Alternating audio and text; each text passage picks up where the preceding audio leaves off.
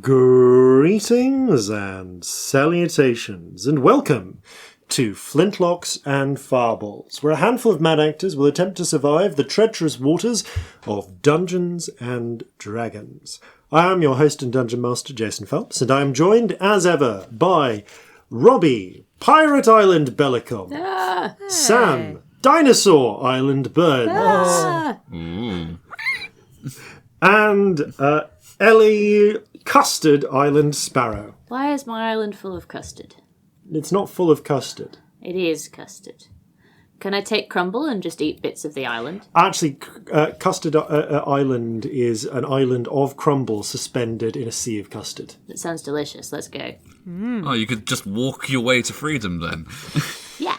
Depends. If you run fast enough. I was going to say, depends how viscous the custard is.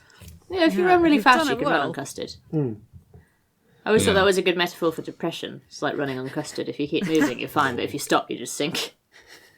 So depression is a non-Newtonian liquid. Yes, that's what I'm saying. Right. I used to throw custard at my brother. It was fun. You can make it into a ball, and it was a ball when they hit, but then it was just liquid. That sounds Splat, amazing. Custard fight sounds like the best thing. Speaking of mostly custard non-Newtonian powder, but- liquids, it's time for us to cast our minds forward into the gooey future Really and wobbly, ask timey-wimey. future us, are there any wibbly-wobbly, timey-wimey balls of custard in your messages from the present? It's Future Jason with messages from the present. Listen up for a spot from our friends over at Kids on Bikes during the break this episode. We are happy to announce this episode is sponsored by The Adventure is Real. The Adventure is Real is an immersive tabletop role-playing experience in Hackney, London, for groups of 3 to 6 players. It uses a simplified D20-based system familiar to players of Dungeons and Dragons, but easily accessible to new gamers who want to try role-playing but are intimidated by thick rulebooks or put off by public gaming spaces. The experience has an immersive twist, taking elements of escape games and immersive theatre, with full costumes, props, lighting and sound so veteran roleplayers can play as never before. This is a project which both Ellie and I have contributed to, with Ellie working on production and marketing, while I worked on development and design. Each of the adventures that The Adventure is Real offers is a custom-designed module written and frequently performed by me, as I also serve as the main Dungeon Master hosting the experience. To find out more about the experience or to book, you can visit theadventureisreal.com or the Design My Night page linked in this episode's description. When you book, make sure to use the code FLINTLOCKS, that's Flintlocks all in capitals, and any stowaways that book will receive a 10% discount on the booking price. We recorded an actual play video series of Jim Henson's Labyrinth the RPG from Riverhorse Games, GM'd by Riverhorse's Jack Cesar. The third episode, The Oubliette, recounts the party's adventures in the aforementioned oubliette, as well as encountering a helping hand. Episodes are released every Friday at 1 PM GMT on Riverhorse's YouTube channel, link in the description, and will remain on YouTube thereafter. And that's it for announcements this time. Back to you, Past Jason. So across the table, Ellie has some, on the subject of non-Newtonian fluids, I got fidget putty, has some fidget putty. as we mentioned yes, repeatedly on this It podcast. just pulled it apart and it went slowly down and down. It was like watching the scheduled execution of a slime. Why is your brain like this? I was just having tactile fun down here. Tactile, wholesome fun. And you were like, it's a creature being murdered. Behold the all-powerful, terrifying DM. I was just hoping future Jason might be giving the messages from the present whilst, eating some crumble or something. Oh, you should definitely do it. I mean, he made me do it whilst I had my mouth stuffed full of Edinburgh rock, so it's time to do it with like a mouthful of something, really. What was it we were trying to replicate? I was being Dracula. You would, Dracula. That was it. We didn't have any Dracula teeth, so we just put like he two wrote me bits a of. little script, and he was like, on the script it said like, and now I'm going to put in my Dracula fangs because it's Halloween. And then he'd written next to it, we don't have any Dracula fangs, so just shove 6 pieces of Edinburgh rock in your mouth and pretend that's what's happening in brackets. Necessity is the mother of invention. Yes. Modern problems require modern solutions. They do. Speaking of shoving pieces of rock in our mouth in an attempt to solve problems, it's time for us to begin. Flintlocks and Fireballs. Our land stands on the sabre's edge. Our cities are a powder keg. Brother chains brother, no one's free. A life on land is short, you'll see. So gather your muskets, gather your spears, we'll plunder the shores of Calcinea. No kraken, storm or spell we fear, so come and sail with us, my dear. Previously on Flintlocks and Fireballs. The party have made their way to Porto Omicidio, where they have, well, done a number of things in a short period of time.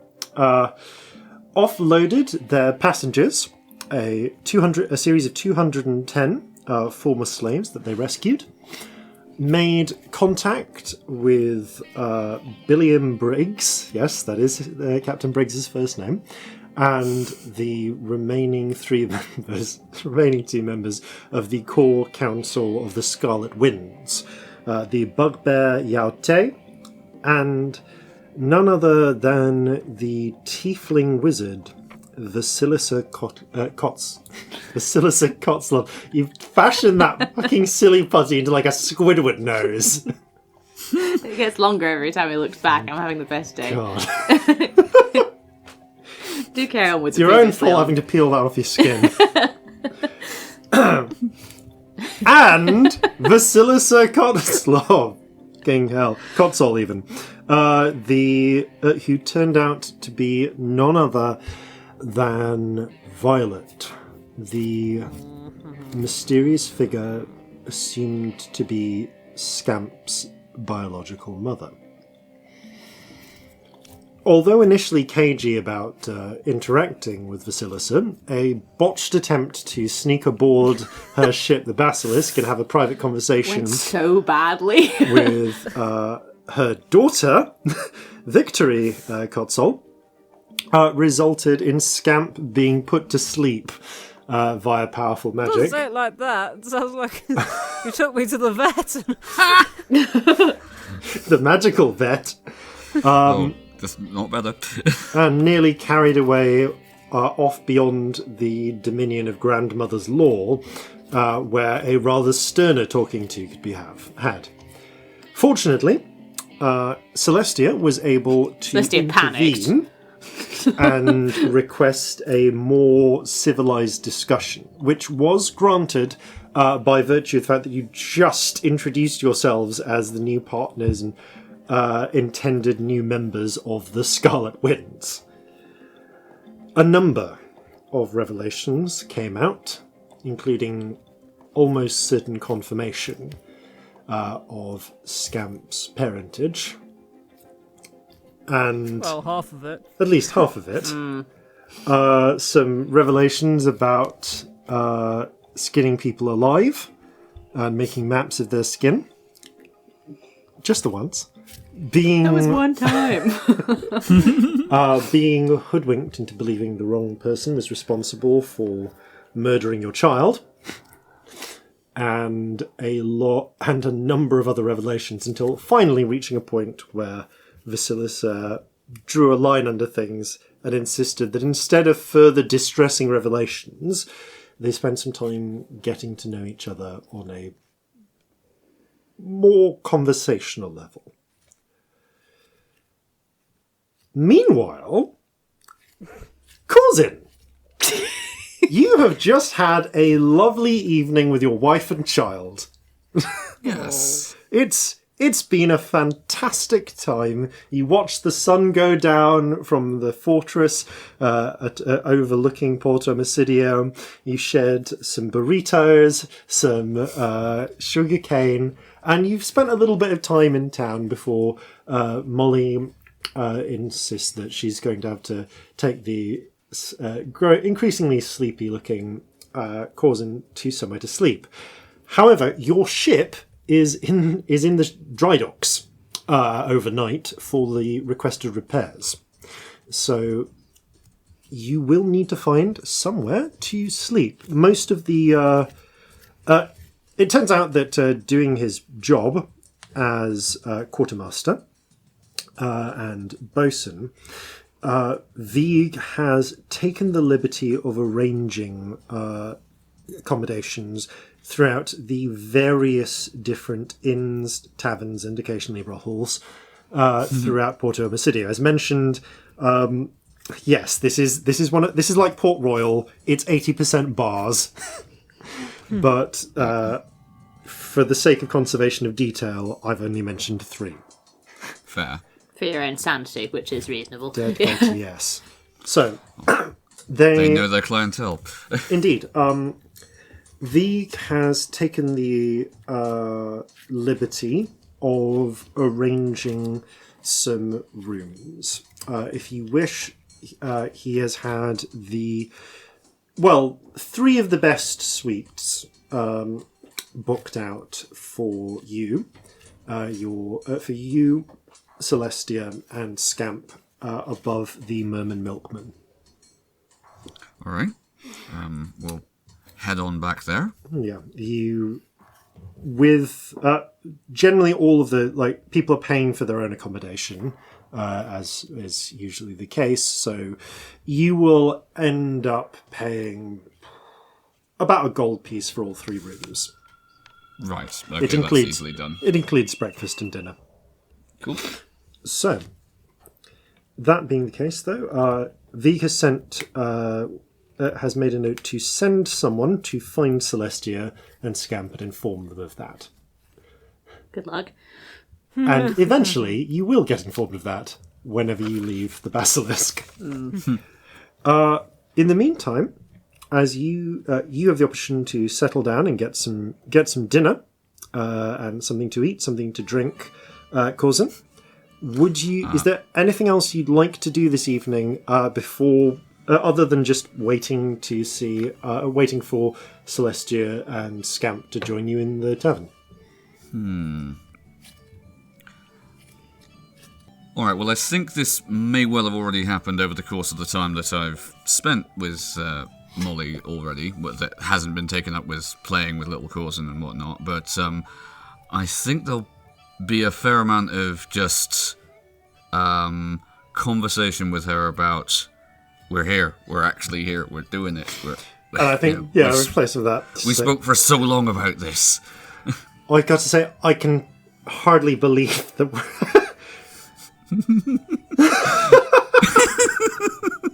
You just hugged her. She plants a kiss on you. And also, I'm really enjoying not having to serve drinks around in a bar.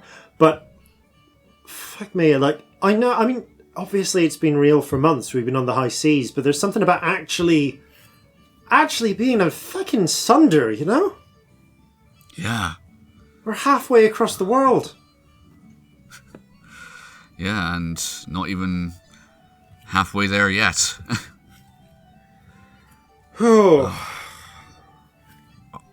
I can see why you do this. I couldn't have done it without you. No, you damn well couldn't.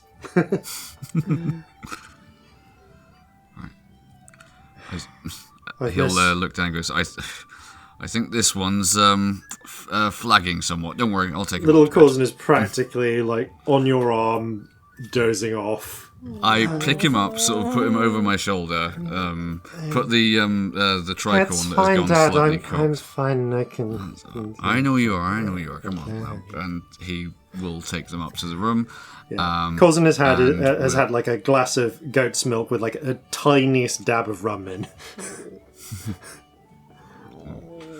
That's Sounds great. really good. I have to try that later. He places him down in bed, starts reading him a story, probably one he's read at least 14 times before on the way here, but it doesn't matter. And we'll wait until little Corzin is asleep before going back down. To when you come out, you find that there are a couple of people outside the door. Members of your crew. You recognise them. Auden, the kind of burly, bald, able seaman, as well as another fairly burly human woman called Wanda. Auden gives you a nod. Captain, we thought you might appreciate someone standing guard. Well, so Yes, might I appreciate would. someone standing guard while you're out. Thank you very much. If he wakes up for any reason, just come and find me or the first mate. Will do, Captain. Oh, that reminds me. Just give me one moment. And Corzin is going to go back inside and is going to cast Magic Circle again around where little Corzin is sleeping. You do so, Just mark that off. then head back out. And then head back down. Yeah. Much obliged to you. There is a moment of where a slightly frantic-looking person comes in, and they're I'd say they're an orcish woman, and she looks a little frazzled, and you overhear her asking, "Look, can you please point me towards the captain of the Kraken's Bane?" Here. Ah, thank you.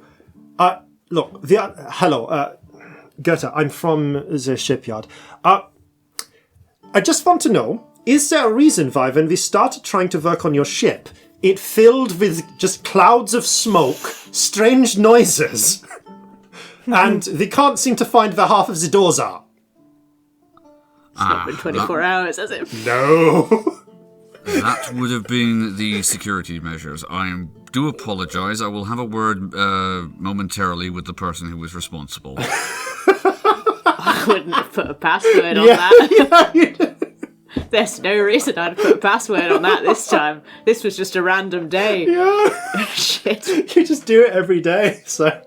Maybe we need to put a password on every day. Yeah, but I don't think I would have No. thought to, like, if we were just sailing. They're just going to have to wait until... You can't, like, take that off either. They're just going to have to wait. You do it last thing at someone's got night, this so spell. Corzin, you know that it will wear off in about probably 4 hours' time. Oh, no. Right. For the next 4 hours, don't worry about getting any work done. This is something that needs seeing to by the person who cast it. Yeah, okay. They're still charging you for the time, but we'll do as much as we can to get it done. All right, fine. She storms off. You will get charged. I think it was 450. I said last time. You get charged an extra 20 gold. All right. Italian. Yeah, that's Fair. doable at least. Right. Reasonable when some of them, like half of them are probably fucking stuck on the stairs. Yeah, they can't in get webs. off for the next. There's like three. Like there's like six shipbuilders stuck like, under honestly, the decks who can't make their way out for the next 4 hours. Like, seriously, there is a lot of shit with this spell. Like, all the doors are magically locked. Some of them Possibly will are be if under they can't illusion to find look the like previous. walls. All the corridors are filled with fog. At each intersection, there is a 50% chance that the creature will believe it's going in the opposite direction. Webs fill the stairs, like the web spell. And... You've essentially think, trapped a bunch of and there's- shipwrights in a haunted house. And there's a suggestion on the captain's cabin to go the other way. So, yeah, they're really fucked. Like, it's like a lot of them are stuck inside the ship and can't get out. That's definitely what's happening. This being the case, I will, as a matter of some urgency, send one of the crew out to find Celestia and get her to come I here. don't know if I can take it off. I don't know if that's how it works. You could dispel it, is how you would get it done. I can't dispel None things. of you can dispel magic, though, can you? Shit, no, I can't. No. And you can't dispel it. That's the thing. You dispel one effect at a time on this spell. You need a lot of dispels. Yeah. Oh yeah. Like literally, you have to dispel one thing at a time. Yeah, and you there's no that's a good it'll point. work. You basically can't do anything to stop this. Yep. But Corzin doesn't know I'm that. going to roll an in all investigation fairness. check for the crew member you send. That was a 3. They do not find you until you eventually leave the ship. I imagine we're ages. You are at least another 2 hours. Yeah, I at think, least. just talking. So, but that's it. Corzin, you have sent someone to find Celestia. I think in the meantime, literally all I can do is have a word with Molly and eat dinner. Yeah, that's fine. You can wait that time. There's also a couple of other things on your travel list, which you can do in the morning or you can do in the evening, including trying to visit the pirate fence Littleman. But if you're just spending some time around the tavern, I would like you to roll I want to say an investigation check for just idle bar chatter to see what you hear. Okay, fine. Oh, okay. That is a 17. 17.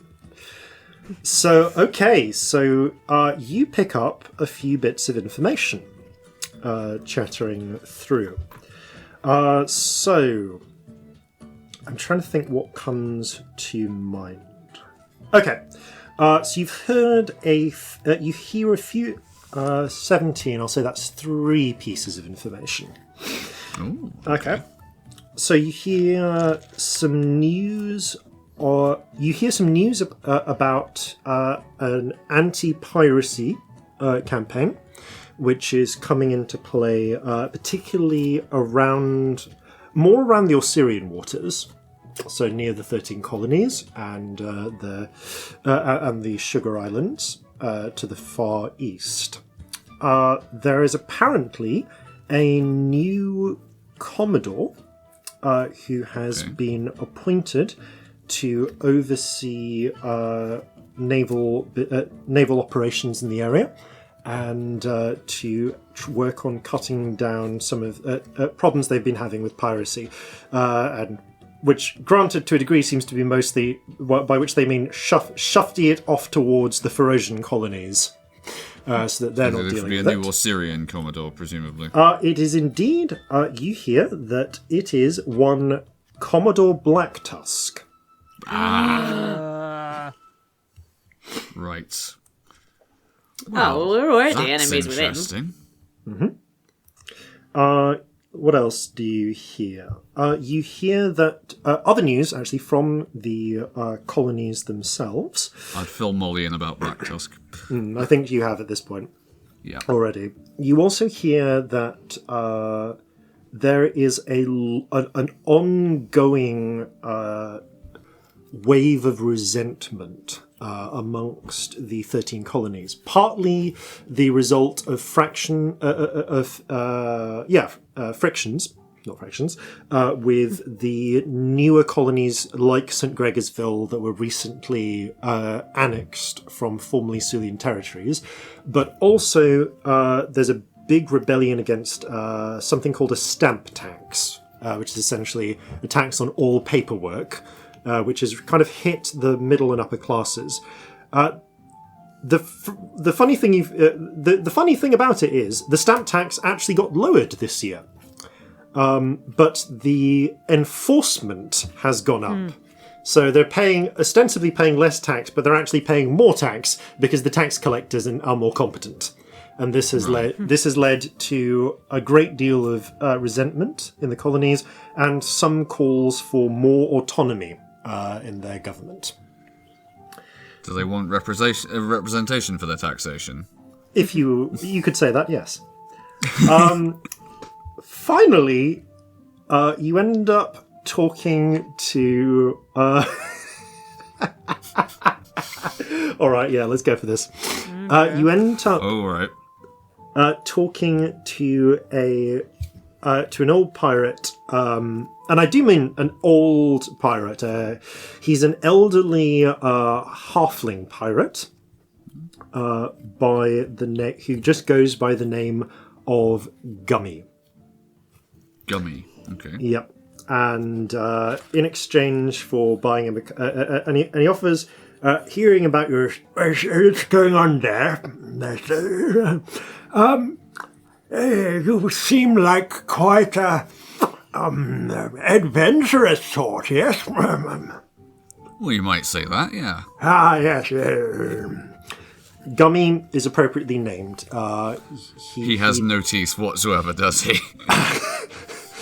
Not as such, no. He has fewer teeth than eyes. Yeah.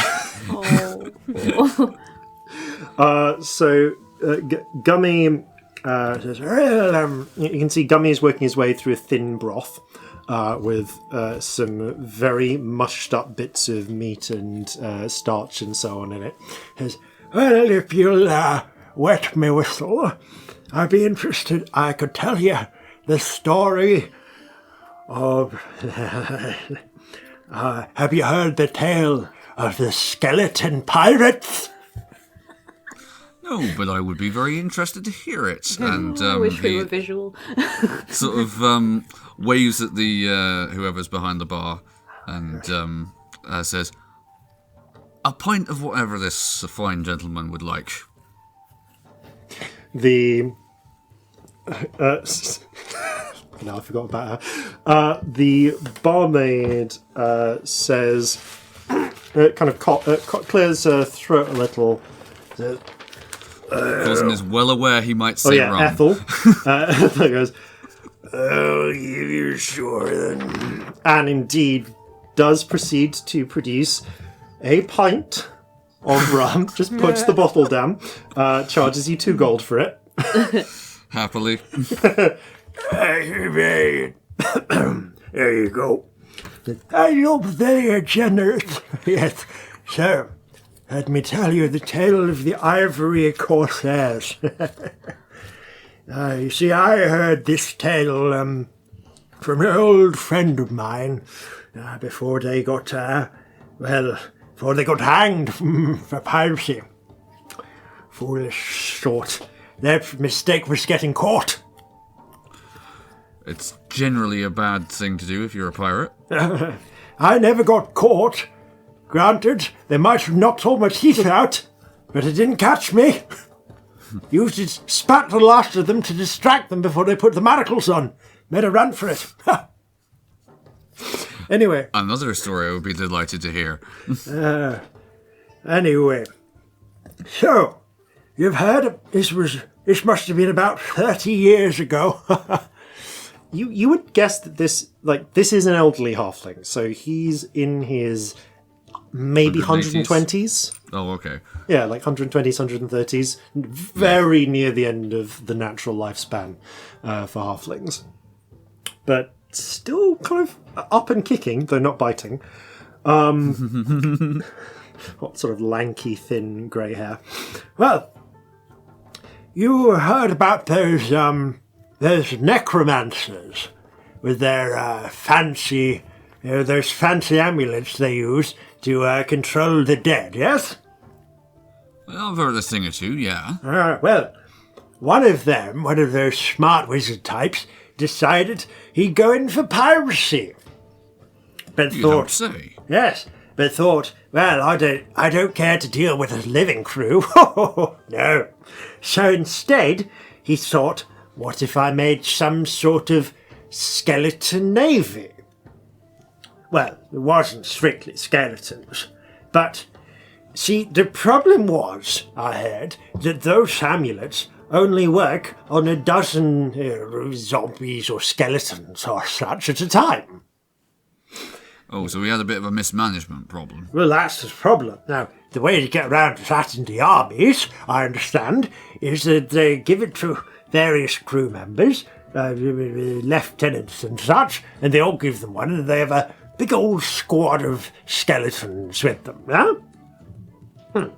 So, he thought, what if there was another way around that? Because he didn't get on with people very well. He had a small handful of trusted companions who were alive. It's mostly just his first mate and his officers. But he decided, what instead if he could raise up people who had no choice but to obey him? But not slaves, undead people. Have you heard of whites? Yes, I have, as a matter of fact. There were a couple in the aftermath of Kion. I don't know if you heard about that. I haven't heard much, I'm just gonna roll see how much news has come in. Oh wait, yes! Got hit by the Kraken, I understand. That's right. I was there when it happened. Shakes his head. Bad times, bad times. I was there for Monraven, you know. Really? Shakes his head. Corzin is going to do a quick history check to see if he remembers when that was. In fact, that has... I can tell you exactly because I you think have that's come up previously looked before. this up. It has come up. I if I'm not very much mistaken, I believe it was the one that Thurling was involved with. It Thurling was the one that Thimbleberg. Thurling was involved that's with. what it was. Yes. That being the So- case, that's like 80 years ago. Yeah, this halfling is old. Yeah. Really, you're playing him so young.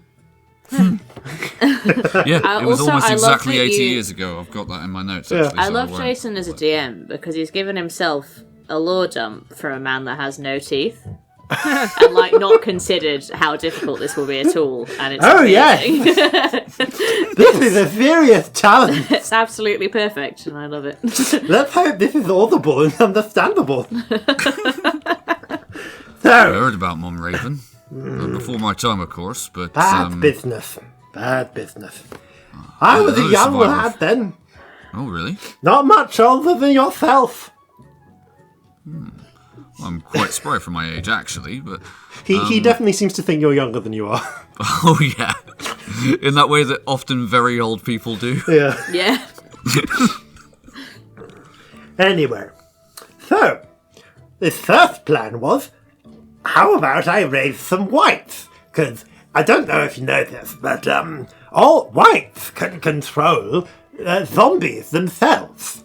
Up Yes, to they can. about a dozen at a time. But then he's still in a problem, because he can only control a dozen, controlling a dozen. So if that's about How- 144, so, if it's Yeah. a small ship, Oh, you're great, probably right. as the old halfling saying goes. So, that's not really up for his plans for an armada. So he did his research. Just giving this person more speech impediments as we go. He did his research, and he found that he managed to do what people thought was the impossible. Have you heard of the White Lord? They're a white that can command other whites. Has Corzin indeed. Roll an intelligence check. That would be a 14. You have fought and killed one. Yes. Well, that would have been... Yes. Yeah, that was the situation going on with Gull. Yeah. A White Lord, yes. I'll say that with the 14, you've also heard legends of such. They're very rare in terms of arising naturally. Those things come across, not even once in a blue moon, or so I'd heard.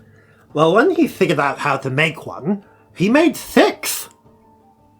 And he got them to Reason raise service. a dozen whites each.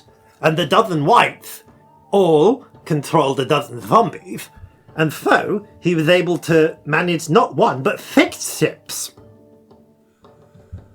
Ah, so he had a flotilla. The Ivory Corsairs. On the account of actually the zombies kind of the bits fell off and they turned into skeletons. But they were still doing fine, so it was alright. Turned out the whites could control them too. So Anyway. what happened to them in the end? Well, when he got all of this done, it was working very well, and the first foray worked fantastically. There was a treasure ship. A treasure ship? A frozen treasure ship going back to Faroth, carrying silver from the mines, you know? Yeah. So he managed to fight off the convoy and got all of the silver. The problem is, you can't sell stolen goods with a ship full of skeletons. So, No, that does tend to put people off, I can imagine, yeah. So I heard that he docked his ships on a secret cove on a secret island. Somewhere on the coast of Western Thunder. Maybe even somewhere here in the Carnelian coast. Ooh.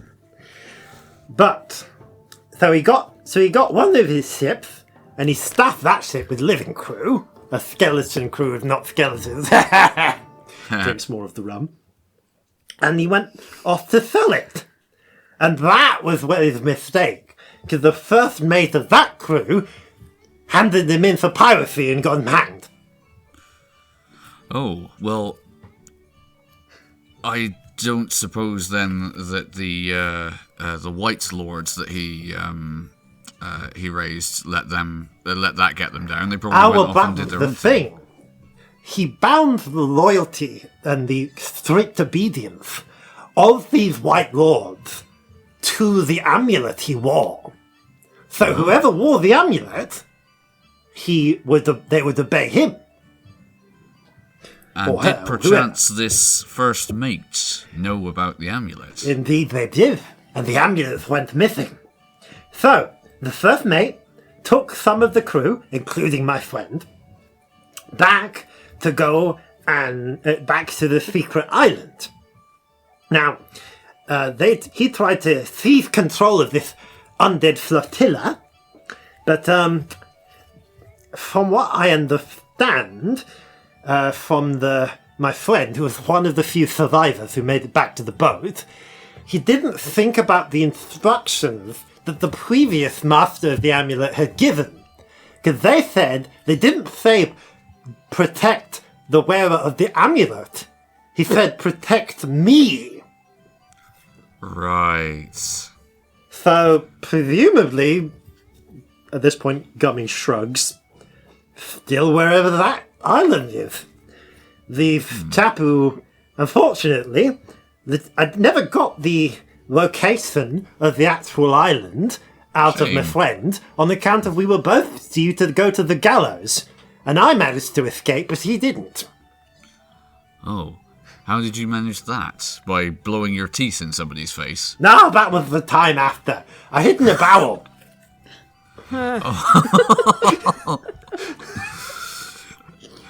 Simple but effective, I suppose. So wish I'd gotten that bastard to tell me where the amulet was. Well, I know where the amulet is. It's on the island. I just don't know where the island is. Well, if it's on the Carnelian coast, then possibly I guess a means of charting it. Well, I suppose you'd have to ask around. Maybe someone would know. But if anyone ever got hold of that amulet, provided they kept it on and worded things pretty carefully, they'd have like 6 ships. They were all frigates what happened to as these well. ships in the meantime? Oh, they're still docked at the island for all I know, Oh, okay. with all their crews. Interesting. Well, it's a very fine story, and you tell it well. Thank you for that. Not a problem. You see Gummy take drinks, has a big pitcher of water as well as the rum to rehydrate him after telling stories.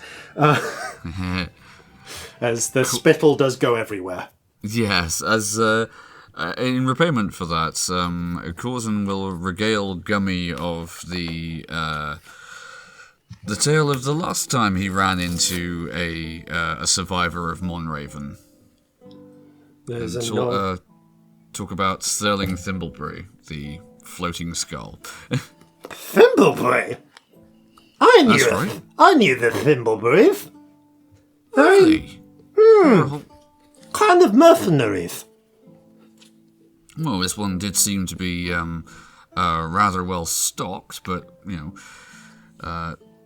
it's what happens to most halflings that make their fortune. They, retire to a nice little hole in the ground and, spread their, well, not only their girth, but their wealth around.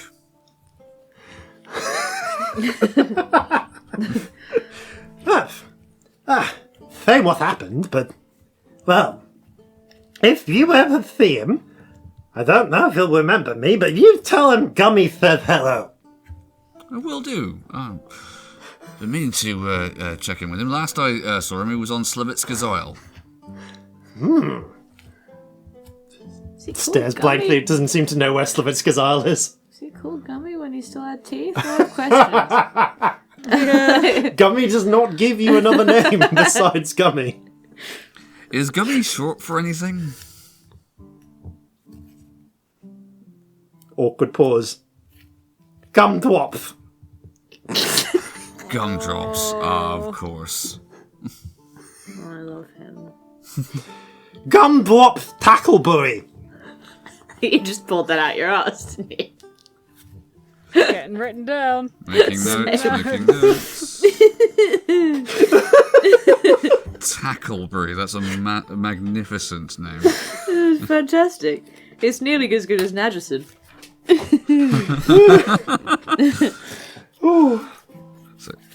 Actually, on that note, Corzin will say, there was another halfling I knew once who was a teller of fine tales. Went by the name of Norit Nagerson. And I drink to his health. Drinks as well. Noik! Old chap, right? Well, he was when I knew him. I don't suppose he's got any younger. Nah, they've not.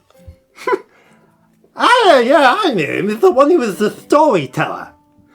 Used to be like a mercenary or a sailor or once a goat herd, and I heard he had all sorts of jobs. He was a very well-travelled and well-schooled man, as I understand it. Although half the things he said to me, I don't know how true they were.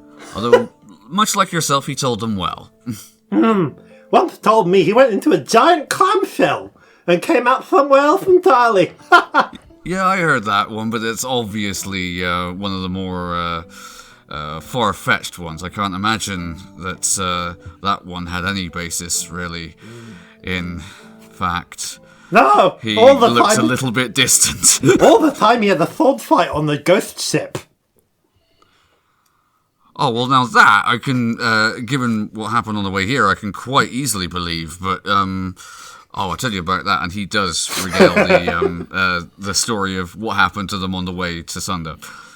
I know, I've heard that story. You're talking about the captain of Silhouette, right? That's right. Shakes his head. That's a sad tale. Really, what happened? Captain Thorthanks. Am I getting that right? Shawshanks. Aye, that's what I said. Thorthanks.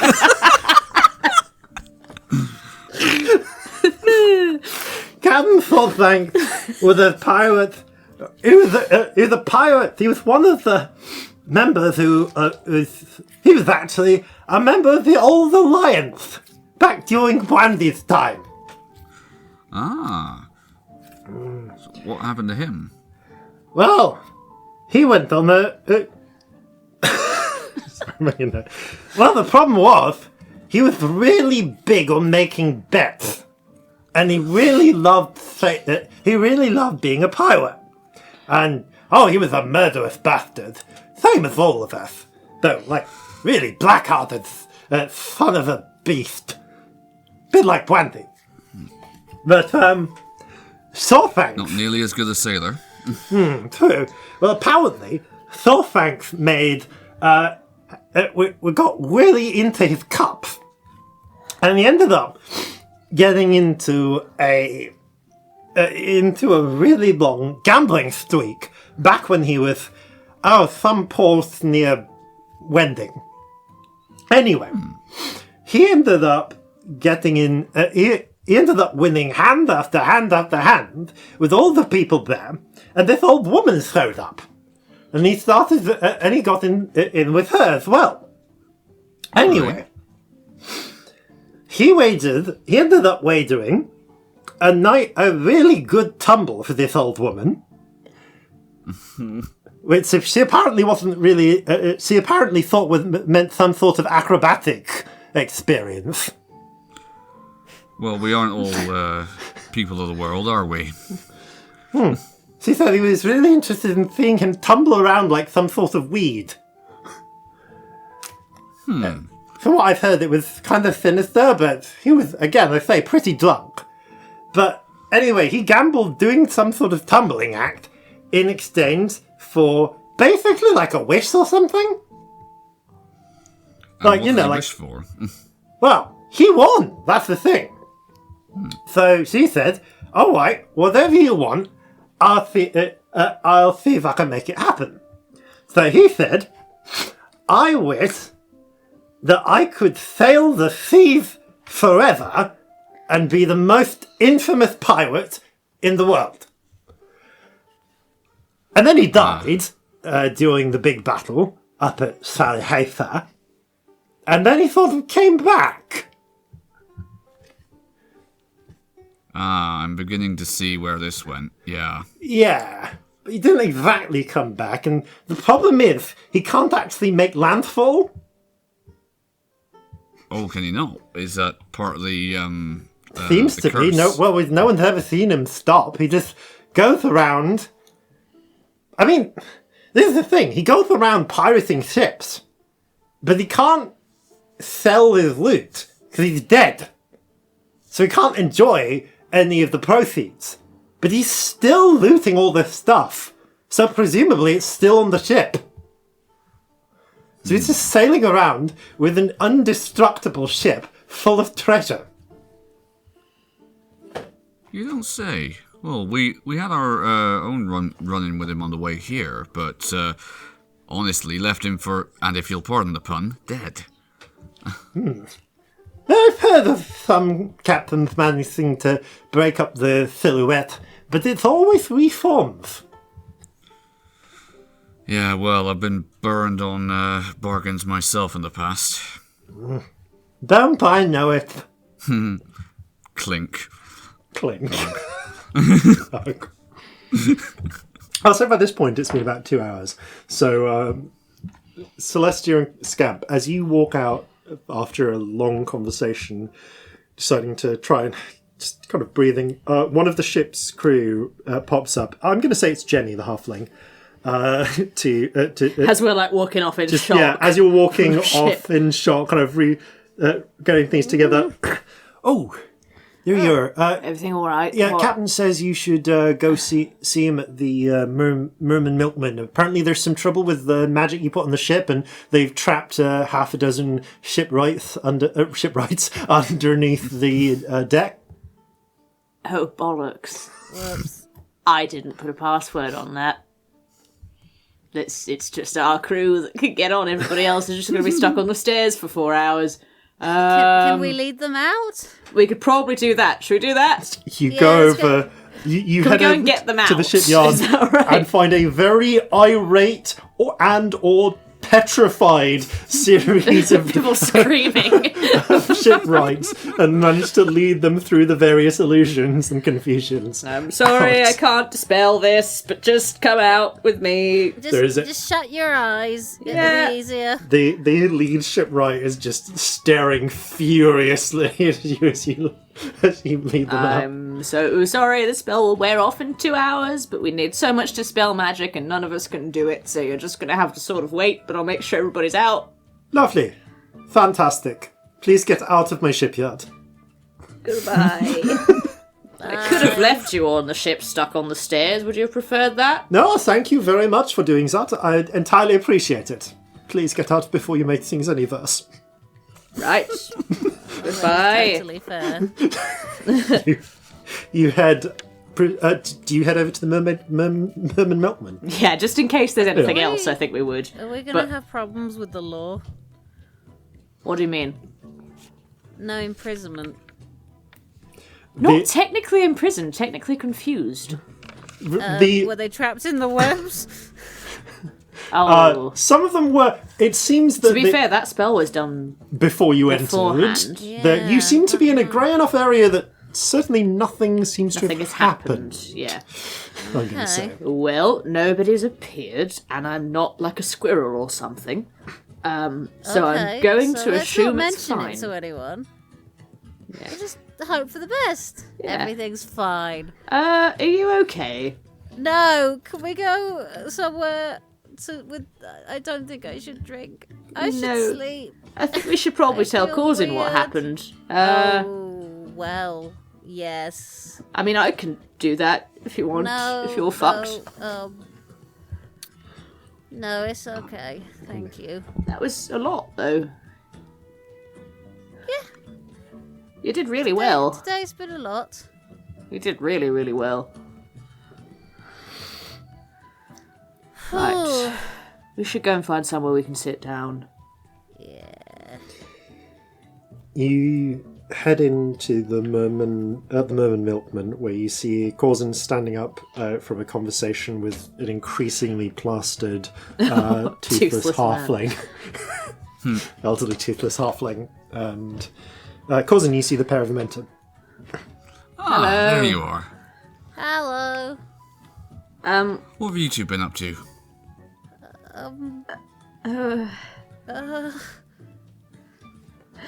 What is it? Do you want me to do it, or do you want to do it? Let's go somewhere not here. Yeah. Just somewhere a little more private. You head up to the rooms that have been rented out for you. Yeah. It's a thing. So, how do we explain this? So, I did a dumb thing, and Corzin fixes you with a look, like, how dumb?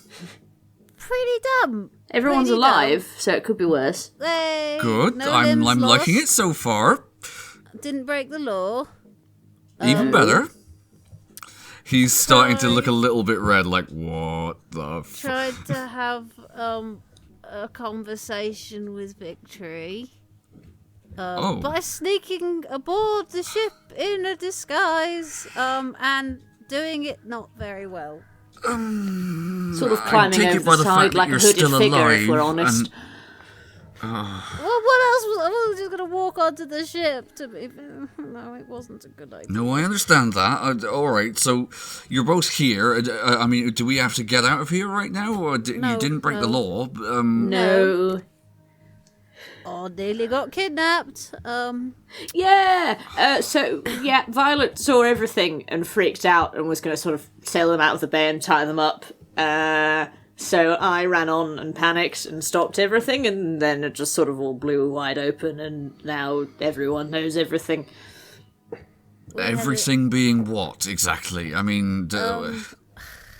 I had a chat with, my mother, I guess. Corzin is silent. She is, then, is she? Yeah. I'd be pretty surprised if she wasn't. Yeah. Bloody hell. And he just gives you a hug. Thanks. And she totally did make a map out of a person. Only once, but So that's fine. Yeah, that's fine. Yeah, of is course. fine. I mean... All right. She was actually... I don't know if this is helpful, but I quite liked her. Yeah, I don't trust her, and I think she's probably a bad person, but it's not as simple as good and bad, is it? I think she's got a lot of problems with anger, and she's been through a lot. How did she react to you? She disintegrated a vase. Yeah.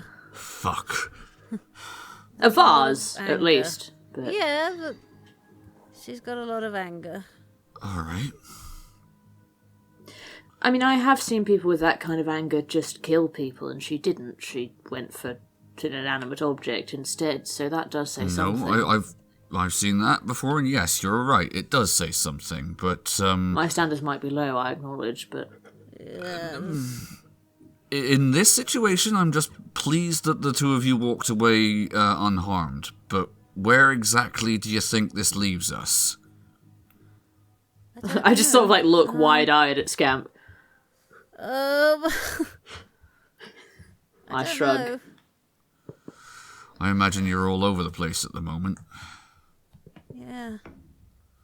All right. Well, I mean, she's not, like, evil like I thought maybe she would be. that's Just good. I mean, deeply flawed. well, Hey, I've got a birthday. I've got a whole week of birthdays now. really? Yeah. Was she able to tell you when it was? 7th. Falling leaves. You know what's funny? Shit. We're so close. I was walking away from the ship and I realised that's the day we met. It is as well. Yep. Blasted. We met you on your birthday. How weird is that? Wow. Well, it was a busy day. Well, I shall make a note in the ship's log. I think it's only fair you get 2. Yeah. A week Yeah. That's the apart. first day I really did, like, anything bigger than little magic as well. Shit. Monumental That was the day day. I stole that diamond. Like, that was the day I went, I need this. Yeah. I couldn't do anything big before. Like, okay, a little bit of fire and zapping people, but... Huh. That's weird. Yeah. Feels a bit...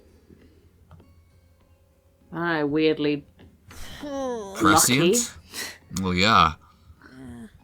creepily lucky, you know? I am Well- 14. Wow. I'd always kind of known this academically, but having confirmation of it, weirdly, Reassuring. yeah. I'm yeah, glad we'll that go you're not with like that. 10 and you look really old. Yeah, I'm glad That'd that I would be a bit act scary. younger, a little bit younger, rather than acting a bit older. That would be... I drink a lot, or I did. I did drink a lot. Yeah, you don't drink anymore. No. Well, it's certainly not compulsory. It's not a bad thing, I just noticed. There's all... I don't think it's good for me. It's fair. I think maybe it could be something I could get reliant on if I'm not careful. I don't want to be. Well, I know what little I know about magic suggests to me that a drunk mage is a very, very dangerous thing. I mean, Celestia gets extremely fidgety. She already was. Like, I think Celestia at the moment in general, always picture her fidgeting. She's always like, you know, picking at her nails or destroying the seam of her shirt cuff or something. There's always something going on. Oh, Fighty's gonna be cross with you. What? I didn't realise I was doing it, sorry. Stop it, you're gonna break that.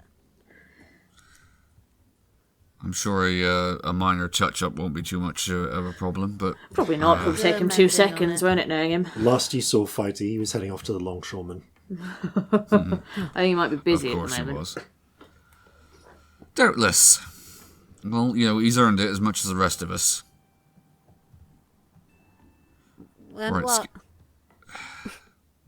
Rest and recuperation. Oh, is that what he's doing?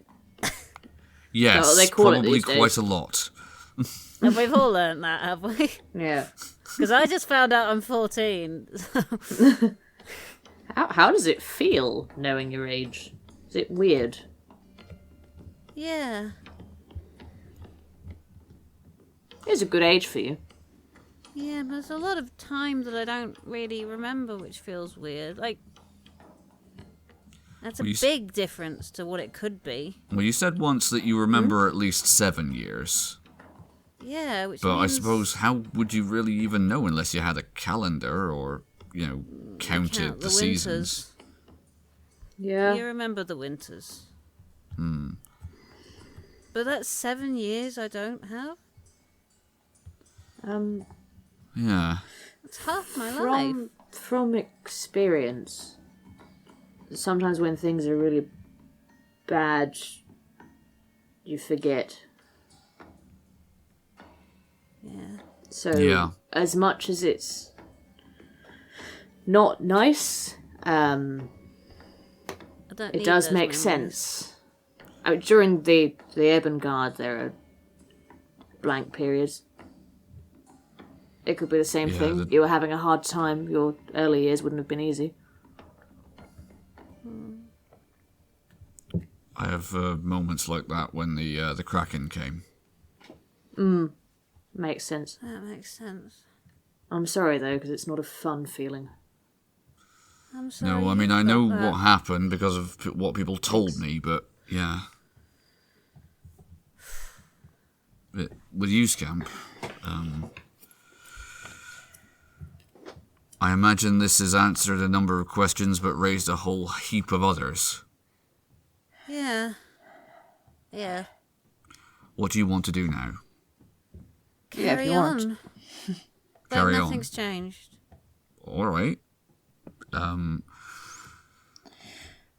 But take some time to digest this. It's a lot. Yeah, let it sink in. Yeah. I mean, we're not... That couple of hours was a lot. Yeah. And super awkward when it just got to small talk.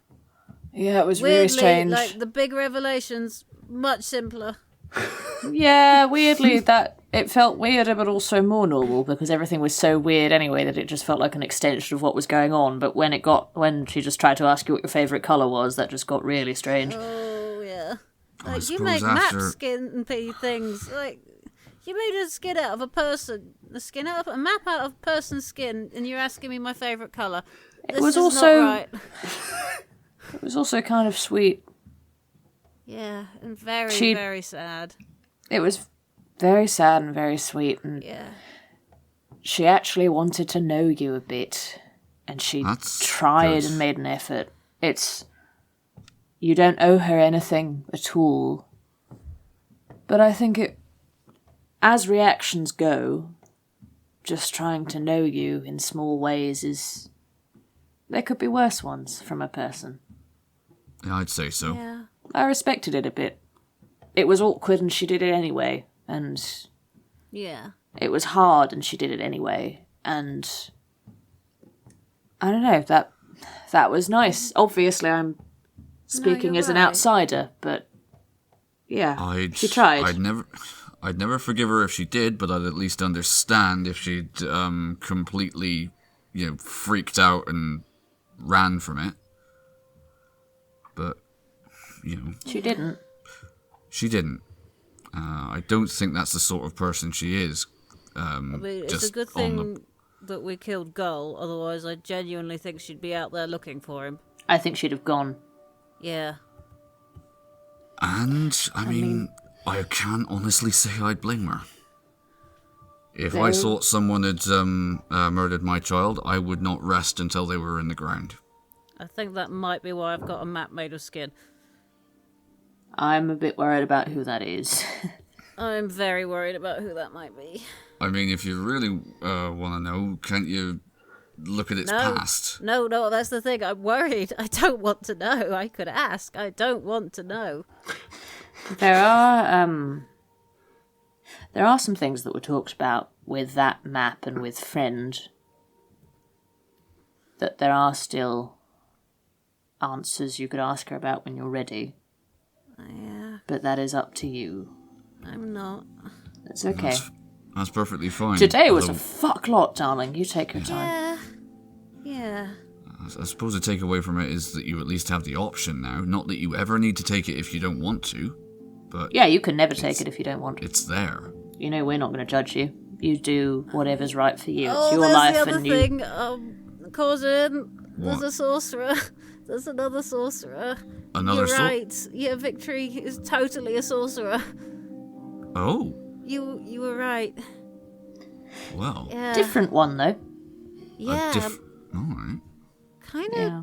remind me of the Petra Leon. Was that the one? The one in the Storm? scary thing in the Underdark. Well, yeah, but the one with the storms and the weather and things. Yeah, she was all sort of electricity, wasn't she? And flying. Yeah. That's fun. Fascinating. And she, pulled something out of thin air. That was crazy. Yeah! What? Yeah, she, reached into the air like it was a cupboard and just, pulled something out of it. She can make cupboards invisible? No, I don't. No. No. There wasn't anything there. It was like... You know, once you went to another place, and you're in the same place but not there. Oh, you're And talking I about did that with the once. with the big With the wolves. dogs, yeah. Yeah. It was like she put her hand into another place like that and brought something out of it. Like when Courage pulls a coin behind your ear, only it was actually happening. Oh. When you could see Oh, it. I should learn to do it and freak Courage out. Oh my god, he'd shit That himself. is the best reason to learn to do that. Best reason to learn this potentially world-changing magic. Yeah. To freak out Courage. I mean, Oh, we should tell last time Courage. we should tell. Oh no. I can find Courage. Do you want me to find Courage tonight? I can do that if you want. I think it'll be alright coming from me, if you want to rest. I think I need to. I'm Okay, going do to you put want- a few alarms on some doors though before I There's go a to room bed. all prepared for you upstairs if you need. Do you You want... are actually in that room. Oh, right, okay, sorry. Maybe you're in the room next to it. You're in Celestia's room. Yeah, do you want company? I mean, No. you always drag a mattress in if you don't want to be on your own. No, I think I need to be for a bit. Okay. All right. Well, we're not going to be far away. Yeah. I'll put some alarms up because it's a nice place, but this is Pirate Island. Yeah, it's so reasonable. I'm going to put a couple of alarms up and then maybe... Whatever you need to feel safe. Yeah, well, I won't be happy unless there's one on Little Corzin's door. I'll say that. I've already taken precautions. There's a guard, a set of guards on the door, and I've done some of my own stuff. Okay, well, I'll put an alarm just in case. Thank you, I do appreciate that. And, oh, fuck, I don't know. Just... I'm sure one of us will be around. Just knock on. We're next door if you need Well, us. just, he taps the tricon indicating yeah. the Oh, message. yeah, we got these. Just buzz one of us. Fun. I'm gonna get some thinking done and go to bed. Okay. Right. If we need anything, let us know. And well done. I hope that doesn't sound Yeah. patronising, but fuck me, you did really well. No, absolutely. Thanks. I'm very proud of you. And he gives him another hug. I join the hug. It's a three-way hug. It's awkward Watch because the height horns, differences. you're gonna get stabbed. Oh, fuck. Ah! Sometimes At being least- short has its advantages. No, It's it's worse than just... glasses. Glasses are bad enough when you try to hug people. Yeah. No, tall people problems. Always get stabbed if I lean down and hug you. I think that's bad. Imagine being a tall tiefling and going anywhere with chandeliers or low-hanging drapes, just tiefling traps. If they're big enough, like door frames, Yeah. if going sideways. Yeah, I would imagine Chase has, marks across ceilings sometimes. Yeah. All the door jams have little small marks. Yeah. All right. So, I'll go tell Courage. yeah. There's I'll go and find him. he is having Let him know. he is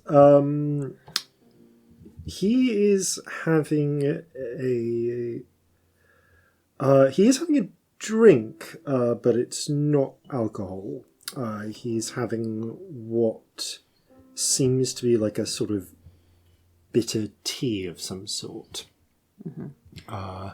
I automatically buy a whiskey, look over and see he's got tea, shot the whiskey and buy a tea and go over to him. Okay. The Ethel asks,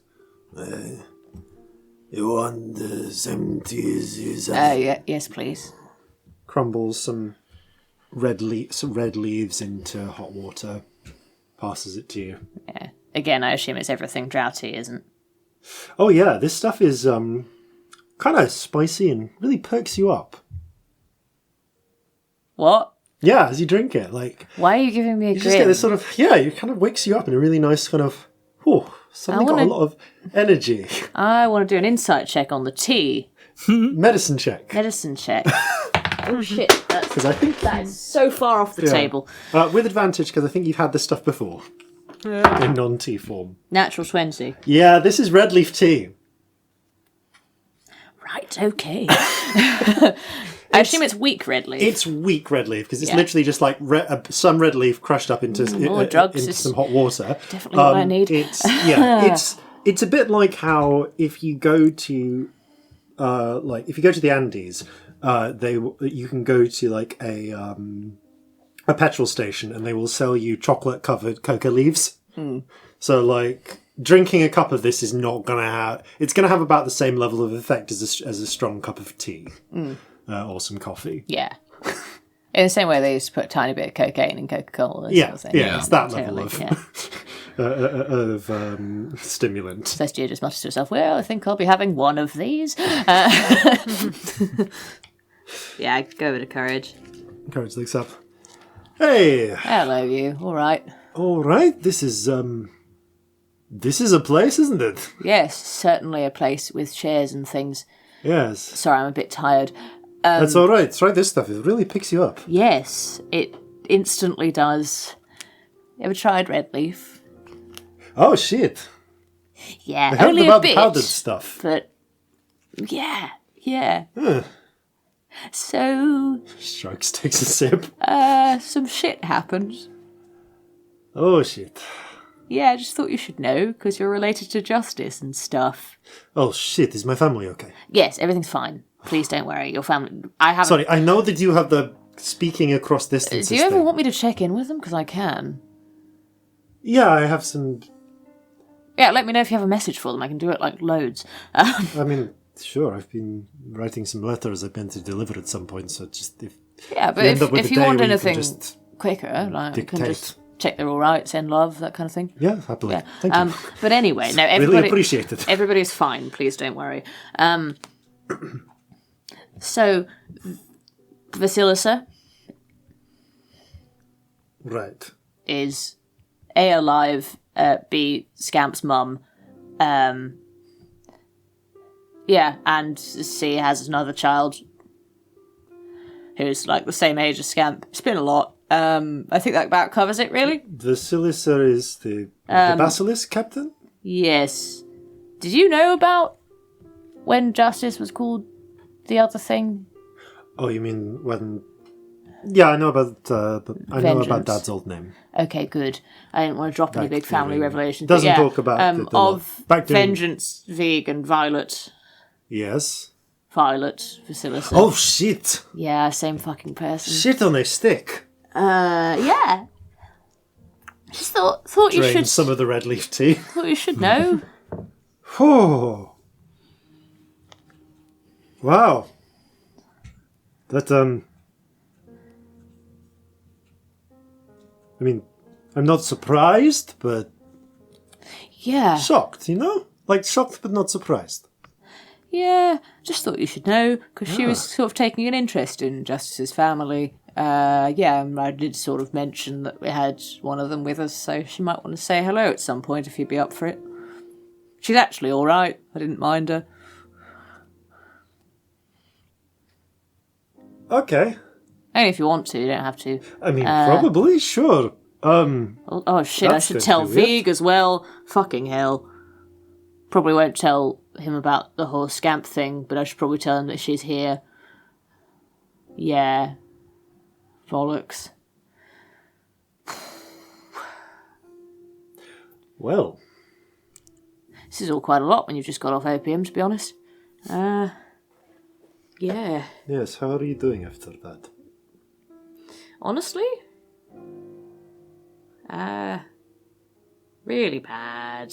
I can't stop moving. I don't know what to do with my hands or myself or any of me. Everything hurts and I'm dying. Apart from the last two, I know how you feel. You not caved? Once or twice. Well done. That's not bad. It's hard. Yeah. Especially when I know that I have rum rations. Well, brandy rations. I mean, we can make it a rule that you don't get any if you want. I insisted already.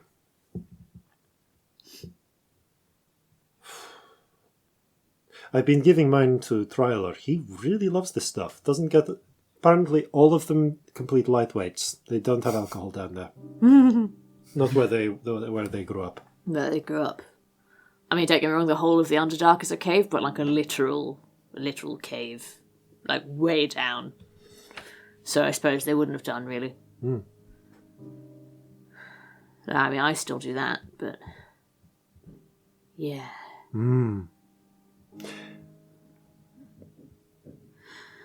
How did you do it for this long?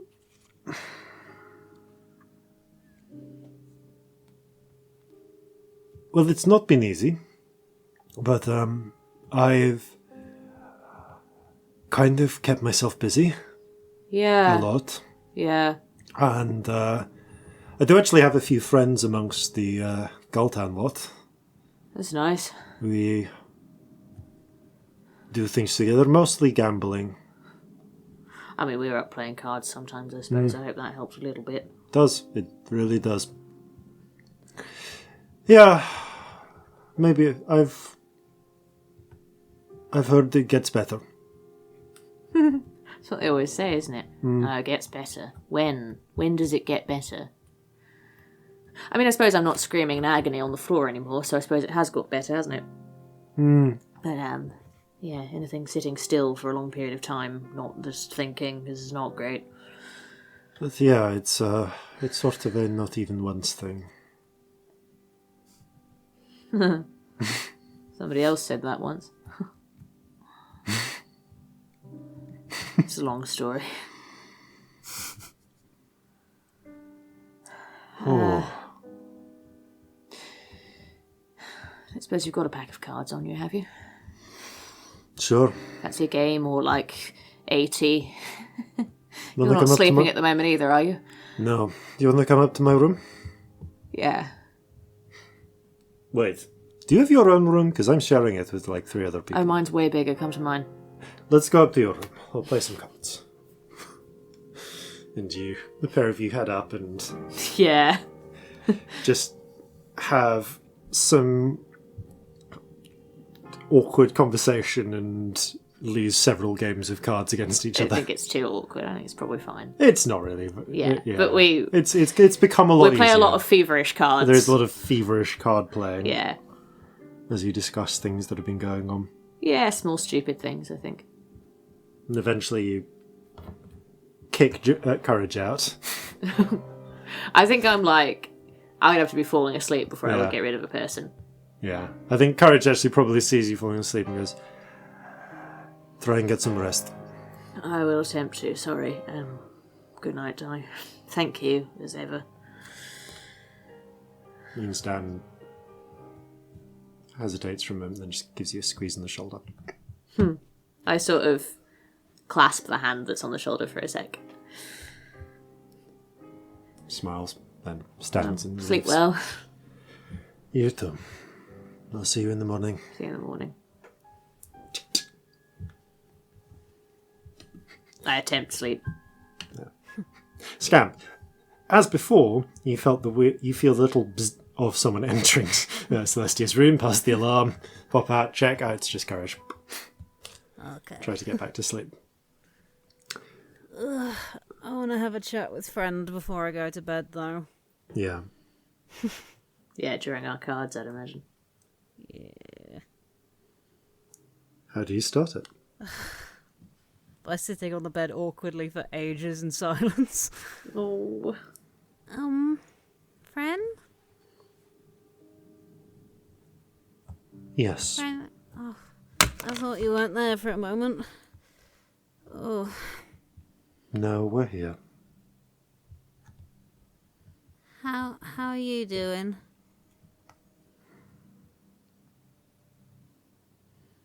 You okay? Pensive. That's a good word. Thoughtful with restlessness. Victory could hear you. So she could. Is that a skull thing, or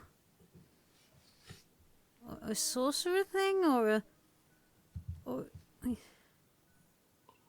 I don't know. She's a piece of the puzzle.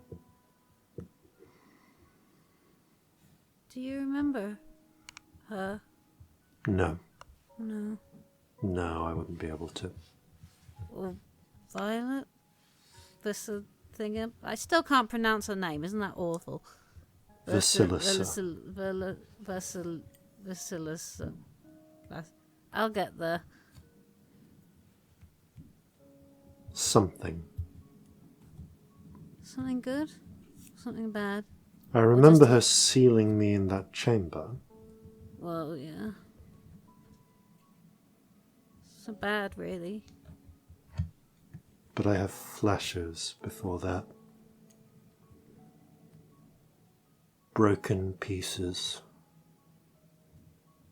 Like I'm trying to... Like if you took a mirror and smashed it into shards, and you can only see a bit of the reflection. Yeah.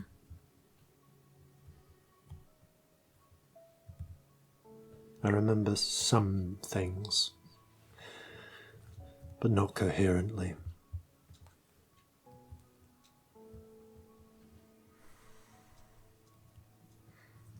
How are you? Numb?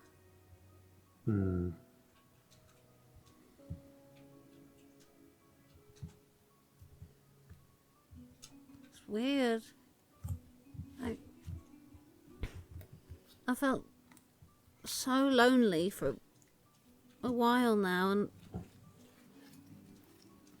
I thought maybe now, while it was happening now, I don't need to feel alone, but somehow it's worse. Somehow I feel more lost. How so?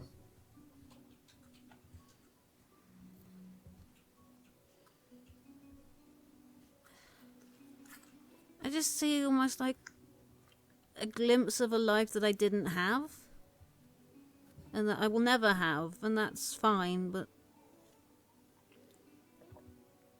it's just weird seeing it reflected like that. I don't know. Like feeling like you're broken, and pieces of you've been snatched away. I've always felt like that. I know you have. But don't worry. We're here. We will always be here. And when the time is right, you will be whole again. You make that sound really ominous, you know. Sorry. Force of habit. Force of habit. I mean, you are a disembodied voice who lives in a skull. Ominous is kind of your wheelhouse.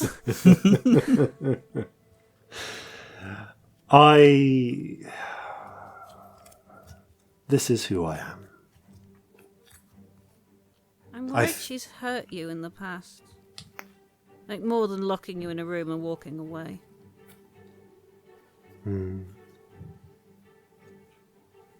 I feel like she's hurt all of us, but I strangely feel fondness towards her for reasons I don't understand. The others are being tight-lipped about their own experiences. Oh, well, they're... No offence, but one of them's useless and the other's evil, so... Lux has mostly sworn at me when I've tried to ask her, and Ace is asleep.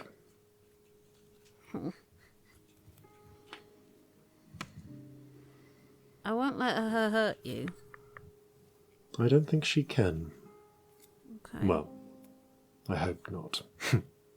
You've been a No good more than friend. she could hurt you. As you are to us. Well, I don't think I'm very good. Lux Well- hates me, let's be honest. True, but Lux hates everything. Yeah. No, not even hate. She's just astoundingly selfish.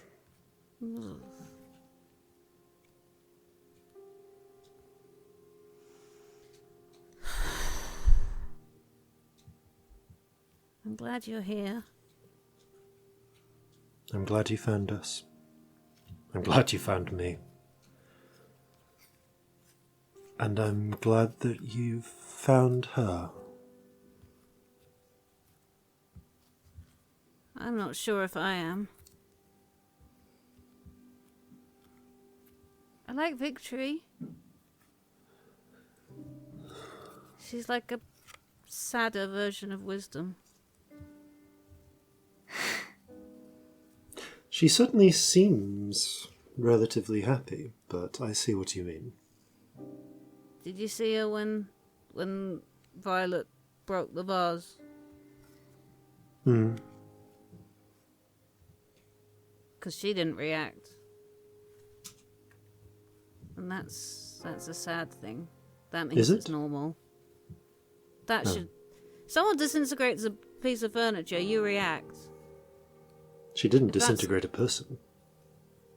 There wasn't a person around to disintegrate.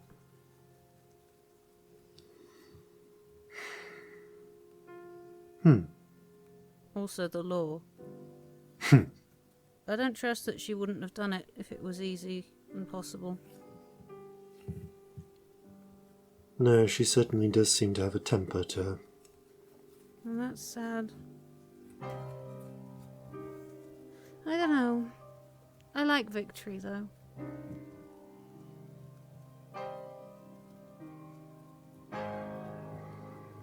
It's nice to not be the only one, you know? Yes.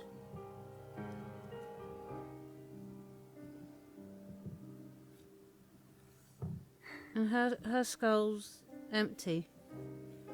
Did you say? There's nothing in it, Like the one I've got. just like that one.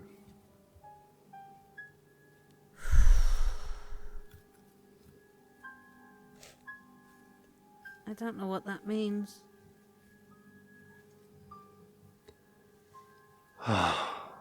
It means that you are a person. You are whole and complete. And you That's are all. your own.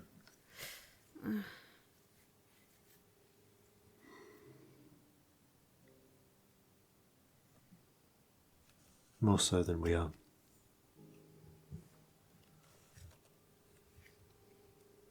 Can I help? I think you can. I think if we find the rest of us, we can find out what's missing. Okay. I'm gonna try and sleep now. Realistically, I'm gonna lie and stare at the ceiling for some hours, but I'm gonna try. I'll be here if you want to talk. Thank you.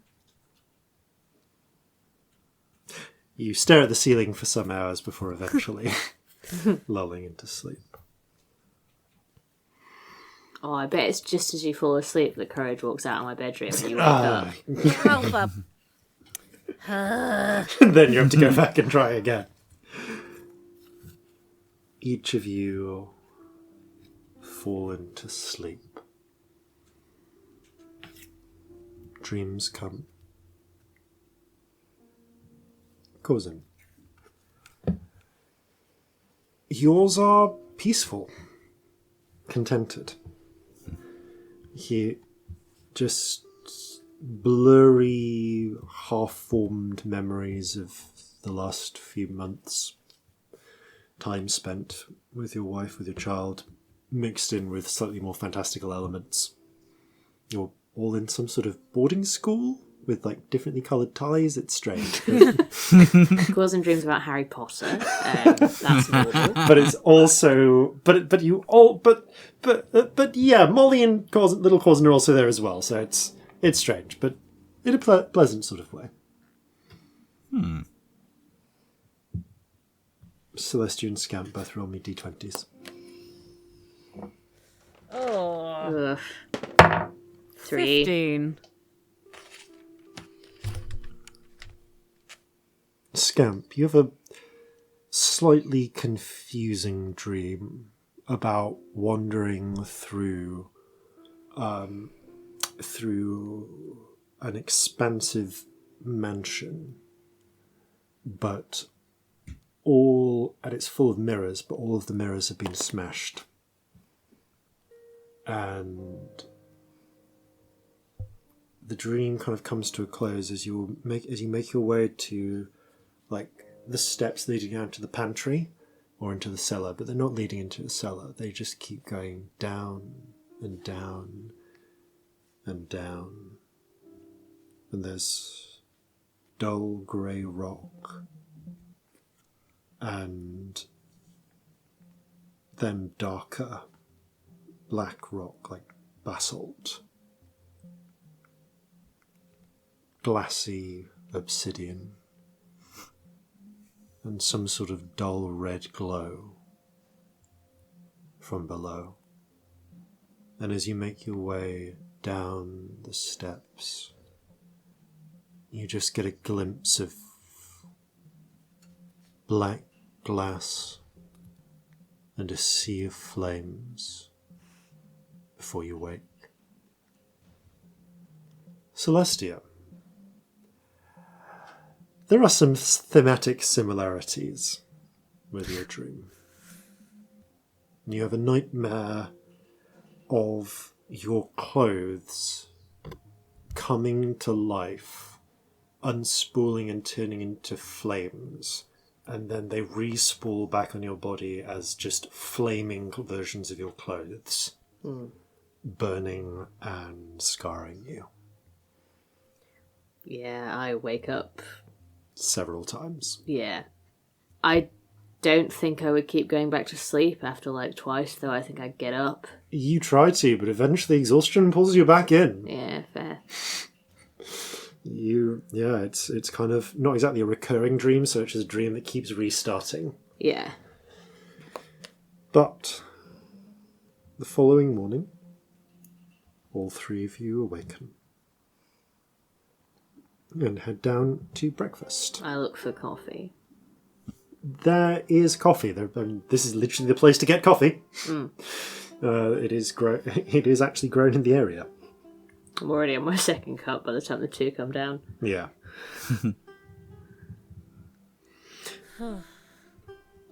There is there are quite a few people having their coffees and breakfasts and so on. With the fee you paid, you're getting a slightly fancier coffee at breakfast than most. But you do notice there is someone who you hadn't seen the previous night amongst the various sailors who are eating and drinking there. And it is a very large, fat, bald, grey-brown skinned orc with massive arms and a thick, curled blonde moustache. He is topless with a red waistband and tan shorts, and he's kind of got strapped to his back a massive falchion and a musket, and is busily devouring what seems to be a massive bowl of essentially gruel, but with meat in it. More beer! Yeah! Come! How are people this lively in the morning? It's getting huge. Like lager hasn't been invented yet, but essentially ales brought in down. Weisse beer. Yeah. So much energy. I don't understand. How early in the morning is this? Because Corzin has an 8-year-old. Yeah, you're like fine. Probably. Oh yeah, you're fine. This is like 6 a.m. Okay. Oh. It's early, but it's not like crazy early for Corzin. I think I've been up since at least 5. Yeah. If not a little bit earlier. You've been up since pre-dawn. Yeah. He watched this. You watched this captain. As far it does seem to be a captain based on the other crew members deferring to him. Come down, order this massive breakfast, and start drinking and carousing with his crew. There's a chap who looks like he's got hollow legs. Wait, is he still going from the night before? Like, I have questions. I don't understand. I wish I was dead. Looks down as you come in. Are you wearing the tricorn, Corzin? Yes. Always. Hello! You're the new captain, then? Yes, good morning. It's Captain Voice, isn't it? You've heard of me. Come, bring Essel, bring them some beer. Trumps over, bringing his bowl, and sits next to you. Hello. So you've heard of my ship, the chopper, then? Yeah. Oh, Yes, yours we is passed like it on the way in. terrifying one. With all the shit on it. Yeah. We like to specialize in shore raids. We're not the fastest, but anything that comes up, boom, out of the water. Yeah, I wouldn't like to be anywhere near your ship.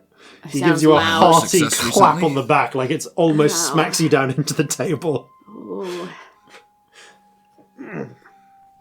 Corzin will shake his hand and gauge how firm it is. Oh, it's a bone cruncher. Roll a strength check. Okay. Just straight check. Straight strength. Okay, that is 17. Yeah, he rolled a 24. It's you just feel your your cartilage grind a little. Do we hear the click? Yeah, it's not even like you got impressive halfling strength, but he is just this massive orc, and it's like not even like an aggressive hand crunch. He's just got really good grip strength. Yeah, Corzin is going to just like totally blank-facedly, shake his hand. Like, oh yes. And then afterwards, you see him just sort of flex his fingers slightly. He chuckles and goes, "So, I heard you have brought a large number of freed slaves in." Yeah, That's right. Is that a problem? Oh no, well done. Oh, thank you. Lovely. Not really my line of work, but I'm always on board with some daring action. Ha ha ha! Well, it was certainly daring. Yeah, it's right in your ears. I messaged to Scamp. Oh, it's so early. I hate it. Make it stop. How do Tell we make him Corzin be to cast quiet? silence. I messaged to Corzin. Could you cast silence? It's really loud. I think that would be quite rude. Well, hang on. I'll see if I can shut him up for a moment. He orders some more food. That's excellent. Yes, over here, all of it. Yours. Well, it's very nice that you're being suitably generous. After all, you're looking at one of the next captains on the captain's council. Oh, really? Do And people you're vote looking for that? at How one does of the that current work? ones.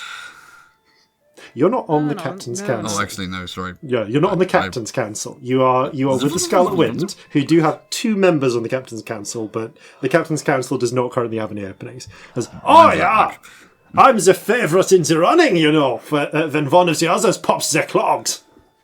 Oh, Is right. that likely to be imminent? You never know. In the meantime, it's always important that we get lots of good old-fashioned piracy done. Speaking of which, pack that up to go. It's time we were on to the seas if we want to make the tide. Come on, come on, sailors! Get to the chopper! How did I not see that coming? You're an asshole. Oh no! Oh my god! You named your ship the Chopper so you could do that. You're such a twat. This whole scene happened so that could happen. How did none of us get it?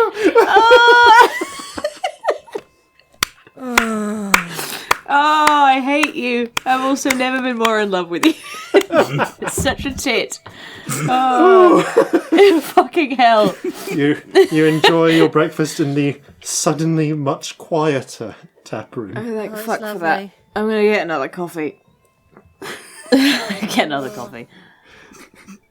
Corzin, you pay another silver for having bought extra breakfast for Yeah. for Uwe Weiss, but he is at least now out of your hair. He'll, pick at some hash browns. Scamp, how you doing? Yeah, how are you doing? If it's too early to ask, just say so. I slept. Hey, well done. That was impressive. Yeah, I wasn't really expecting to, so that's Well done. nice. Nope, sleeping is a victory after that. Oh, that was a shit choice of what I did not think of that until I finished my sentence. I'm sorry. Fuck. Do you want to see them today, or what do you want to do? What are we meant to do today? What's the plan? You Well, have a... Just to remind you... actually, sorry, no, you're probably about to say that. So. that's fine. I may need your help in a moment, but Corzin says, well, I think we've got to make some headway in getting some of our cargo sold. Also, That'd be good. I would value your input as to whether or not you think here would be a good place to offload our guest. I tend to think not. Well, he'll go when he's ready. Yeah, I mean, He also might be gone already. I mean, does there he- is the difference between offloading a dragon on Pirate Island, Pirate Bay, whatever, where people can fight, and offloading a dragon in a random town.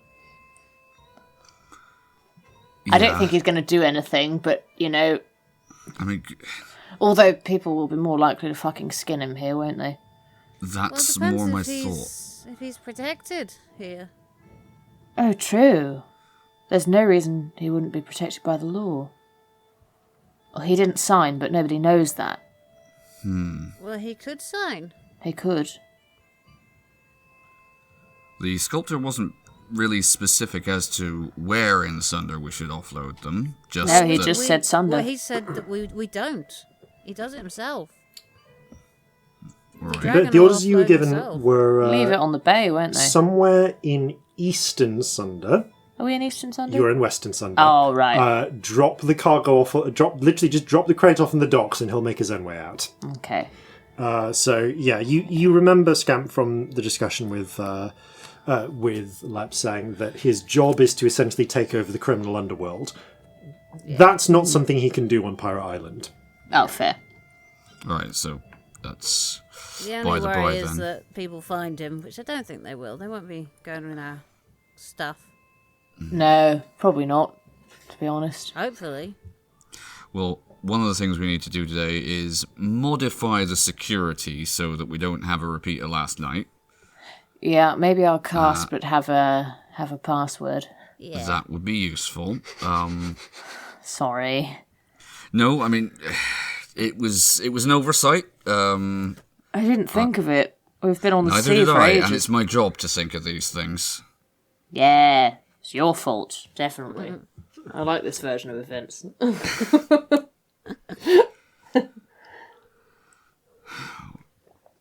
I think, finding a place to sell our cargo. Also, do what we can about the slaves or the freed slaves. They're not slaves. No. And You there's do know nothing that nothing we can do. I think we've done that. Yate has agreed to take on the issue of rehousing the liberated Okay, slaves. so that's actually in hand. Yeah, so that is in hand. All right. I mean, there are two other things I can think of. Yes. One is selfish, one is not. So I'll start with the not one. We should scry on Eurist. See if he's Yeah. nearby. Yes, that For was Benny. something I was thinking of. Also, I was chatting to this bloke in the bar here last night, and it got me thinking. Maybe we should check in with Sterling Thimbleberry at some point. Why did you say that? Well, like Oksana, he was another person who, in their life, was influenced quite significantly by the arrival of the Kraken. I'm not saying that he'd necessarily be willing to come and join us, but I think I should at least offer now that we are making headway in that direction. Headway. Yes, I realised that was a poor choice of words, perhaps. It was quite funny, though. I mean, I could always message him. So we need all the allies we can get, is my thinking. Yeah, but isn't he just a floating head? Oh, well, yes, but... I mean, he's not going to be particularly useful on a crew. He's a floating head who can do magic. He'd be good in the final fight. Yeah. Depends what he wants to do. I mean, he was in a box for a long time. Wouldn't hurt to send to him, though. No. If we could do that, I think that would be useful. But I think also scrying on Eurist would be a good idea. That would be good. I mean, wouldn't mind saying hello to Leah when I'm not drunk. Yeah. Absolutely. It's a bit less weird. Another possible scrying.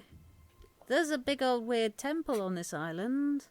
Should we find out if there's a circle, maybe? Yes, most definitely. I mean, it might be sanctumed. I don't know. Does it? No, it wouldn't work if it was in a sanctum. Well, it would immediately fail, wouldn't it? There is another thing as well. I did also find out that there is a new Orcish Commodore who is operating in the area by the name of Black Tusk. Oh, shit. Oh, good. More friends. I'd like to find out where he is, just to make sure it's somewhere we're not for the moment. Oh, I don't know.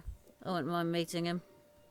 Oh, if meeting him is what has to happen, then I'm absolutely up for a fight. But I want to be going into this as prepared as we can be. Yeah. There will be a reckoning for Commodore Black Tusk. Mark my words. Be good to scope it out. Yes. So I'm sorry, Celestia. It's looking like a bit of a busy day for you. It's fine. Oh, there was one other thing I was going to have a word about. I'll see if I can have a word with Alton to see if he has any of his Apple Blossom's best and have it issued to any of the crew who wish to forego their rum rations. I think Courage would appreciate it. Well, after what you were saying last night, I think it's probably a good idea not to force the issue for those who have a problem or just don't want to. Very well. Yeah. Well, that's reason enough then. I'll have a word with him. If not, I'll see what alternatives can be sourced here. Yeah, not sure when I would have had an opportunity to say anything last night, but maybe I said something this morning. I did talk about alcohol and not wanting to... Oh, true, actually. Yes, you did. That was what I was referring to. Cool, yeah. I will say, popping out of time, Apple Blossom is very little of his Apple Blossom's best left, but Belle is able to arrange, as part of taking on the fruit rations needed to avoid scurvy, is able to arrange supplies of fruit that she can essentially juice. Excellent. And do that as a way of doing it.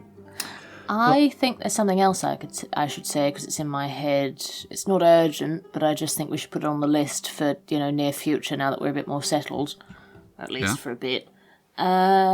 We haven't looked at the future for a long time, and it's starting to give me anxiety.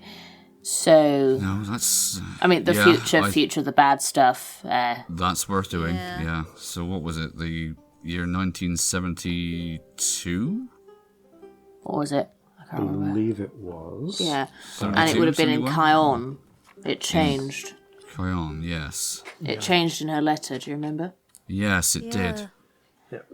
Although it might be different now, so maybe being a bit vaguer and saying the place where it starts, or... I don't know. I think we should go with what it said in the letter first, and then Yes, go from there. because that will, if nothing that will happens, at least tell us that fine. something has changed, if it has.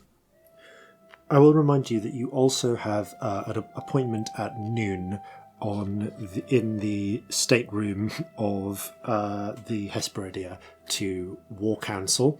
Oh, and yeah. plan your I shall attack keep on that. Medina al Chocolat. Oh, shit, fuck, we got War Council. Yeah, but that's not for 4 hours or so yet.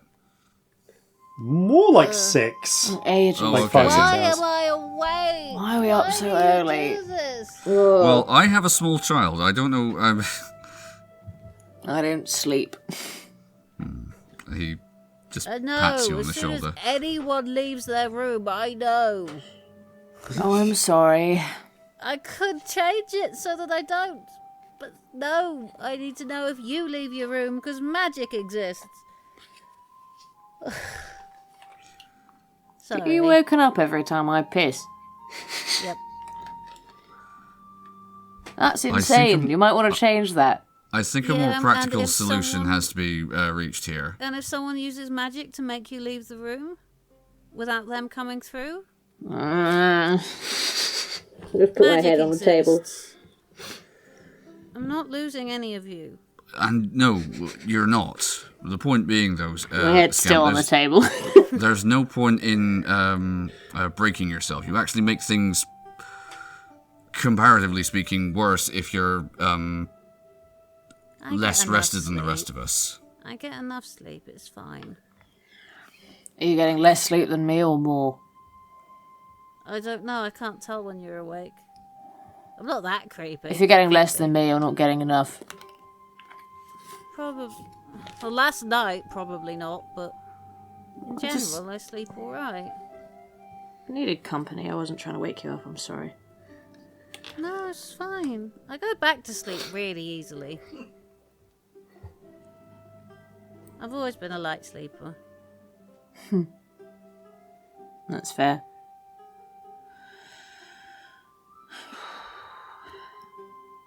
All right.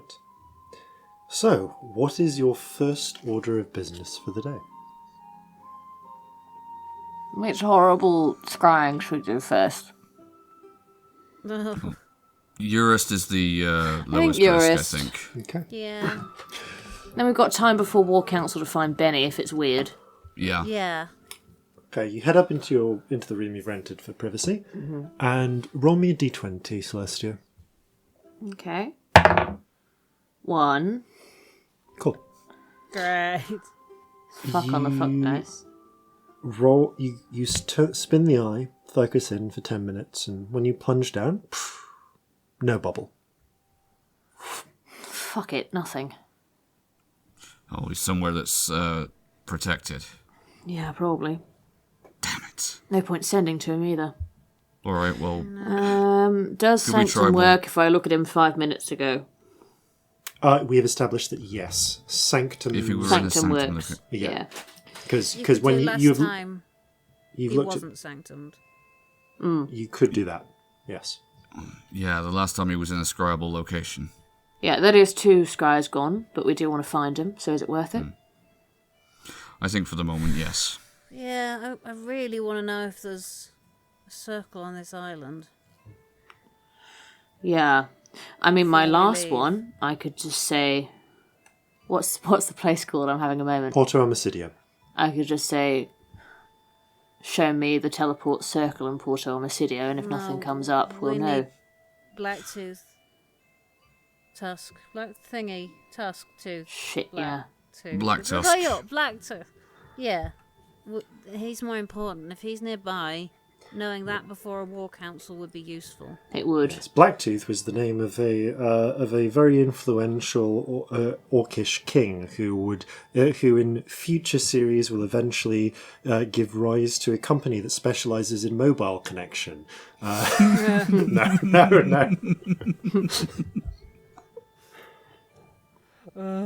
So which one do we want to do? Have a look and see where Black Tusk is.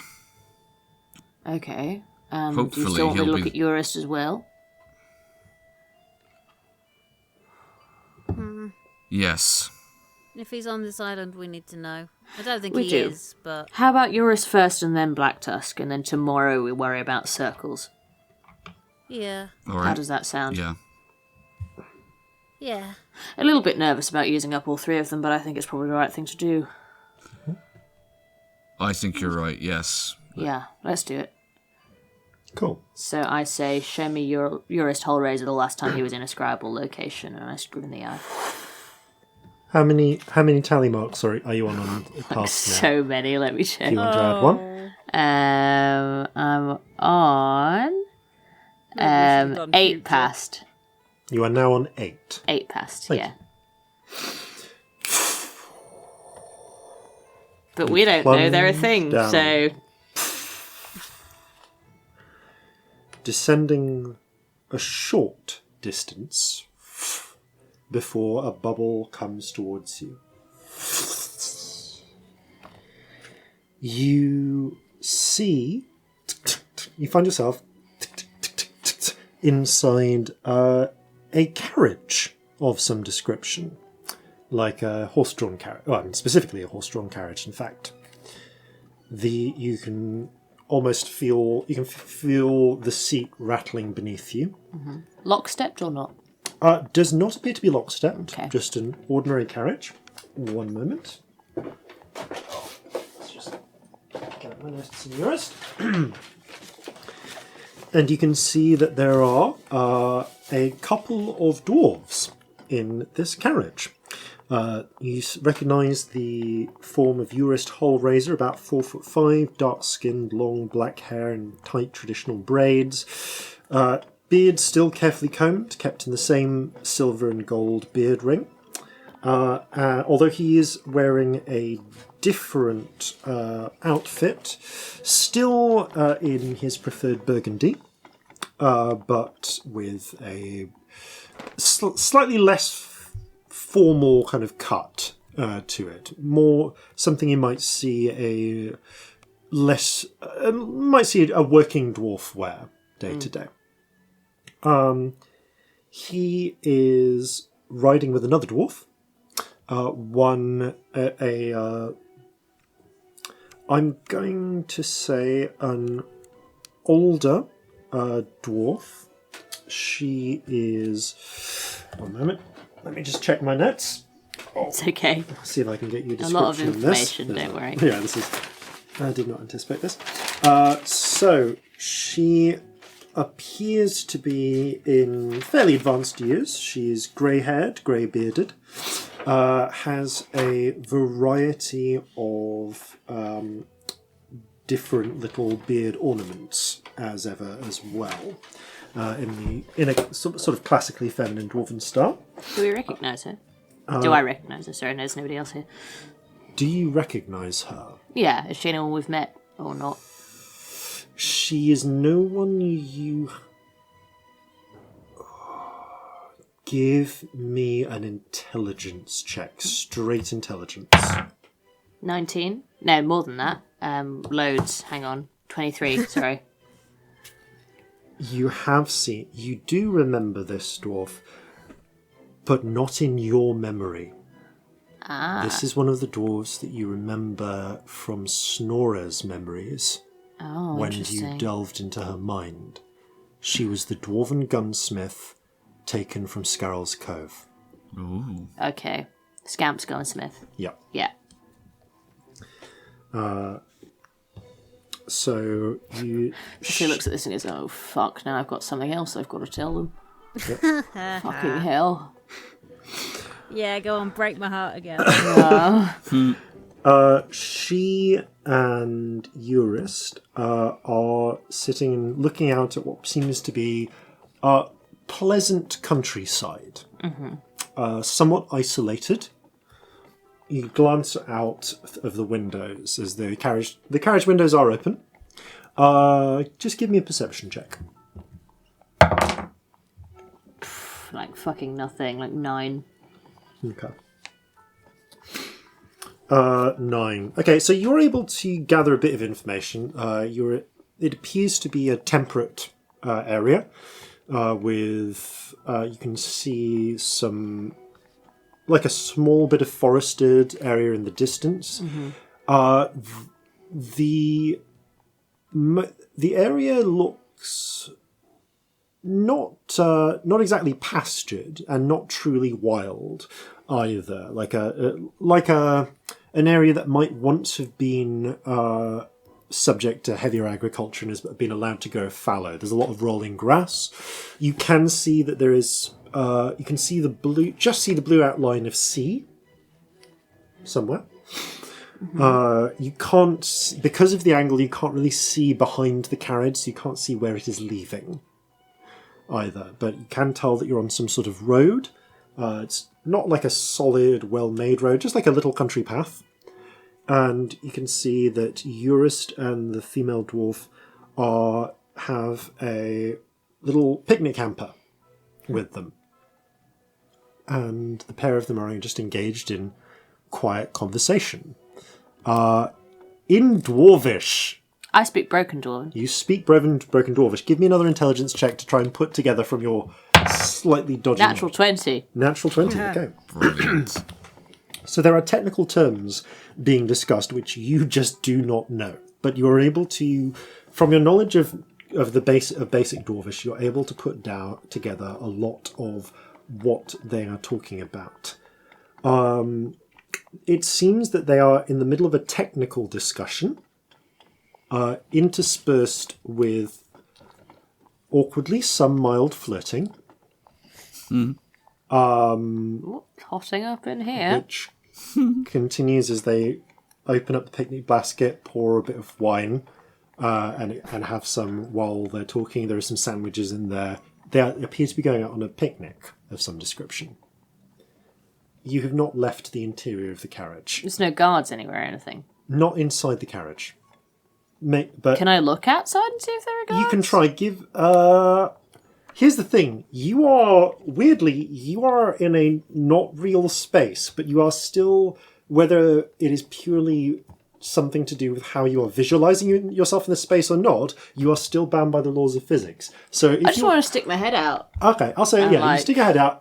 You can stick my head out the window and see if there's anyone there are around. A couple of figures that you can just make out above. 3, actually. There is a half... You can just make out what you would guess from the height of the seat to be a halfling carriage driver. There are also a couple of taller humanoid figures. You can't tell because of the way the sun's shining what race they are, but they do have muskets slung over their backs. So yes, this does appear to be an escorted trip out. What season is it? Is it recent? It appears to be a sunny, bright day. Feels consistent with summer, although to be honest, it's kind of hard to tell because it certainly feels like a similar sort of warm day to what you're having today. So potentially not that long ago, but I'm not sure. Yeah, you don't know the exact day. But obviously not. It is certainly ideal picnic weather. As they're discussing, so you hear... So yes, there's technical terms, there's flirting. There's flirting. They're discussing designs for building things. Eurist seems to be talking about ship designs. And the while at the same time, the silver-haired dwarf, who Eurist refers to as Helga a couple of times, is discussing designs for cannons and also smaller armaments. There's one point where she comments on how pleased she is that about the new work going on with the rifling, and how they're looking to step up mass production soon. They also speak obliquely about something called the iron skins, but do not go into detail. And I have no context, so I don't know. You have no context. They actually... There's actually a point where Eurus starts talking about the iron skins, and Helga goes, "Shh. I've got to remember. Shh. we're not we're not supposed to talk about that outside of the compound, you know? Ah, right, sorry. Compound? Where the fuck are you staying? And they divert, and she sort of looks significantly upwards, and they divert their attention back to picnic chatter. Okay, definitely guarded picnic. You don't, wherever they're travelling, it takes more than 10 minutes, so you do not see them get to wherever they're presumably having a lovely sunny picnic. Are they like together, or are they just flirting? Roll an insight check. My insight checks are never good. Is Celestia like 7? No. They're having a good old flirt. You can tell they're flirting, but you're not familiar with the intricacies of dwarven romance. Also, I'm just not wise at all. I'm really not. It's hard to tell whether they're an item or if this is like two friends who kind of have a chemistry going on, but neither of them has really like made a move. You can tell they get on. If you haven't got it on, you should. I say it to both of them. Give them significant looks. No. Okay. The walls of the bubble close in around you, and you find yourself surfacing again. I'm gonna abstract this in a second, but there's one thing that I feel it's important to actually say. Yeah. Scamp. Yeah. Your gunsmith person was with him. Is she alright? Yeah, looks fine, actually. Looks to be having a lovely time together. What were they doing? Having a picnic. Oh. Well, Bit into each other by the looks of things. that's so, I don't know what the word is. That's... Discordant. Yeah, I thought they were going to be doing something really serious as well, but they were just having a picnic. Talking about things, I have no idea what they are. I relay everything that I heard and saw from that point. It didn't look like here. Did it? It didn't look like here. No, I didn't see anything this familiar. is a very tropical area. It felt more temperate. More countryside than... Yeah, more like warm, temperate broadleafs rather than tropical trees. It could have been you could have. I don't give know. me a nature check. That, give me a nature check. Natural 20. Natural 20. Okay, you recognised what could have been an oak, although of a slightly different breed than the ones that you saw in Jova. I definitely don't know what an oak is. Just saying. I'll think of a way to explain it like an Underdark person would. Didn't have the same trees as here. It had the ones with the little seeds with the hats on. Trees.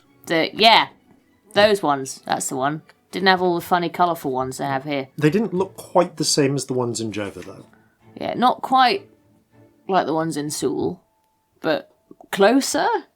So maybe still Sunder, but it didn't look like it was as warm. Probably somewhere on the mainland and further north. Maybe. Ugh. Right, iron skins, though. Is that some sort of armour? No context. They weren't allowed to talk about it outside the compound. Huh. And they were looking up like somebody was guarding them on top of the carriage when they said it, so maybe an escorted picnic. They're not just not coming back.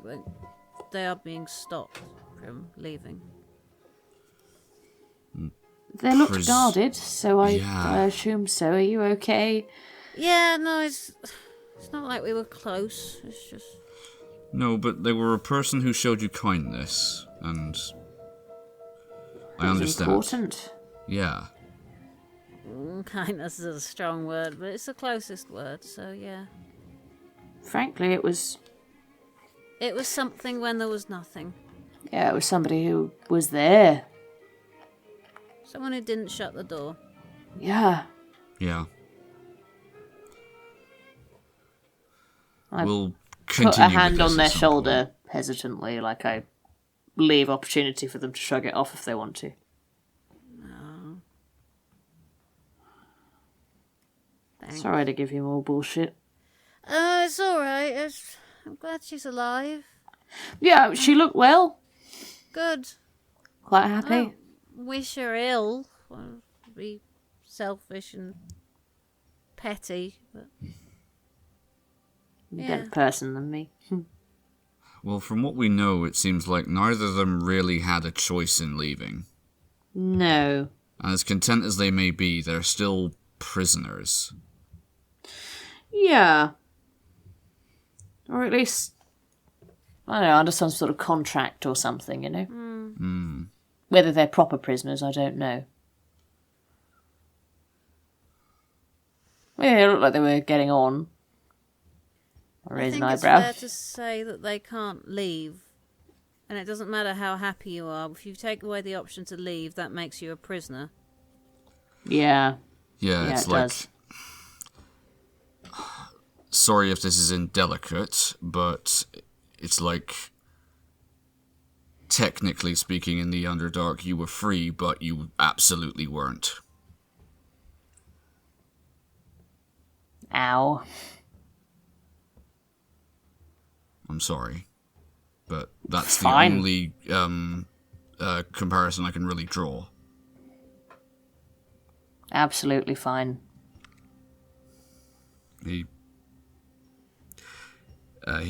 puts his hand on yours. Nah, he doesn't. You just pull it away. Yeah. Yeah. We should do something else.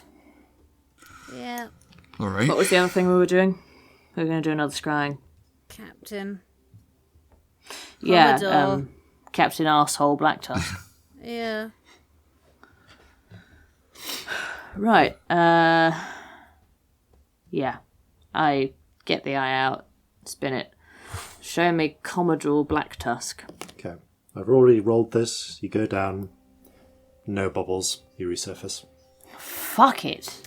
Oh, we need to start adding a last time he was scryable to everything. We do. Why are we fucking idiots?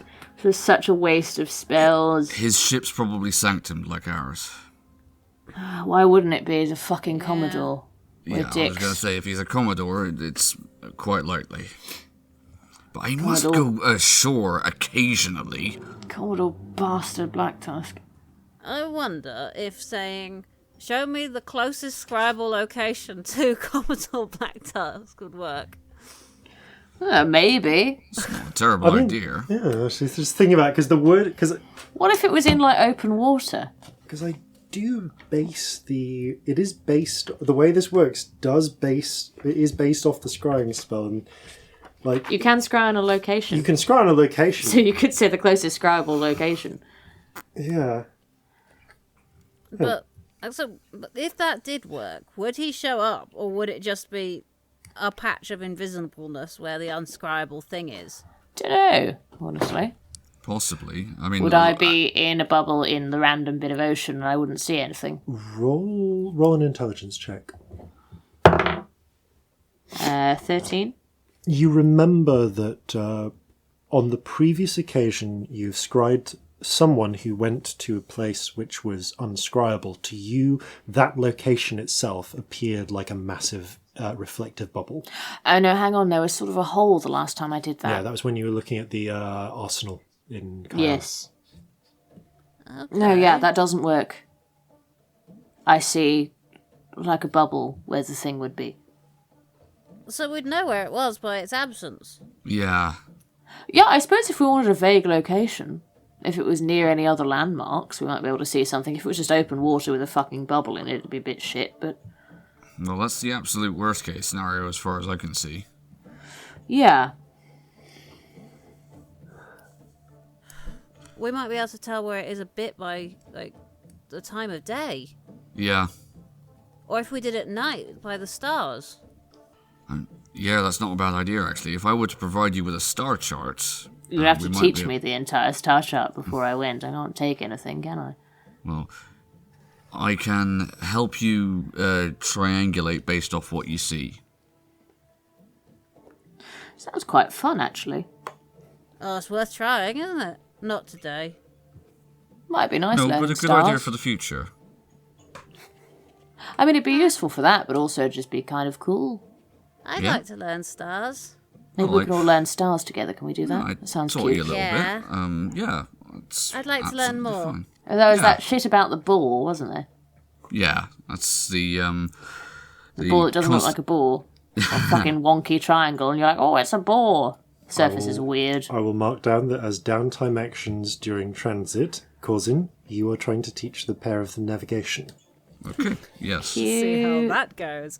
And you are both trying to learn navigation. Is that intelligence or wisdom based? I think that might be wisdom based. Lol, lol, lol, lol, lol. Although Good luck, Corzin. Yeah, because it's sort of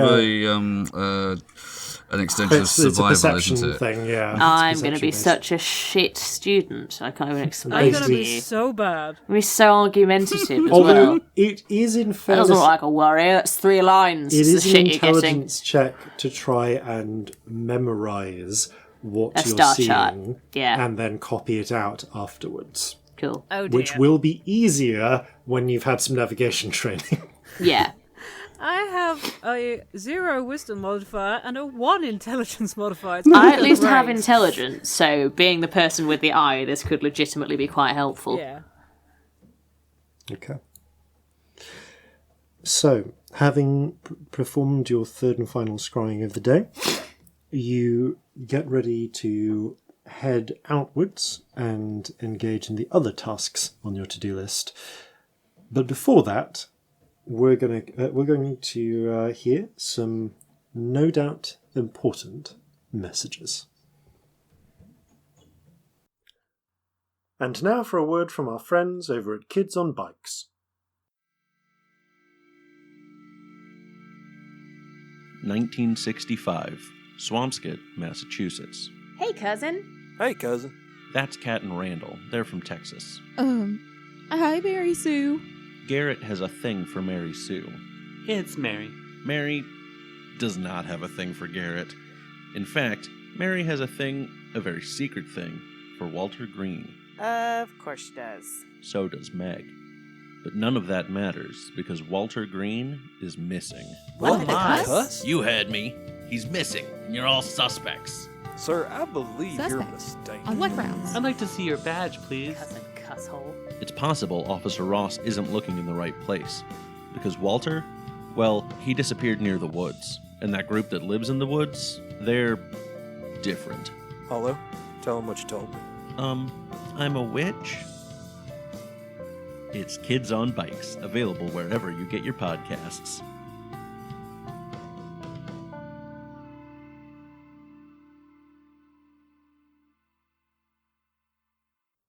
Greetings, mortals. We come bringing you a gift. The gift of Deb. Say hello, Deb. Hello. Any words? You should like, rate, share, and subscribe to Flintlocks and Fireballs. Also, we should have some tea. Thank you, Deb. And welcome back. So, the three of you step out of the Merman Milkman.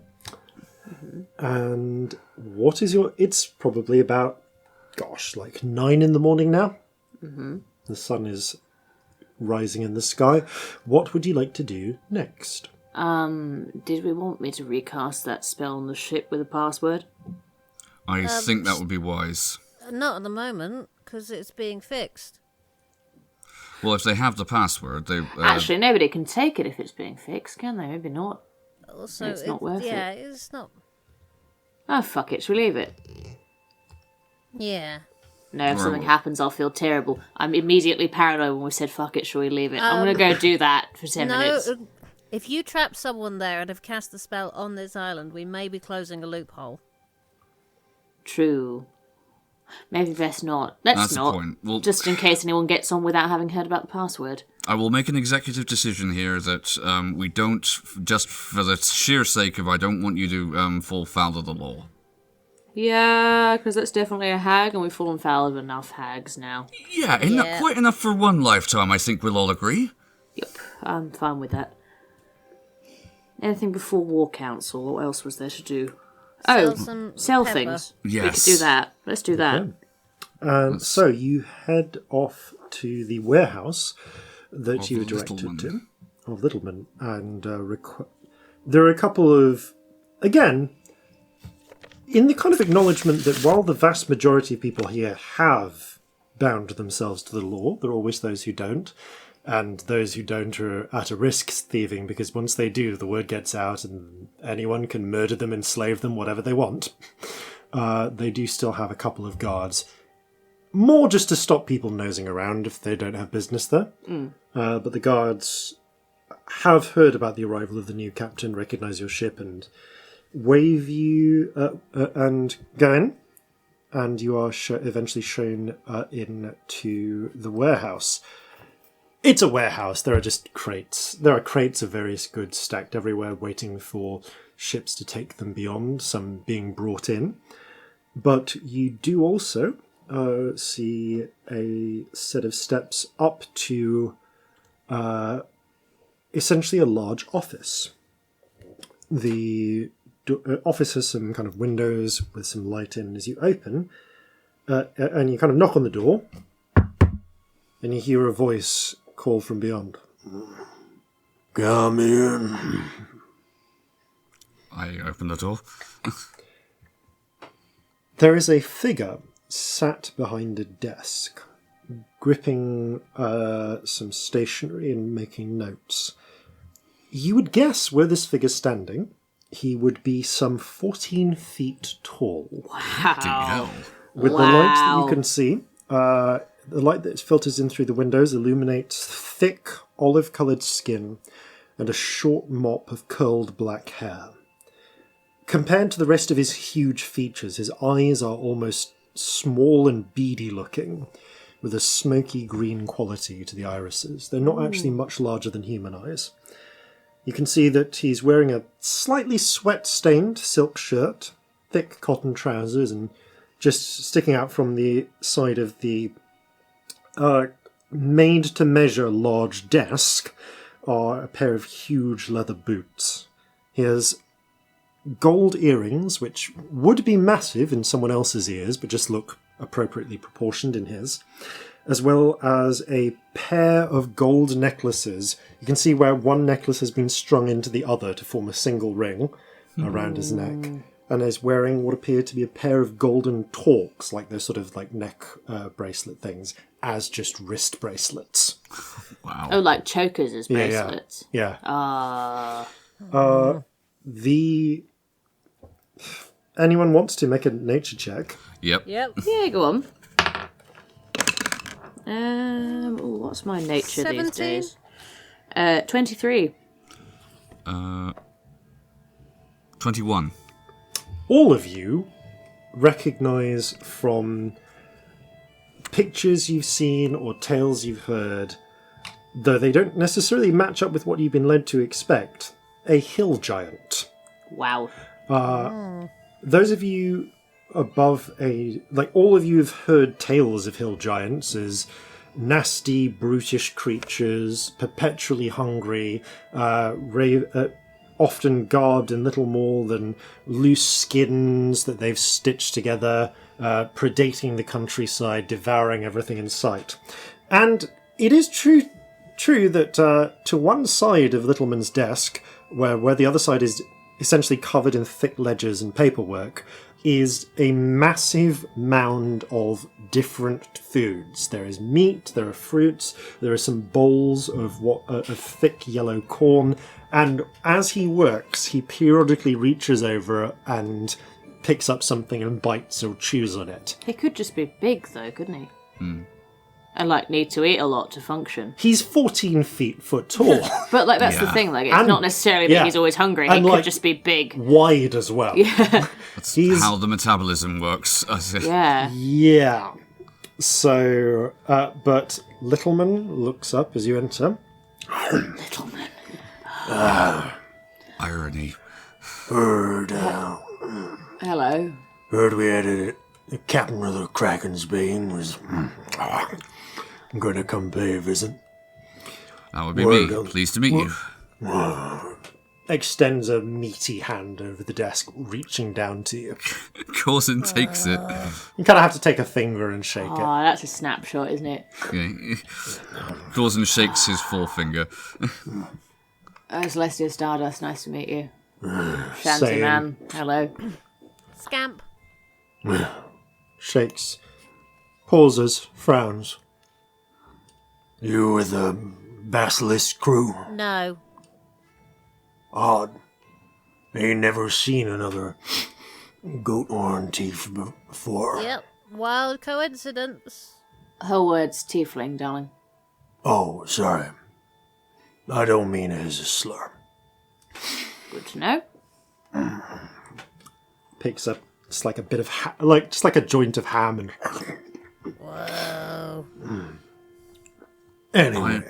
I'm given to understand that you are a salesman, a broker of various different things. Where are my manners? You take a seat. He points to 3 little cushioned seats. There's actually 5 little cushioned seats in front of him, but to the Thank central you. 3. Yeah, I know what you're thinking. Big means dumb, eh? Everyone thinks that. No. Actually, I've kind of realised that everything I've ever been told about anyone is wrong in the last few months, so I'm kind of trying not to think anything, to be honest. Friend Stardust, if you met my brothers and sisters growing up, you'd think you were right. Let's just say I'm the only member of my family not thick as 2 short planks. Huh. Although maybe that's because I actually get enough to eat. Halflings didn't get where they are thinking that everyone bigger than them was more stupid. You're sure? I've heard exactly the opposite.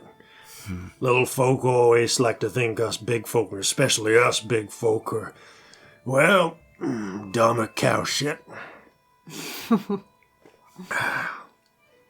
Nah, she got it wrong. Amongst giants, at least the legends say, bigger you are, smarter you are. And me, I'm the runt. That's why they called me Littleman. You're the runt. Yeah. Smallest of my family. I've never met a hill giant before. How, if you don't mind me asking, if this isn't rude, I'm genuinely not sure. How big are hill giants normally? He gestures with his hand almost to the ceiling, because he's sat down. So, and the ceilings you notice in this office are deliberately high, but he gestures like a good 2 feet above his head. Wow. Yeah, my oldest sister was... Kind of stands up a bit to add an extra 1.5 feet. Fucking hell. It's like nearly 3 of me. Yep. Millions of Corzin. They don't call us giants for nothing. Yeah, I suppose. Yeah. Huh.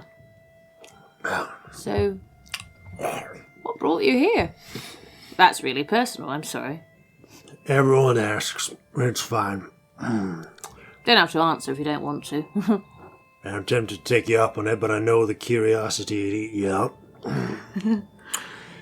Basically, I started out doing the whole running around, stealing things, eating goats, all that.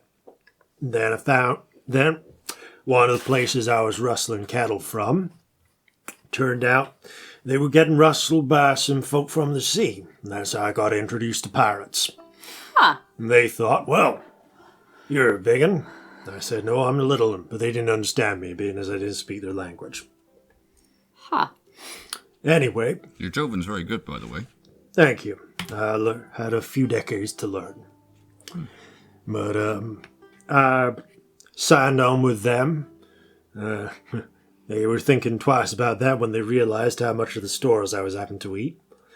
But eventually, got in a few fights. They realized I was pretty useful. And I realized, well, the value of money, if you will. Mostly, I realized, and picks his teeth with just like a broken bit of bone, that I was pretty good at sums and figures and talking to folk.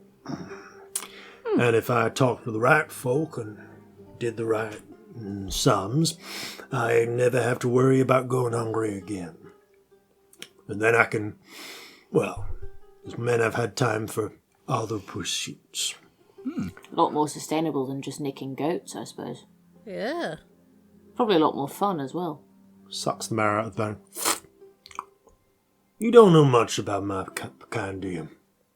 You said you were nicking goats. I hope that wasn't an assumption. No, it's fine. No, I don't. You're the first person like you I've met. Makes sense. We don't usually write things down. It's not the way of it. I mean, you hear rumours, but they're always bollocks, aren't they? Until you meet somebody. If you don't write things down, other people do. Ain't that the truth?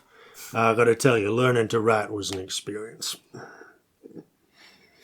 But, well, the old history songs used to say, once we got even bigger. There was giants twice the size of me. Wow. And they was the best of us. They used to rule all these lands. All the lands. Till the elves did them in. No offense. This is pointing to you, Celestia. None taken. My lord's been absolute shits forever. I was saying, if I hadn't heard about the company you keep, I'd be making my usual speech about how I don't deal in live cargo, but I'm glad to see that's not part of the arrangement. I don't either.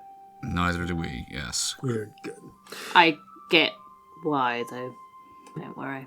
No worries. Everyone here isn't quite as scrupulous as us. Indeed, some of the folks I used to run with once upon a time did just that. Sorry. It's common practice around, well, not these parts, but makes a wide gesture with the iron, pops it, having something out of it, puts it down, picks up a corn cob, starts chewing on it. So, word is, once upon a time, my people, well, as I say, we ruled all this, and we used to build great castles. Some in the sky, if you believe the old stories. Wow. Really? I had heard Sky something Castle. like that. But we didn't, well, we've always been hungry, but back during those days, we looked after the little folk, and no offense, I don't mean just your little folk, but... No, I know we're what all you little mean. to you. Yeah. And they fed us, and, well, that was the arrangement. I mean... Sky Castles. That's a story. I'm sure there were a song good, in that, though, isn't there? you know, good queens and bad kings and all that. Once upon a time. I like those types of stories. How did they get to the sky castles? You can fly. Maybe they flew. Alright, the tallest ones. They said the old ones could climb up on clouds like they were solid stone. Wow. That's really cool. So what happened? The elves happened. The Tyrians. We call them Tyrians, but who knows which one's right? It's all a long time ago, isn't it? Yeah, well, they made an alliance with our old legend, the old history songs say our old enemies, the dwarves. Together, pair of them, well, they broke down the kingdoms, and then it all kind of fell apart. And over the next 1,000 years or so, all the real big ones either died or went into hidden places. And it's mostly just my kind and the littler ones, ogres, trolls, left. Did the giants used to have magic? Do you To still hear have the magic? history song, we invented it. Got no knowledge of it myself, though. I'm a wizard when it comes to finance, but that's about it. It's an important kind of wizard to be. Just so. Pays the dinner bills. Speaking of which, actually, we have... It's like a huge jug of, like, small beer. Essentially, like, not small beer, but, like, light beer, and drains it. a large jug of small beer. Indeed. Yeah, my brain's buzzing with words. I can't do otherwise. It's like that sort of, like, 2% beer. Yeah. We have a fair amount of pepper we would be willing to sell if you would be interested in buying. Sure thing. Now, I understand... I mean, I don't ask questions about where you get it from, but I assume you do not have the appropriate paperwork. No, You fuck would no. be correct. That's all right. I generally say to anyone who does have the paperwork, go sell it in a legit port. Don't get the full price. Pepper, though. Pepper I can do you for. How much you got? 9 tons. All right. I can do you 180 crowns for the lot. Is that like normal? Roll an intelligence check. Yeah. Would I know? Yeah, I'll say roll an intelligence check just in case. Been on the surface a little bit. That's 12 for Dirty me. 20. Okay, dirty 20. You feel like it's about a third of the price if you were selling it at the docks legitimately. I messaged this to Corzin in his head. Yeah, you are after all dealing with a fence. Yeah. I understand that there are some other ancillary expenses incurred in what you're doing, but I think that that's a little bit light considering the amounts that we're dealing with here. I'm sure I could get, say, that's a profit of, say, 240 in a legitimate port. In a legitimate port, well, I multiply 18 3 times 3. times that. It's 3 times that. So in a legitimate port, it would be... 460. Yeah. Thank you. No. No, more than that. 560. Yeah, 560. Sorry, I'm tired.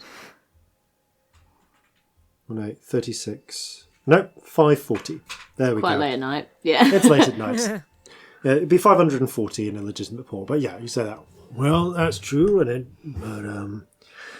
I do have expenses. I have contacts who can set up the necessary paperwork to sell it. I have to pay for the people to do it, but Just roll a persuasion check. Me? Yeah. Okay. Can I wink at him and give him inspiration, or is that You cheeky? can give inspiration on this, I'll say. Yeah, Yeah. sure. Okay. So you got a D10 if you want it. Natural 1, but lucky. I think I will use the D10, just because that will turn a 14 into a 23. Woo! Rolled a 9. the expenses and such, but As I'm just trying to think what you would do, what you might do to invoke your luck. As you kind of look up and you kind of try and fix him with a gaze, you brush against the back of the chair and your tricorn slightly falls over your eyes, and there's a slightly embarrassing moment having to put it back up, Yeah. and it just makes him laugh. but I like you. Let's say, All right, let's say I do you half price. Just for an introductory one. I do normally deal with larger orders than this. But sure, let's say 270 for the 9. I think this could be the beginning of a profitable friendship. Counts out some coinage from Yeah, Sam, a you've got chest. the amount of money that the ship's got, haven't you? I was going to double check that with you, actually. Oh, hang on. Have I got it? Because we did have it previous, but Oh, I don't know where I've put it. I'll put 240 down and we'll look off air. okay, cool. Yeah, 270. 270. Yeah. That's 270 gold to ship. We'll work out what it is. And it's all in like 5 shit. pages of notes, like Yeah, all the don't way worry back. about I miscalculated this again. I think we've got... Sorry, it's not 270. I did my maths wrong. I'll give you 540, which is half of the 1,080, which would have been if I'd done my maths correctly. So you actually get 540 gold. 540 gold. I got it, think we okay. currently have 900, but I will double check that off air. Yeah, because That's- the Yeah. price of pepper at a legitimate port should be 90 gold per ton, not 30. Right, cool. So I was out by a third. That's fine. from what I'm looking at, I think... Yeah, I'll double check it all off. You got 540 gold pieces, so it certainly pays for the repairs, if nothing else. Yeah. Excellent. I will ask Littleman, given the sort of business operation you're running here, are there perhaps any items I should be on the lookout for? Are there things that are in particular demand at the moment? Oh, sure. Yeah, we're heading up to Thunder's Watch if there's anything that'll be good there. Yeah. Well, again, I mostly deal in moving stuff around. There's always demands here for cheaper items. As a general rule, if it's something that you can get here in Sunder, I might give you half the price for it, but it'll usually be pretty low value. So stuff like cotton, coffee, all that stuff. Stuff from abroad, tea, spices, pepper, cinnamons. Well, I'm more talking that some of that's more of the natural plantation-y stuff. I might end up giving you half on that as well, because those go pretty well. Now, stuff like samovars, manufactured goods, those are especially machinery, and that's all very useful. Now, I tend to actually give a third on those, but they sell for 4 or 5 times the price a ton that stuff like pepper does. So, still worth your while. I'd say, a lot of that stuff would be of interest to me. And certainly a lot of that stuff I can sell very easily onward. Just checking my notes here. Anything that's harder to get out here, stuff, finished goods, machinery, opium, spices, tea. That said, if you get other stuff, I'll take it from you, but that's going to essentially go across the ocean back to Jova or up to Heldanis or somewhere where it'll make more money with an appropriately forged letter of introduction. Pick something else up and eat it. Would you be open to being sent to in future if we come across something that might be of interest to you? I've got a ship's mage, certainly. Fantastic, good to know. Thank you. Do you, I don't know how it works with sending. Do you need my actual name, or knowing me, is that enough? Out of character, I think just knowing him is enough, isn't Knowing him is enough, but if you... Knowing you's fine. Fair enough. Most folk can't remember my actual name anyway. What is it? Go on. I want to try. Aftos po ekai orthosai tovuno tis agnosias giernefre vortizi. Yeah, I was doing really well until like 2/3 of the way through that, and you just lost me. It's really good though. None of you speak giant. You do not know what it translates to. It's a long name. Fantastic name. Yep. Are all giant names long? Again, I'm sorry if that's an ignorant question. Yeah, I hope it's it's fine. not. They tend to be. Why? Go back to nicknames. Because your name is not so much a prediction as like a hope for what you might be. Or what you think will happen. That's kind of cool. So they a little tend bit to get like tieflings. There's a lot of hope and Courage wisdom and courage. Yeah. But ours is more like a full sentence. Is it personal to ask what yours means? Yep. Fair enough. Okay. I was curious, I'm sorry. You don't have Although to answer. if you're ever in a position where you learn giant, you can ask me what it meant. If I could remember it, I could speak Yeah. the languages. Write it down and then comprehend languages on it. But no chance. I'm afraid the only giant name I'm familiar with, other than your own now, is Surtur. That'd be the short form of it. Yeah. He's in the history songs, too. I don't doubt it. Tragic figure. Tried to defend us against the elves. Failed. Sorry, the drive always sucked, apparently. Don't worry, this was... Oh, this might have... I think this is before your people split up. Oh, all the elves. Of course, it would have been a long time ago. Yeah, he said the Tyrians. It's alright. In our history, you're a bunch of cunts. Seems entirely reasonable, to be honest. I'm sure we are in yours. Are they? Kind of, yeah. Yeah, you kind of are, but... Yeah, like, they're god-killing monsters, so... You kind of are, but all the history I was brought up with is bullshit, so... Yep. Yeah. A lot of it is. It's like, I never panned for gold, but I'm told it's like that. You gotta pan through a lot of rock to get to that glint of truth. I have no idea what you're talking about. It's... I don't think I would, like... Yeah, no. Yeah. Corzin starts the sentence and is just racking his brains. There's a tiny kernel of truth to every story, but sometimes it is just a tiny kernel. Huh. Yeah. Suppose we'll never know. Yep. Well, I'm sorry all the elves were twats, anyway. That's alright. I'm sorry my people were twats to you, too. But hey, as long as the food's aplenty, we can all be nice and civil to each other. I hope so. Yep.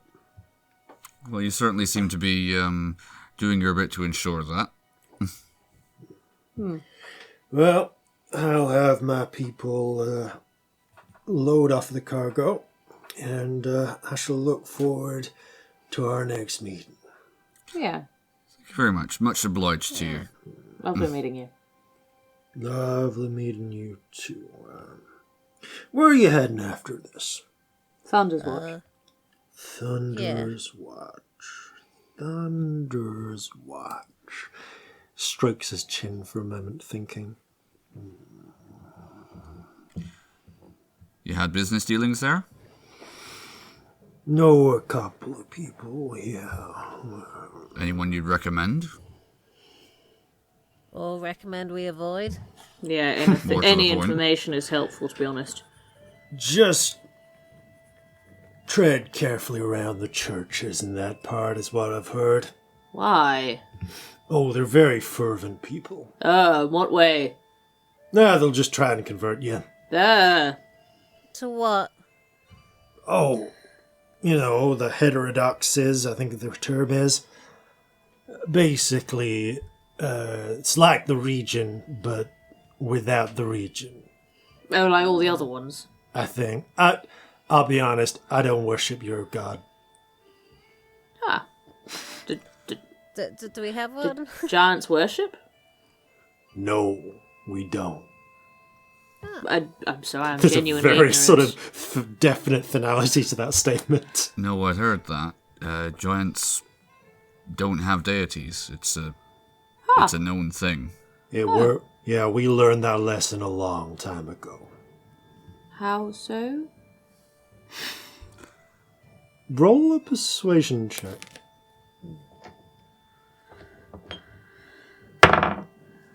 Um, 18. The history songs say that once giants were one people, tall and strong and flawless, or close to it, near perfection, not driven by the constant hunger, he says, half finishes swallowing something, not split into many. And we prayed to our God for a miracle, to make us perfect. But the miracle didn't come the way we thought it would. And some were made perfect, some became flawless, and they could stand and walk upon the clouds like solid stone. But the price was the rest of us, shattered. broken. We became short. We became fat and hungry and desperate. And we repaid that act with vengeance. On the gods? He nods. How? History songs don't say. All I know is we ain't got no God, and we never will. I kind of respect the fuck out of that, actually. Yeah. Of course, the magical healing would have been nice when the elves showed up, so... Yeah, fair. Interesting. Yeah. Yeah. The more you know. I'd love to know Nice how. to hear the bits of history you weren't taught. Now, if you ever find...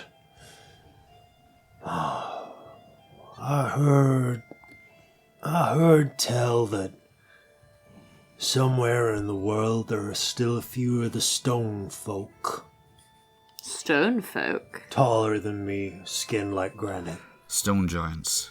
And they kept more of the history songs than my people did. Maybe they'd know more if you could find them. Stupid hunch, but I don't suppose you ever heard of anyone or anything referred to as the Ironskins, have you? Scratches his chin for a moment. Thinks. Just in case. Seem like knowledgeable sort. Sounds like one of them birdie nations over on East Sunder.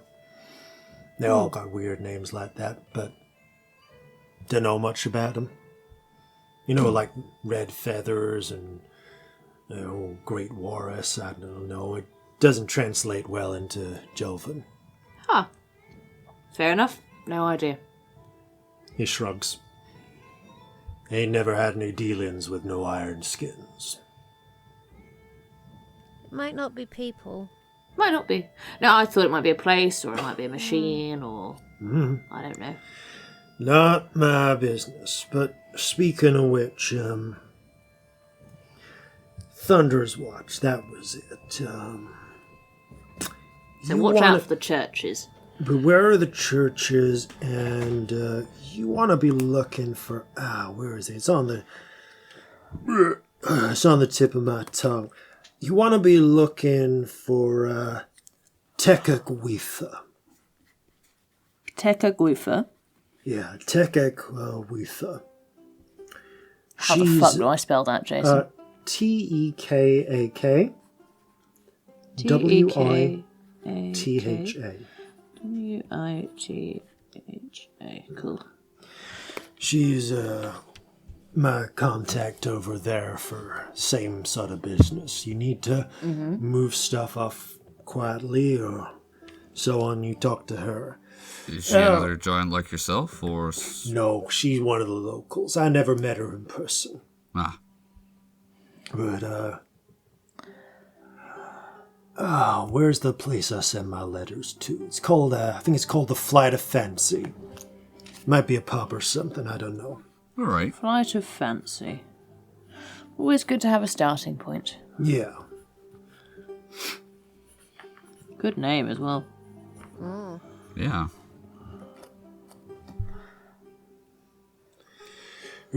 Well, thank you. Enjoy the rest of your day. Thank you. Thank you very to much. My figures. Have a nice day. Thank you for telling us some stories. It's all right. I appreciate the interest. You make your way out. And by this time, it's approaching noon. So, you head to the Hesperidia. I've been thinking... Yeah. Iron skins. Like, Yeah. do you think it's a boat? Or a type Might of be. boat? Well, it could be, I suppose. 'Cause that's what Eurus does. And, like, our boat's got metal on the bottom to stop They said it was cheaper than magic. Actually, yours doesn't, Oh, because doesn't. in the The time in some between, do. I worked out that copper bottoming your boat, bottoming the boat is we actually did this. more expensive than doing it magically. So this is a rare occasion where where Howard It's the other Taylor's way donkey around. law means that it's cheaper to do it with magic, so it gets done with magic. But you have heard of copper bottoming. Yeah. So it's They're a thing that genuinely- can happen. It could be. It could be something like that. What Or if it it, could like- be some type of cannon, or it Corzin, could make be...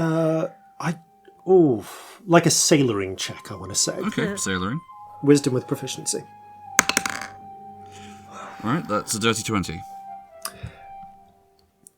It's one thing to put thin plates of copper along the hull of a boat to stop barnacles and woodworm, and shipworm and so on, because they are thin plates. But actually armouring the wooden hull of a ship would drastically increase its weight to the point where it would be astoundingly slow in the water. It's debatable whether you even could get enough force from the sails to be able to make such a ship move forwards. It would be wildly impractical.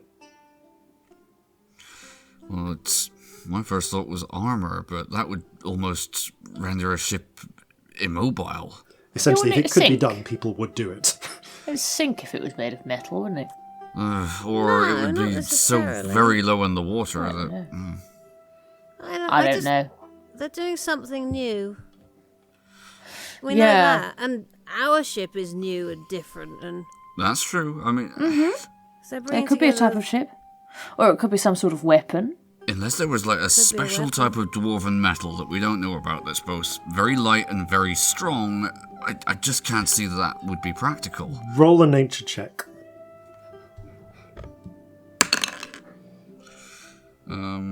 That's a 12. 12 would be enough. It's a legendary metal. You are aware of the legendary metal known as mithril. It is a bright silvery coloured metal. It never rusts. It is of approximate strength to steel. It has to be alloyed a little bit. But it is much lighter than steel is. However, it is incredibly rare. It is usually it's very rarely found in the earth. Usually mourned in. You vaguely remember a dwarf once talking about you have to go to areas full of a particular type of rock called bauxite, and sometimes there'll be tiny nuggets of it. But it is rarer than silver. Right, so there's mithril, but I mean, what I know about mithril suggests that, a dwarven chieftain hundreds of years ago would have maybe had a small suit of armor made out of it, but cladding a ship in it is just that there isn't that much ever. Iron skins, though, again, it could be armour for people, couldn't it? Yeah, well, that was also a thought, but I mean, they I mean, used to do that. But yeah, well, but I mean, you saw what happened to the to that dwarven wight in Kion. The age of gunpowder sort of put an end to that. yeah, and you wouldn't need shipwrights and gun makers for that. No, Interesting. It sounds like they're making a fleet. it sounds like whatever they're making, it's like you say, new, and it needed a lot of specialized expertise all brought together. But the question is, They also why? haven't done it yet. What are they doing? Whatever they I have, don't know. they're trying to do, they've not succeeded, or we would have. We'd have heard about it. Yeah. I can't help but wonder if they don't succeed until 1972, but I think maybe I'm just paranoid. Worth Still investigating. feels connected, I don't know. Worth Yeah. investigating, and I mean, it doesn't sit right with me. Anyone who's kidnapping that number of talented Skilled people people. for some reason. Oh, that might be something to scry tomorrow. Yes.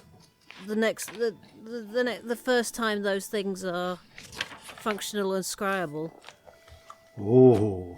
Yes. All right. I'm going to write that down. Because I'm assuming right now We're not going to be able to see it. It might Probably not not. even exist. But we can see what they're working towards. And Yeah. maybe slightly how long it will take. That's not a bad idea at all, Scamp. Well done. Oh, well, having a time limit is never a bad thing, is it? Yeah. Yeah. So we'll 'Cause do it could that. be decades, or it could be... And we'll maybe look at the future tomorrow. Yes. Oh, And if they're the same, then, only one spell used up, so that's good. There you go. You're looking on the bright side. Yeah, dead optimistic me. right. We got to go plan a war council. I have Yes. to go apologise to the bugbear for lying about who I was. Do I look like a real person? We're going to see Leah. I don't No, want to you think look that I'm- imaginary. Oh, right. You look good. Yeah. Thanks. You look like Don't a need real to look person. good, just not like I'm falling to pieces would be nice. Whew, right, let's do this. Okay. You make your way up to the wall, to the Hesperidia.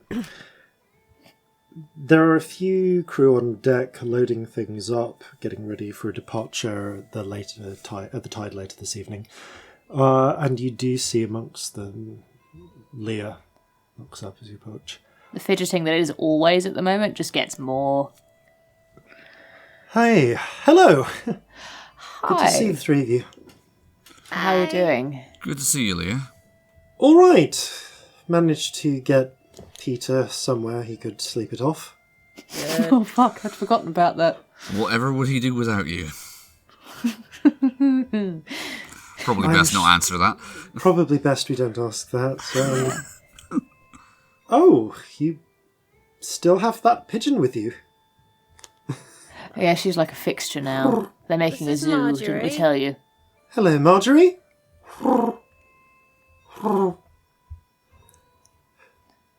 Right. That's right. Marjorie's a pigeon, a few words. So I can see. Does she also have a knife? No, but No, only she one can knife cast per set of spells, pets. Sort of. Well, I can cast spells using her. So, She's a magic pigeon. yeah. So Very useful. let's go see Captain Yeah, Briggs. War Council. Sorry. Yeah. I'm going to be travelling on your ship after this. Yes. We've got hold of another doctor for the time being.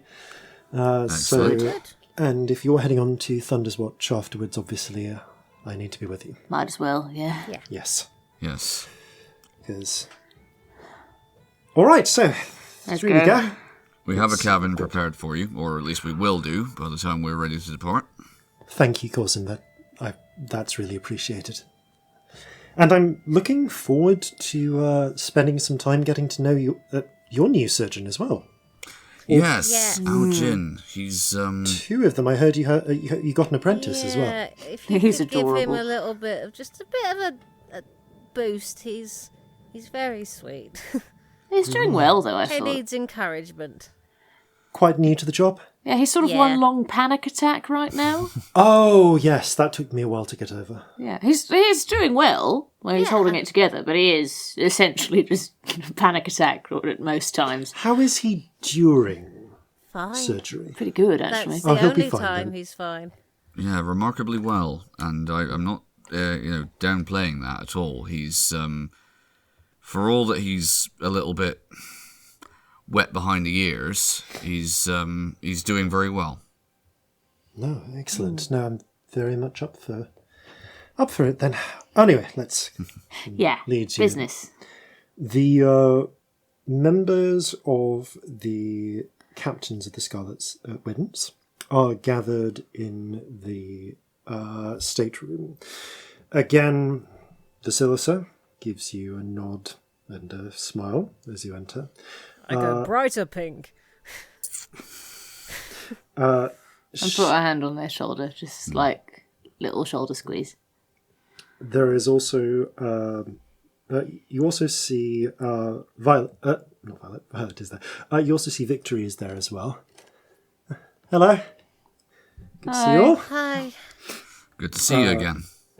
There is sat in her wheelchair. Yao Te gives you a curt nod, and Briggs looks up from some maps splayed out and weighted down on a table. Oh, good to see you're all here then. So, looks out the window. And right on time as well. So, getting to the point then, Yao Te comments, finally. Oi. Anyway, getting to the point, I got a bit more information about Medina al-Shukulat. So, at least one bit of my intel that I got was outdated, unfortunately. I've just got a bit more on that. They were still building it last time I was by that port, but obviously it's been a few months. So there is a new naval coastal fort, which they put up in the town. It's a small one, 24 guns. So because of the way they're angled, only 12 could fire on you at any time. But they are heavy long guns, as you would expect. That does throw a bit of does make tangle up the rigging a little bit. However, the rest of the information, as far as we can tell, seems pretty straightforward. So, shows you a map of the area. What seems to be a sketch of a very long, thin town along a coast, and there are 2 points marked in it. A little sort of, almost like a little octagon marked fort. And then about half a mile further down, there is a square building marked shipyard. So range of the fort guns, same as most long guns, it's about a mile out, but they're most accurate within quarter of a mile. Right. So going from the shipyard, you'll be in their long range, not their immediate range. So it'll be easier to avoid them. So, based on the information I've got, by the way, it's about 1,500 miles to get there. So it'll take, and you'll be travelling at our speed, not your speed. So it'll take about 12 days to get there. So, assuming we leave tonight, which we will, we should get there round about 11th of falling fruits, I believe. Mm-hmm. So, check that. I think it is falling fruits is the correct one. So I check my own calendar. Yeah, we're currently at full bows. Yeah, falling fruits. We're in full bows right now. Yeah. Love your months. So much fun. So we'll get there on about the 11th. And other information. There you go. Checks his handy notes. Right, so can confirm the shipyard itself only employs about 30 security guards. Okay. So muskets and cudgels, basically. They're cudgels for people who are just being a bit of a trouble. Muskets for, well, frankly, people like us. Effectively enough for a company. Right. Between us, we have quite a few companies, though, don't we? Yes, I think that given we've got two groups on ours. We got two. You've got two as well. I've taken a look at your people. We're about, I'd say we're about the same level of experience, by and large, as your Gulltown lot. But I've got to say, don't take this as... I realise this might be insensitive wording, but I have watched some of the demonstrations that your spider tiefling people have done, and they are fucking devils in a fight. They're pretty good. One of the reasons why we have them along. Right. But they will not be able to move covertly very easily. That's sort of the issue. And the more companies we bring onto land, the harder it's going to be stealthy. So we're going to have to bear that in mind. The more we bring on, the more we've got to get off again. He marks out a series of X's across the city. Right. These are the garrisons. You can see, and he points to a little hatched line. This marks the response within about 10 minutes. So you can see that there is a garrison here, here, and here. So if the alarm is raised, we can expect 3 bands of the local militia to show up within 10 minutes, which is about how long I think it'll take us to get the ship going, assuming we are able...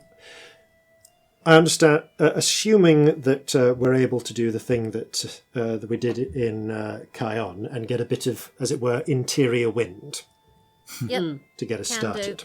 Beautifully worded. Excellent. Sorry, I'm a We're child. good at farts. That's all right. We're going to be going at night, so we won't need to worry about, as you said. So we're not going to be worrying about any dock worker, any ship rights actually in the yard at the time. Just the security. So long as we can pull this off without them ringing the alarms, and I understand that the shipyard itself does have 2 alarm bells of the sort of church bell variety, where it'll ring out appeal to anyone able to hear it. If we can get away without those being raised, then the militia won't be coming. And it won't alert the fort. Could we go along beforehand and nick the bells, or is that insane? No, this is entirely why I brought you here. You've got more infiltration expertise than I do. We don't need to nick the bells, we just need to nick the clappers. What? That won't be so obvious. The If you take the actual thing inside, round thing inside the bell. if you take that, no one will notice that the bells That's are pretty missing. fucking good. You can thrash the bell about as much as you like, it doesn't make a It's not sound. going to make any noise. Right. Wouldn't you still be able to hit it? Would that still... Yeah, but you could You hit would, anything. but like once. I mean, unless you started taking pot shots at it, I suppose, or just throwing random shit. It'd be a lot harder. Very much. That's a really good idea. We could do that.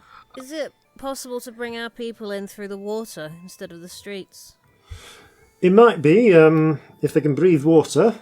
Yep, can do that. Well, shit. That is not an option I considered. It will take a little bit of time, but I can do 10 at a time. There's no limit on how many I can do, except, time. Also, theoretically, what if there was an alarm raised at the other end of the city? Would that help? That certainly draw their attention elsewhere, at which point... Say just like, a dragon popped up or something. Vasilisa also keys in at this point. As I recall, the reason why I'm here is to provide distraction. Oh, you were on distraction, yes. She points to the far side of the fort, just on the edge of that 1 mile radius. Now, there are a lovely selection. Now, just over here on the edge, there is a storehouse where a wide variety of the sugar and cacao, which is grown in the plantations around the city, is brought into to be stockpiled for later transport. I think we could set a very merry flame there to draw attention, at least from some of the militia and some of the patrolling ships, and perhaps part of the port's attention. That could work really well. That won't help. That said, though, that won't necessarily draw away the militia right next to the shipyard, but we do know where they are in response to other things. So if you wanted to do your dragon, or whatever the case may be, if you went in and set that up in advance, that could draw them in. Set it up and fuck off. If we're operating under the cover of darkness, what is the phase of the moon likely to be? Because that's going to affect visibility. Aye, that it Also will. other things. Good. I message into Corzin's head. And Corzin messages back, replies to you, yes, don't think I hadn't thought of that, yes. So, quickly consults a lunar calendar, if you will. Waxing gibbous. So, 60% full? Alright. Just so we have an idea of what we're working with, because if it was a full moon, and they had anyone who could see in the dark, they'd see us like it was high noon. Aye, it's definitely. It's all going to depend on how much cloud cover there is. Yeah, and with that. what time is moonrise? pause. Yes, Jason, tell us everything about the moon. Yes. We're bastards, Tell aren't we? us this thing. He looks... Hold up, I need to consult with my navigator. Calls out, Oi! 11 days from now, what time is moonrise? Right. Muffled Who's response. his fucking navigator? A mouse? Yeah. Yes. Charlie Brown style muffled response from off stage. Comes back on. Right, apparently it'll go up about 4 in the afternoon. And then stay up throughout most of the night. Okay. Yeah, this time of year that would make sense. Well, good to know. Well, importantly... This sounds decent. Yeah, importantly, it means that we're not going to be contending with being seen as much as we might otherwise be. I think nicking the clappers is a really good idea. One thing to be aware of, we do need to get 125 crew in there as well. Because they're the ones who are going to need to man the damn thing. All right. Although I guess if you can make all of them breathe underwater as well. I mean, it'll take ages, but yeah. We might have the time if we do it on our approach. It takes about 10 minutes of time to do. To do 10 people. 10 people. But it does last 24 hours. Yeah. I mean, yeah, horribly if you started a while beforehand. Yeah. And we just brought you loads of snacks and we're really nice to you. You could, if you do this for like 4 solid... If you do it for 4 solid hours, then you can then you can water breathe all of the crew and all of the mercenaries and all of the marines you're planning to bring. I mean, it sounds worth doing even if we don't go through the water, just in case.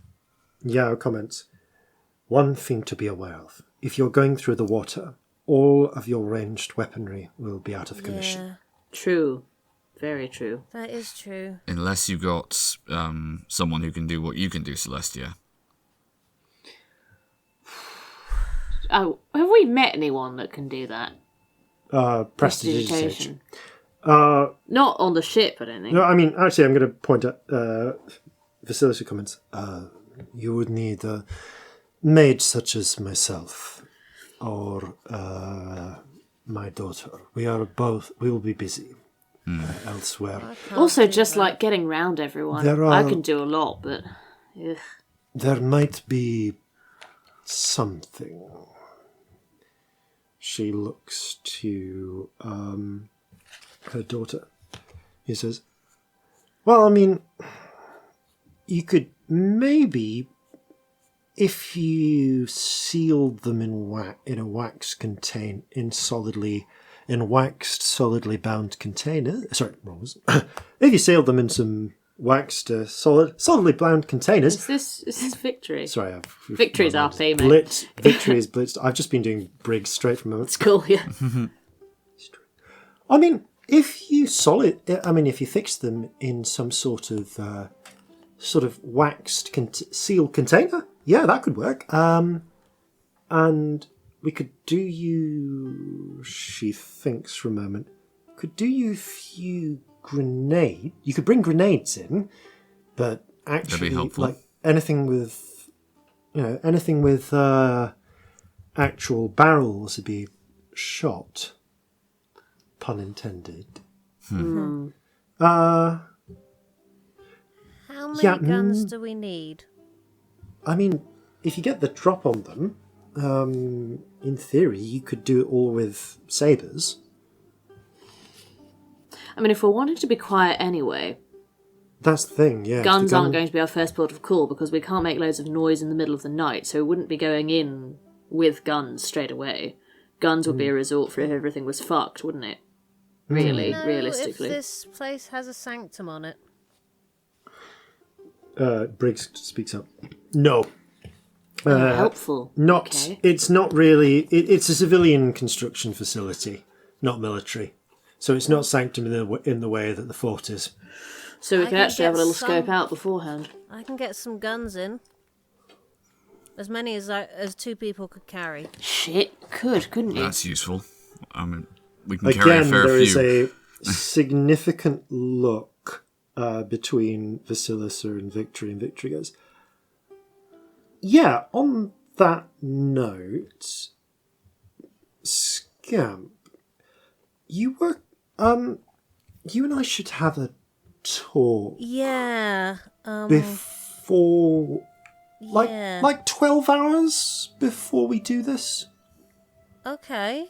There might be something I can do. It kind of gives you a look of, I don't want to talk about this here. Yeah. We'll talk. Maybe we can do something for a bit of waterproofing? Yes. And sneaking into places. Yeah, and You're very good at sneaking. I've got it's like I'm in one place then another. It's magical. Yeah, and I've got maybe something with a little bit more bang for your buck than usual. At this point, Vasilisa shoots Victory a look, and she shuts up. Depending on how close we get, my first mate is the best shot I know from long range. Again, though, loud, darling. I think my instinct is saying we don't shoot at all if we can avoid it. Yeah. We get the guns in there in case we need them. But I can, previous to this, it'll only last for a short time, but I can make it so that where she is, it's quiet. Noise doesn't escape. Vasilisa goes, I was about to suggest such a thing. If you have the power to create silences, that is very useful. I do. Thinking about it, I mean, it would mean my staying on the ship, or at least getting back to it, but... Well, maybe not. Briggs. Yes?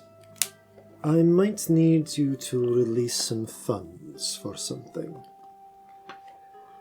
How much do you need? For what I have in mind, I think this may require about 100 or so crowns. Right. What are you thinking? So, old mage's trick.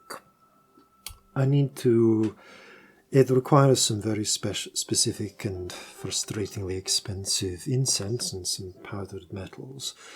But what I can do is I can set up a special circle on your first mate's gun, so that she can activate it, and it will create an area of silence that will last about 10 minutes or so. It's used once only. That's sort of brilliant. But then she would be able to fire without the sound of the report. Yeah, turns out you can glyph of warding silence spells. Of course, yes. Might be really good to have an extremely quiet sniper on our side. Yeah. Rick says, I'll release the funds on this occasion, but if you want to do that again, you get me the money, all right? We are a little strapped right now. After all, we are... to which Yao cuts in, indeed, we have a number of people to rehouse. We're not that strapped. I can release the 100, but just, if you want to do this again in future, go to her with the money. Hopefully, if this pulls off, we'll have a heck of a lot more to play with. Indeed. Fingers crossed. The Briggs chuckles. Aye. As well as a ship, we'll also get the reputation boost, which we sorely need. Because the fact is, the strength of things back in Chen's day was the hope. When we were at our strongest, people came to us of their own will. Well, then let's infuse a bit of hope back into people, then. Aye. We need to be lighting a torch. People need hope. Yeah. It's important. And hard to come by sometimes. Yeah, difficult. Yeah, nods. But when it is darkest, that is when the light must shine the brightest. Agreed. You'd like a friend of ours. It was what Chen always believed. That is why she called her ship the Lantern. Ah. Oh, I like that. Fitting. Sounds like a good woman. She looks down, a little sad. She was the best. Well, let's ensure that that ship's legacy goes on. It appears we have a plan. Look Yes. at us go. Looks like it does. All right. That being the case then, let's make our own preparations. We'll sail out this evening with the high tide. Great. Anything else you need to do, any conversations you need to have or such, be sure to make them. Victory comes over to you, Scamp. Actually, can we have... You got...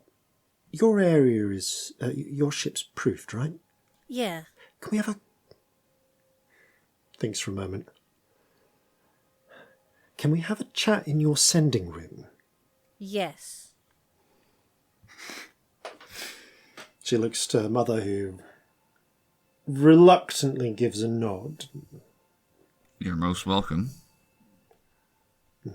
I look forward to a successful engagement. It has been a while since the Scarlet Winds flew together.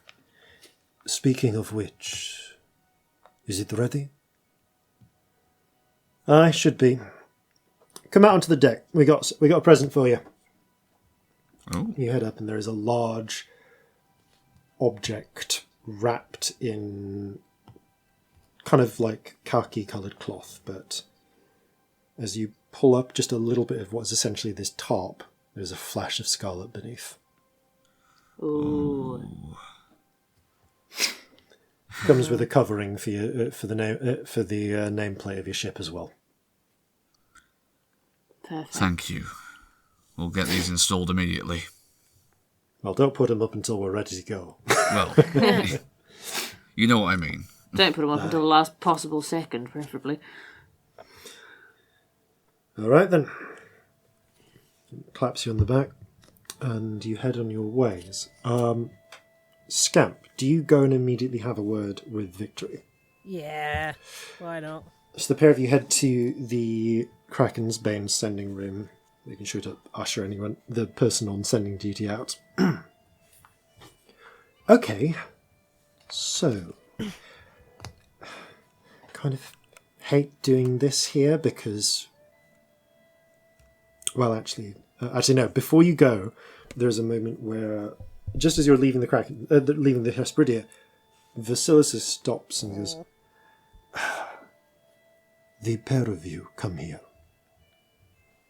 She flicks her hand in a curious motion and touches Victory on the shoulder. Then looks to you. Scamp, Yeah? with your permission, I would like to do something which will protect you from prying eyes. How long does it last? About 8 hours. Okay. She makes the same motion, touches you on the shoulder. You feel a strange sort of tingling, and then it passes. This won't stop me doing stuff, will it? Won't interfere with... It has not interfered with Victory in the past. Okay. Not in the way that the Sanctum will. Okay. You head down to the Kraken's Bane and into the scrying room. Okay, so yeah. So now that we hopefully should be safe to talk about this without anyone scrying in. Yeah. So you know what I did yesterday? Yeah. I've got another trick I can do. Okay. So this only lasts a day, but have you got like a little a coin purse or something? Probably. Hold on, this one's got sweets in it. This one's full of chalk. Do you know how much chalk I get through? It's ridiculous. I know, right? Incense. Oh. She reaches into the air and pulls out just a sack. Apparently, it looks like a sack of chalk, and then puts it back into thin air. Right. Anyway, so You've closed the doors to the sending room. Here's a bag. Great. About what proportions of the bag? Like, is it like a little coin purse? Is it more like a sack? Somewhere in between, like a big coin purse, I guess. Like my dice bag. It's a dice bag. So it's about the size of your dice Like bag. the size of my dice bag. Yeah. So it's. I'll hold it up to Jason. Gosh, yeah. So it's about it's like a little cylinder if you open it up. So it's about 1/2 foot in diameter, I'd say. Actually, no, that's like 8 inches. It's like 8 inches. Jesus. Yeah, that's like 8 inches. Probably. I do not have one of my rulers on me, so I cannot immediately test that. It's a bag. It's a dice bag. It's a dice bag. It's fine. We can't my measure it for an audio format. Yeah, it's like 8 inches long and the same deep. Okay, that's fine. She takes some... Is there anything in it? There's some remains of some monkey food and nothing else. Cool. She closes it, takes it, runs her hands over it, and there's a moment where you feel like a sort of strange pull in your stomach. And she opens it and then very slowly closes it again, as if closing it against pressure. You can't quite see what the interior she does this. It reminds you a little bit of the pull you get from teleportation. Then when it's done, she hands it back to you. Huh. Okay. Open it up. Open it. You look down. It's bigger on the inside. Oh. There is about... The interior, when you pull it open and really look into it, you can see the monkey food is still there at the bottom. Seems to have been expanded to be about... It seems to take the form of a cylinder, about 2 foot in diameter, 4 foot deep. Okay. So... That's great. Yeah, it's deep enough that you could fit a number of carbines or muskets in there. Quite a number. That's really fun. You could fit 2 Corzins in there. You could fit 2 Corzins there. You could fit, just doing this by weight. Tightly scrunched Celestia. Very tightly scrunched Celestia. You could maybe fit a Scamp in there, coiled up. You could fit a small creature in there. In terms of size, of weight, and size and so on, you reckon you could fit... I mean, if you push them tight, you could get like 30 muskets in here. Well, that's good. That's great. Can you teach me that? I don't know. Maybe? I've never tried. No, I've tried, and Mum's been... Okay, you can't tell anyone. Okay. Mum's been studying it, and she figured out how to do it as well. Oh. So, maybe. Because I could try and teach you the jumping to place the I'd love to. I'd love to, and if I could teach you this... That'd be great. It almost feels like... You can only do, 500 feet, maybe? In an instant? Yeah. And you can take one person. Okay. Or Jeffrey. Right. I feel like this lasts about a day. Okay. And then it kind of a day's good. Goes back to what it was. So what happens to the stuff inside? It kind of gets pushed back out. I once accidentally broke one of these and it just exploded. Things went everywhere. Okay. And that's when I invented these. And she pulls out what looks to be an ordinary, like a small clay grenade with a fuse of the same type that you've seen Corzin use. She very carefully unscrews the top, and you peer, and it's just filled with black powder, although you see some tiny bits of just like little metal shrapnel. Closes it again. What's it do? Oh, it blows up, but think about it. Oh. Messy. Turns out we can fit pretty much a whole powder barrel into one of these. Oh. The thing is, the lip doesn't expand unless it can already expand, though. So we kind of have to put it in with a funnel. But wow. When it blows, the whole thing breaks and everything goes out. I can give you...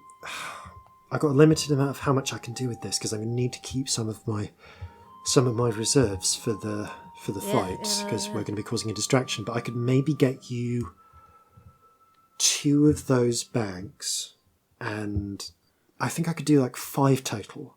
So up to 3 of these bombs, 2 of those bags, any combination thereof. Wow. It'll only last a day. Okay. I think the bags are the important one. Yeah. I don't know. I mean, each one should be able to get enough guns in there to outfit a single company. So if we could have 2 bags, that would be great. Yeah, I mean, it depends how many many companies you're bringing, because there's up to 4 if you bring but the spiders as some well. of them are better with swords. True. So, yeah. I think the tieflings will probably stick to swords. She nods. Well, I guess in theory they could do both. They've got enough hands. That seems distracting. Yeah. But obviously you got to keep the secret, and I'm not telling anyone about what you can do. No. It's really important, though, that we don't tell anyone, because if someone gets hold of Mum's notes, any wizard could do this. Same with what I do. And there's some things people shouldn't be able to do too easily. Maybe. I don't know. Like, on a small scale, like, if you could travel further with this, great, like, across the world, that could be really useful. But being just able to jump into someone's house just like that? I've got a question. Yeah? Do sanctums stop it working? Yeah. Same with mine. If you're in a sanctum, you just can't... if you go into a sanctum where one of these is open, it just sort of... things get weird. They break. They blow everything out. If you walk into a sanctum with one of these closed, you can't open it. Okay, so keep them shut in sanctums. Keep them shut, yeah. Because it seems to do something weird with whatever it is that the spell does to it. Yeah. Okay, well that's okay, we can do that. Oh, and take care not to break them, because, again, goes everywhere. And they're only as strong as whatever it is you use for the actual, for the bag or the bottle. Yeah. Okay. Yeah, maybe we could try and... Put the bag inside a bag. Might be sensible. Yeah. Oh my goodness. Never put one of these inside another one. Oh no, that sounds like a bad idea. They both just blow up. They both just blow up. But in a normal bag it'd be alright to give it extra protection. Yeah, absolutely. Okay. Yeah, we learned that the hard way. She raises like a little bit of her shirt around her midriff, and you can see a couple of those like very faint, partially magically healed scars. Wow. Yeah. Nice to know I'm not the only one with scars, though. I got this one from a dragon. Really? Yeah. Dragon? Yeah. Bloody hell. It got all infected and stuff. Oh, I know what it's like. It's really hard to get hold of a cleric or someone like that, especially someone who'd work with us. We're an all-tiefling ship, so... Well, we had some when I was just dumb. I'm dumb too sometimes. It's hard to talk to people sometimes. Yeah. But you don't want to slow them down. No, I get it. I think Must it can be nice having all tieflings, though. Yeah, it's hard to go places. Mum kind of basically beat up everyone until we were fine, until they accepted us being here.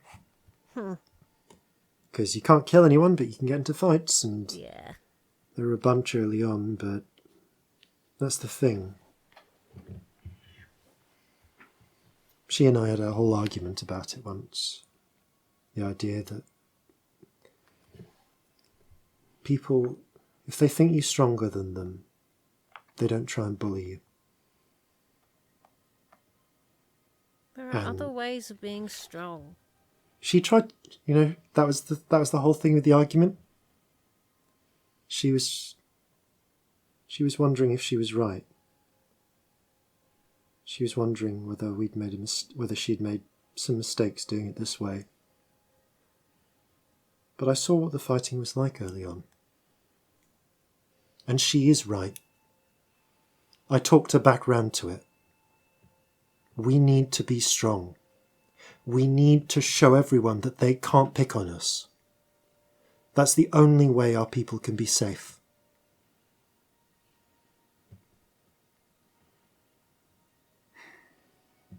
I hope you're not right. Sorry, but... I wish I wasn't.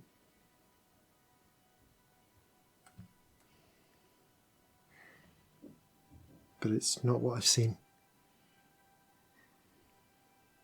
No, it's not what I've seen either. But I don't accept it either.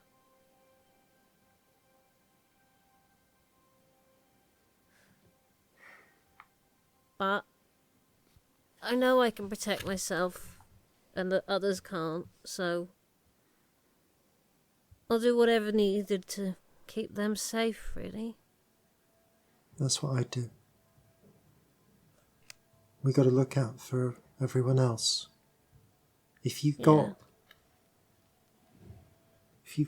power the way we do, it's our responsibility to look after people. We've got to stand up for the people who don't. Yeah. So that, maybe that way people don't have to be strong. I like that. Have you ever heard of a sorcerer who got a happy ending?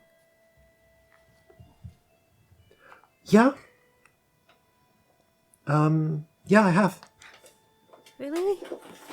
Yep. I mean, it depends on how you say happy ending. Didn't die horribly or got hunted down or... There were the 3 husbands of the Great Khan. This would be like 13th century. She, Borte, that was her name. She came to Jova with the great hobgoblin horde, and her 3 husbands. They made the ice bridge connecting Haldanos to Jova. Wow. But they lived long lives. Were they happy? Were they there by choice? I guess it's kind of hard to tell from the histories. I'd like to believe they were. Okay. Well, that's something.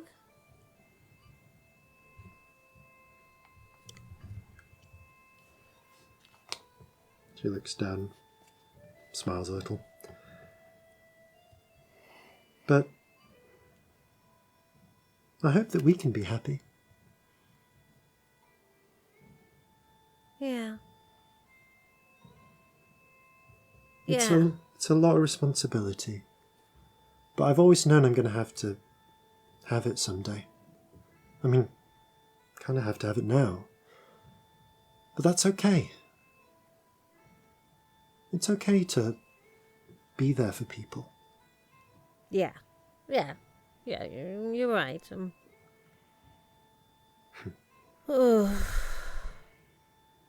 And hey, who knows? Maybe one day I'll go and get that crown and be Pirate Queen.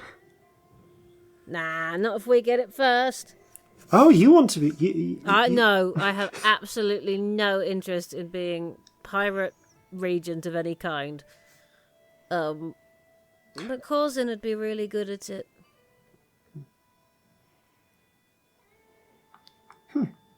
I guess I'll have to see. Race you for it. Sure. I wouldn't necessarily want to now anyway. Mum says a lot of that stuff should wait until I'm grown up.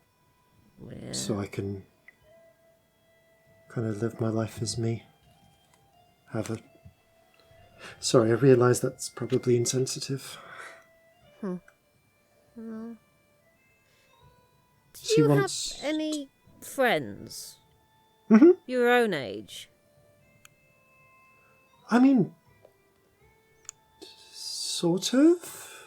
There are some kids here on the island, and I see them when we're in port. Most of the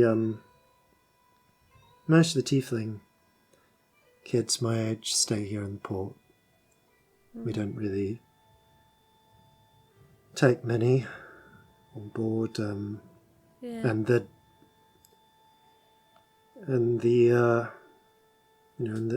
deck kids are all a bit younger than me now. Yeah.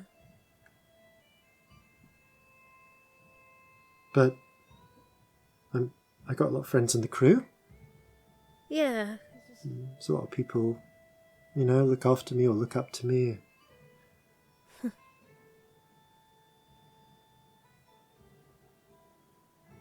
But I guess I've never really had anyone just like me before. Me neither. I mean, there's Wisdom. She's great. You should meet her. You'd like her. She's wonderful, but it's still different. Yeah. And she was my first friend that wasn't an adult. Corzin's ancient. And so How ancient? Celestia. Because I've met Gummy. Oh. Okay, not that ancient. I mean, Still. maybe. I mean, he's got a kid. He must be ancient. No, it doesn't really. But you know what I mean. It's different. And I don't know. Do you get lonely? I mean, it's hard to get lonely on a ship. There's always people around, and I've always got stuff to do. It's very easy to be lonely when you're not alone.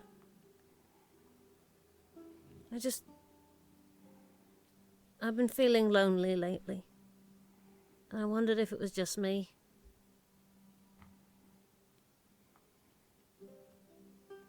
I try not to think about it.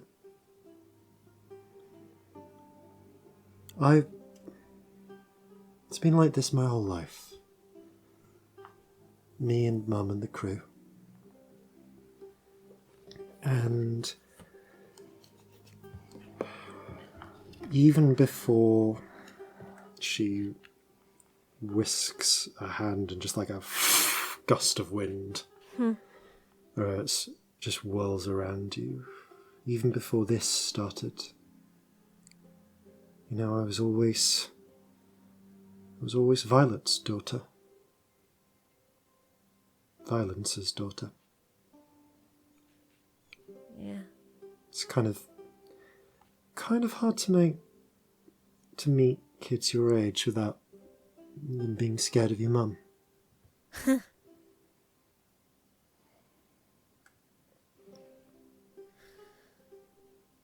But, I've always had I've always had lots to do and things to read, and I love books. And I love drawing. You're really good at it. Thank you. I need to practice. It is just practice. But you should see some of the horses I make. They're a mess. She looks over. What, like with the phantom steed ritual? Yeah.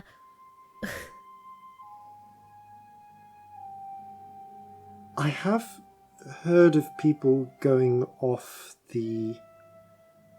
formula with that, but why wouldn't you? The textbook said you really, really shouldn't. Whoops.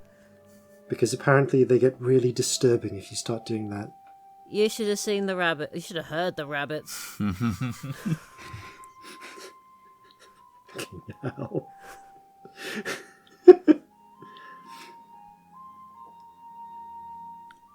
But why wouldn't you make seahorses? Because they're tiny? Oh. They don't have to be. Huh. I guess because I live on a ship. Yeah, so go riding. She grins.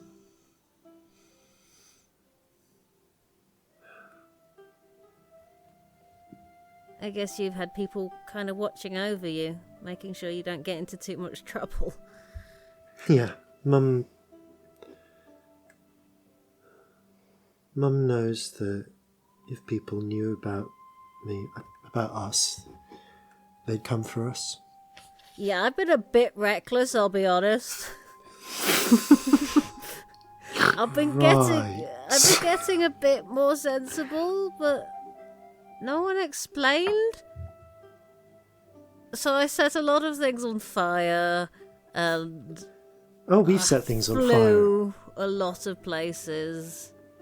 I've stopped, teleporting around people, but wow. You're not good at keeping secrets, are you? No! Don't trust me with things. Please. I wish I'd known that before I trusted you with all these secrets. This one I will. Thank you. When it's important to other people. You should not keep so the good secrets when it's that are about important to you, It's not so much that I keep secrets as I forget I know the things. Like, I didn't mention this skull thing for ages. Oh, yeah, the skull thing. Well, I was about to say your mum, and then that feels weird. Oh. Well, the captain's not... I mean, I don't know if... What do I call her? Call her Vasilisa. I can't pronounce that. I keep trying. Call her it keeps Violet, going then. Violet, sorry. It's fine. She goes by that as well. I'll get it right. While she's not around, what do you know about these skulls? Mum said she takes the one out that she has and runs it through her hand. Mum said it was something from my dad. My real dad. Not... I kind of have... She always said I had two dads. So there was... There was my dad, and he died when I was very little. She said I kind of had another dad before that and didn't really explain it. She said one day we'd go and find the rest of these when I was grown up, but not till then. And that it would make sense then. Don't suppose she said how many there were. Shakes her head. She made those maps to remind herself how to get to the places she put them and what the traps were and the defences and things like that, and then someone stole them. Yeah, those would have been really useful. This scar came from one of those traps. Ooh. I fell in a pit of spikes. Ow. Yeah, it was a bad day, but then his head exploded, so it was better.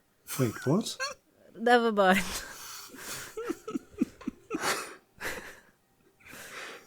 She looks down at the one she has. You've just got so many. Can you feel them calling? She frowns.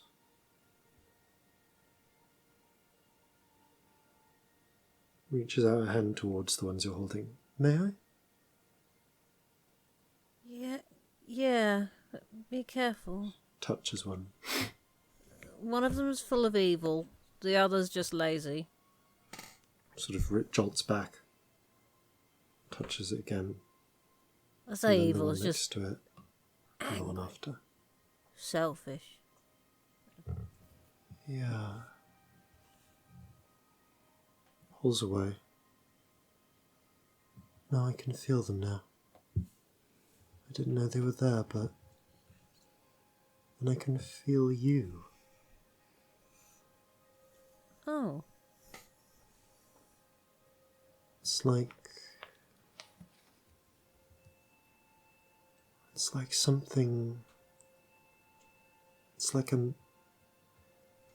like something on the tip of my tongue. You know when you can half remember something just after you've woken up? Like you're kind of stretching and reaching for the parts of a dream. And they're just on the edge of your mind. And you're trying to get them, but they're just beyond your grasp. Yeah. I know what you mean. That's how they feel to me. I guess that's how you feel to me. What about this one? The one that's empty. Do you feel anything from that? Reaches out. May I? Yeah. Picks it up. Offers you the one that she's carrying on the little chain. I'll hold it. Nothing. No, nothing. No. Exchanges them back. It's not that, it's you that I'm feeling. I've always had this one, and it's always been like this, empty. Yeah. Mum said I should keep this one with me as kind of a good luck charm.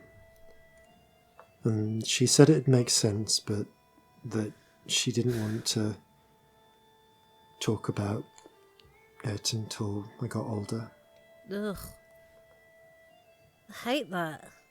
What if... I know, right? Knowing something now would keep you safe or help? I think it hurts her to talk about. I think it's something to do with Dad. Well, that's a whole conversation I don't really think I'm ready for. Hey, we've got time. Do we? Well, I've I'm not really planning died on... so many times. Hey. She reaches out, puts her hand just over your shoulder as if looks for permission. Yeah. Reaches down, grasps you firmly by the shoulder. Hey, even that might not be permanent these days. Everything's Hey. different. We thought you were dead. I was. Didn't even really know about you. But that turned out to be wrong. That changed, and I know that blood alone doesn't really make a family. No. But you're the only other person I've met like me. And even if we didn't share blood, I'd still consider you a sibling. Yeah, I'm not sure I've got a mother yet, but I've got a sister. She nods.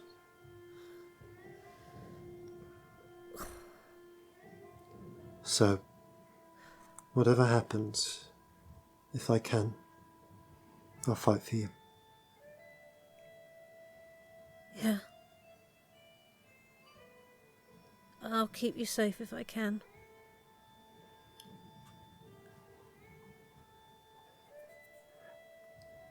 Hug? Yeah, go on then. She reaches around and hugs you tightly, trembling a little. This is super weird. It's so weird. But good weird. Our horns are totally going to get tangled. Yeah, it's just... How do you hug someone with the same horn? Oh, you just kind of go around the side like this. I've never done this before. No, I've done it with Mum. You just... Yeah, like that. That's how you do it.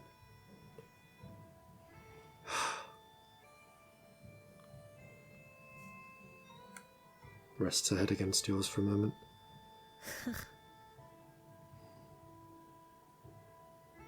Feels good not to be alone.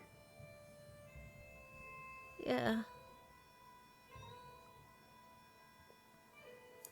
Releases. Looks at the little grenade. Oh, by the way, you want to be well away from this when it goes off. Yeah, like how far? How far like are we at talking? least 20 feet. Like fireball.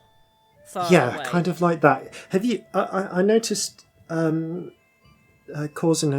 Captain Horhace, he had one of those like old halfling staff slings. Like, use one of those. Get it far away from you. Okay.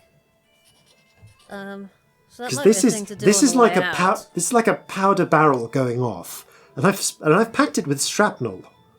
That's nasty. Can you do fireballs? No, that's more Mum's side of things. I can do lightning. Lightning's fun. I can't do lightning. I could do little lightning, like touching. Oh, like she looks around, reaches into the air, pulls out a mango, you think? Something like that.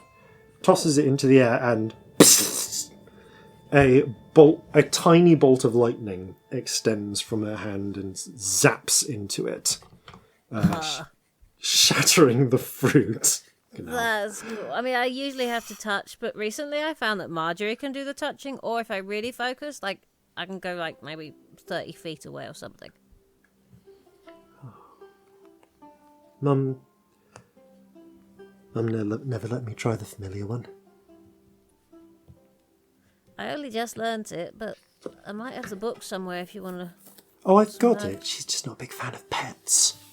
No, Celestia hates them. It's why Jeffrey likes her so much. Between you and me, I think she's a little freaked out by your monkey.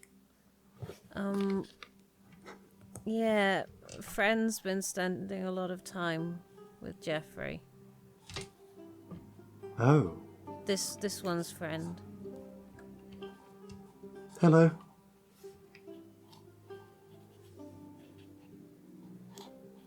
Hello. Oh. Oh. It's your friend then? Yes. Not very talkative, are you? Not as such, no. He's a good friend, though. I guess I'll have to warm up to him a bit. Or he'll have to warm up to me. You can hear him, though. Right, yeah, so other people can't normally. No, never. Well, there was a whole thing in a place with something that said it was a god. I don't think it was a god because we totally killed it. Then everything exploded. What, like the giants? We really need to find out how they did that, because there are some gods that need killing. I've got a list of like 8 or something. And I thought we were ambitious. And then we're going to burn the Underdark to the ground. You're very welcome to join in. Oh yeah, that's the place. Yeah, I think I would. Happily. Well, we've made a start. We should start a club. Burn the Underdark Club. Yeah. We should go before. Yeah, we should probably. Violet starts looking for us in case I turn out to be a murderer or something. Yeah. You head back. Does anyone have anything they wish to do before you set sail? Yeah. Slightly back in time, Leah was around, wasn't she? Yeah, she was. Yeah. I assume this is happening at the same time. So this is happening at the same time. Yeah. Leah is back on deck when as the sails are being carried off to the sidle up to her, looking a bit like Hugh Grant in a rom-com, just like a bit awkward, hands in pockets, like not doing well. Hello. Celestia. Hi. Stardust. I'm sorry, I've been totally avoiding you. Yeah, me too. I just fuck. I was just going to ask you for lunch, and this was going to be like really normal, and it's just then you called me Stardust, and my brain sort of fell out. So let's just get lunch and try and talk it through. I was just wondering if we should get lunch before we spent 12 days and then ages and then forever together getting your husband back, just so that things might be less weird by the time that we get there. That's the whole reason we're going. Didn't want to do the whole weird avoiding each other thing on a small wooden craft. Lunch then? Only if you want. Obviously. Yeah. Lunch sounds great. Lunch sounds weird, but let's do it, hey? I mean, yeah, that too, but come on, let's see if they've got any more of that lizard tail. Yeah. As it turns out, no they don't. But they do you a very nice, thinly sliced and grilled rodent. Mm. It's like, not like a rat, it's more like a chip. It's kind of more like a groundhog. How on earth do we start talking to each other? Just imagine there's a long silence where we sit down. We both sat down in front of this, like, kind of like chipmunk, not chipmunk, but like groundhog bacon, essentially. One sits untouched. It's like, yeah, she's picking at hers. How was the journey? Yeah, pretty straightforward. There's this run-in with a group of pirates who tried to pretend to be traders. Huh. Oh, this is bad, isn't it? It's so bad. Oh, it's so bad. I thought it'd get easier. It's just not, is it? Shit. Fuck. Shall we just go ahead and say the awful stuff? Not sure you'll ever talk to me again, Leah. I'm really confused because I spent a long time loving you. Ooh, you're really going there, aren't you? Let's just get this over with. And that doesn't just stop. But we broke up for a reason. A good reason. I don't want you not to be part of my life anymore. But I can't start a life with my husband while my lover is around and still being my lover. No, it's, could we put a line under that? Awkwardly chews on Or, some at least, made an attempt. bacon.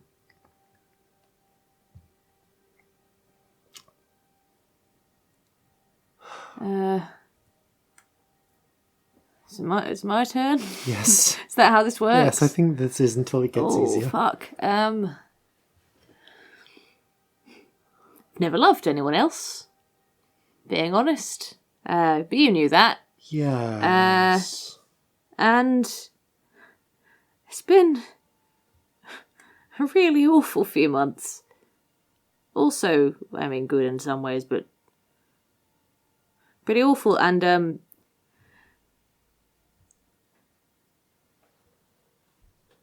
going to get your husband is the right thing to do, and we should do it. But it's hard.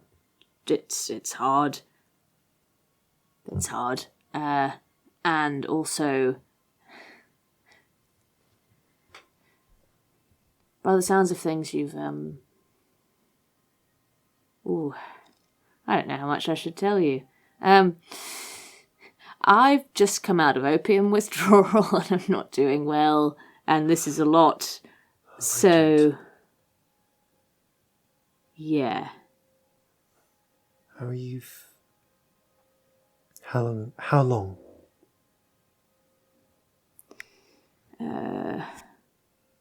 How long have I been out of it, or how long did it take? Yes.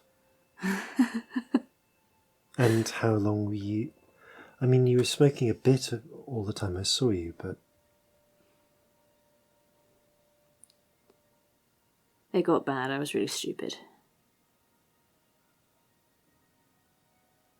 From what the others said, it was a bit over a week. I was out of it. Nuts. Okay. It was bad. Have you had any since? Nope. Good. Just ruining all my shirt cuffs instead. Oh, Fighty's going to murder you. I know.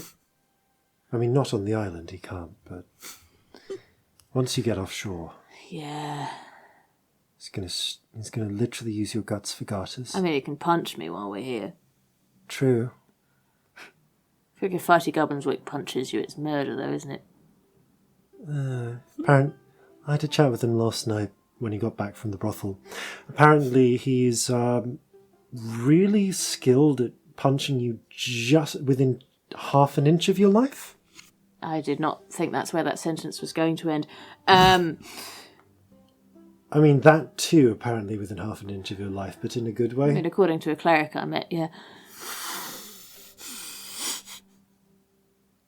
The pair of you just stare into the middle distance for a moment and then just quickly avert your eyes from that mental image. Yep, met a cleric that had fucked him a while, but anyway. Okay, wow. Oh, yeah, that's a lot as a mental image, isn't it?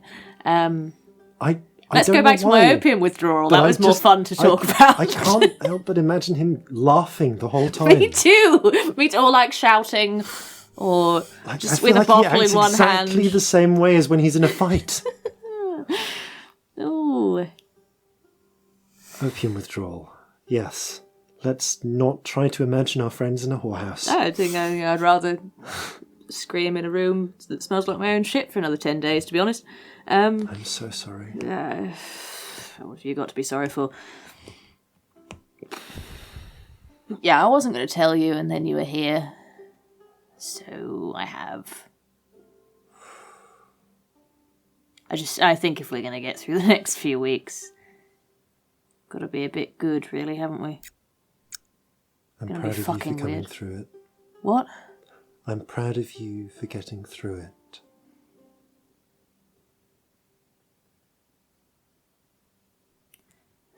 Thank you. I don't feel proud of me. You won't, but that's okay. Are you experienced with this, then? Not myself.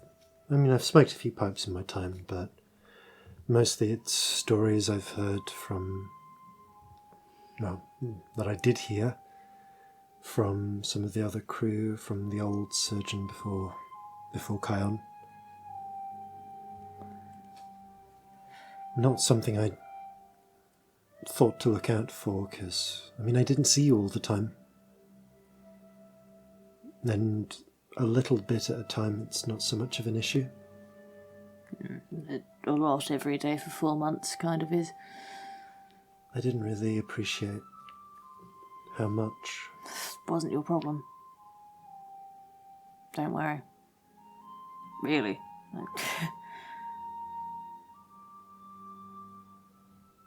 Wow, I don't know how you always do this to me. I really hadn't planned on telling you anything.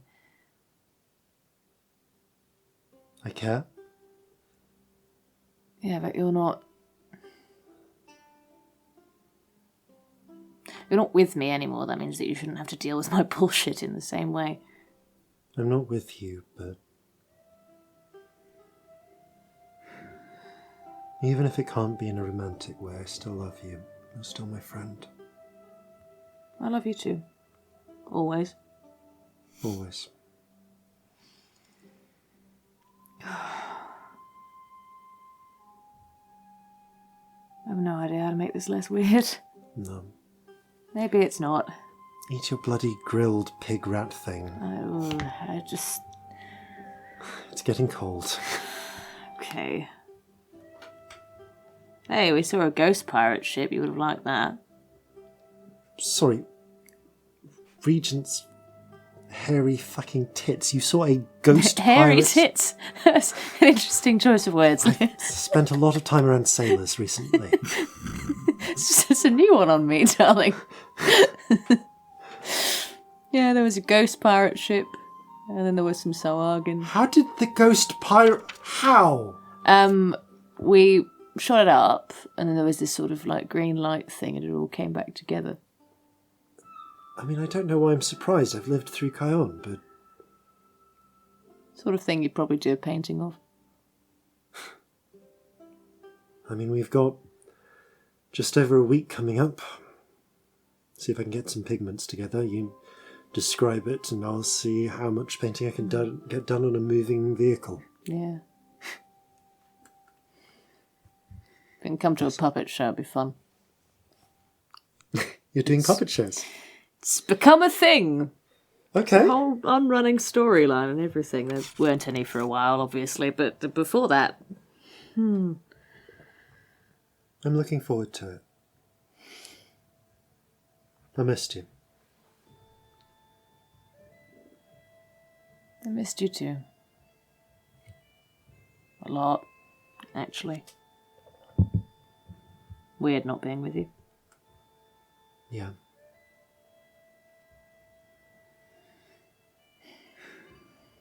It's gonna get weird again when we find him, you know. I'm assuming you'd like a lot of space. I think I'll need it. Yeah. Obviously, when that happens, I'll be around if you need anything, but unless you tell me otherwise, space. I don't know what's going to happen when we rescue him. No, me neither. Like, but I don't want to step on anything or make it weirder than it already is for you. It might be that we need to run. I might need to bring him on board the ship. Obviously, he's welcome. We might end up coming back here. Whatever you need. Yeah, I know things are going to get unstable. Not that things have been stable since I came to the surface, but since I left the surface the first time. Since I left home. Though in fairness, I left home because I was tired of stable. Your dad was an arsehole, yeah? Still is, as far as I know. Yeah, good. Some things remain constant, you know? Yeah. But I don't know how they get in touch with it.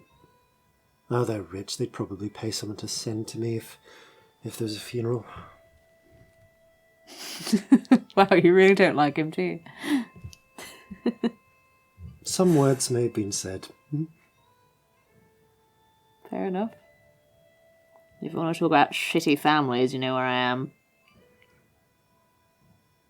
As I said before, he's just an arsehole. He's an arsehole, though.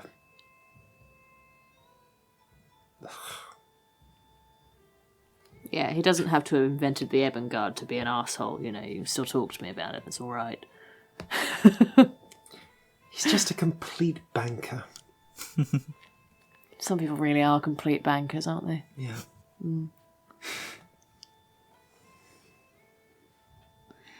Oh, it's nice to see you. It's good to see you, Stardust. Should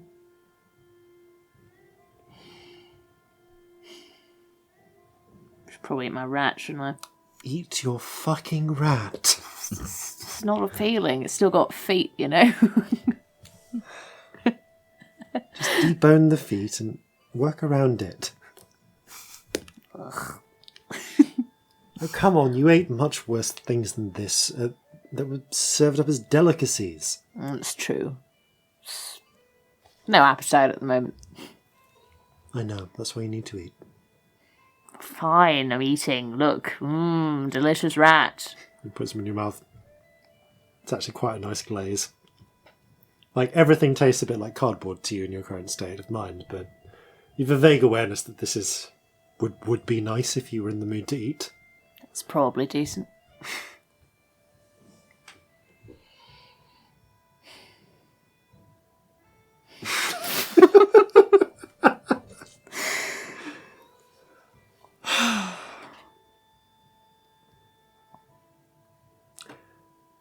So, do you want something to drink? And you can tell me about the rescue. Yeah. Yeah. Maybe you can tell me some stories too. Yeah. Maybe after a bit of that, things will be less weird. Ethel, can we have can we just have a jug of the red? Sure thing. Ethel brings Wow, round, that wasn't words. Jesus. brings round a jug of red wine, and the pair of you begin exchanging stories. Yeah. And it starts to get a little less weird. Yeah. Still weird, but a little less weird.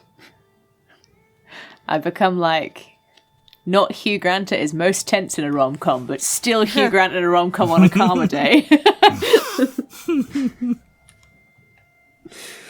Anything else anyone wants to do in Porto Omicidio before you make your way on? If anyone has any conversations, any questions anyone has about anything, wants to talk to anyone, feel free. Can't really think of anything personally. Okay. No. In which case, that evening, you set sail, venturing north on a 12-day journey along the Carnelian coast and northward towards Medina al-Shukulat, part of the colony of Totona in northwestern Sunda. I would like... Corzin, you're the captain. Roll me a d10. Okay. 5. 5. One moment. Okay. Now roll me a d20. D20. Okay. 5 again. Okay. Wow. Okay. Gulp. The trip is fairly not eventful up until about 8 days in. The three of your ships are essentially travelling in a convoy. The Hesperidia, the Basilisk, and the Kraken's Bane. You're travelling at a lower speed to keep pace with the other two. And during this time, you can conduct any scryings that you want, if there are any you wish to carry out. But each of you roll me a d6. I want to know who's on shift. 1. 6. 3. Scamp, once again, you are on shift, Celestia is on break, and Corzin is asleep. What time is it? It is late afternoon, I'll say, because ship shifts, so it really, like, you are... your sleep hours do not necessarily coincide with when it's nighttime. So Corzin is on rest. So therefore, it is Celestia who sees the argument break out. As you're vaguely aware of raised voices elsewhere in the galley, breaking into a full-on screaming row, and the start of a punch-up between several of the halfling members of the crew and several of the goblin members of the crew as well. By the way, there are actually quite a few extra goblins and other members of the crew. As part of this travel, you are taking as cargo, well, as passengers, 125 crew members, people who have volunteered to sail a ship for the Scarlet Wind. So there are quite a few new faces on board as well. However, there are two faces at the centre of this that you actually recognise. One of them is the female halfling, Jenny, who I don't think was ever raised to you, Celestia. It was at the core of the theft scandal. I was there. I would have mentioned it. Oh, you mentioned that. What I would have done as a result. Right, you would have told Celestia that Jenny was behind it. That's right. So there's Jenny, but there is also Zhang, the midship goblin that she was associated with. Green-yellow skinned goblin, quite beady brown eyes. She's blonde with pigtails. And the pair of the... and they call... and you can hear Jenny is screaming, West Country. Right. Like, I trusted you! I trusted you! I don't know what you're talking about. I saw you with that harlot!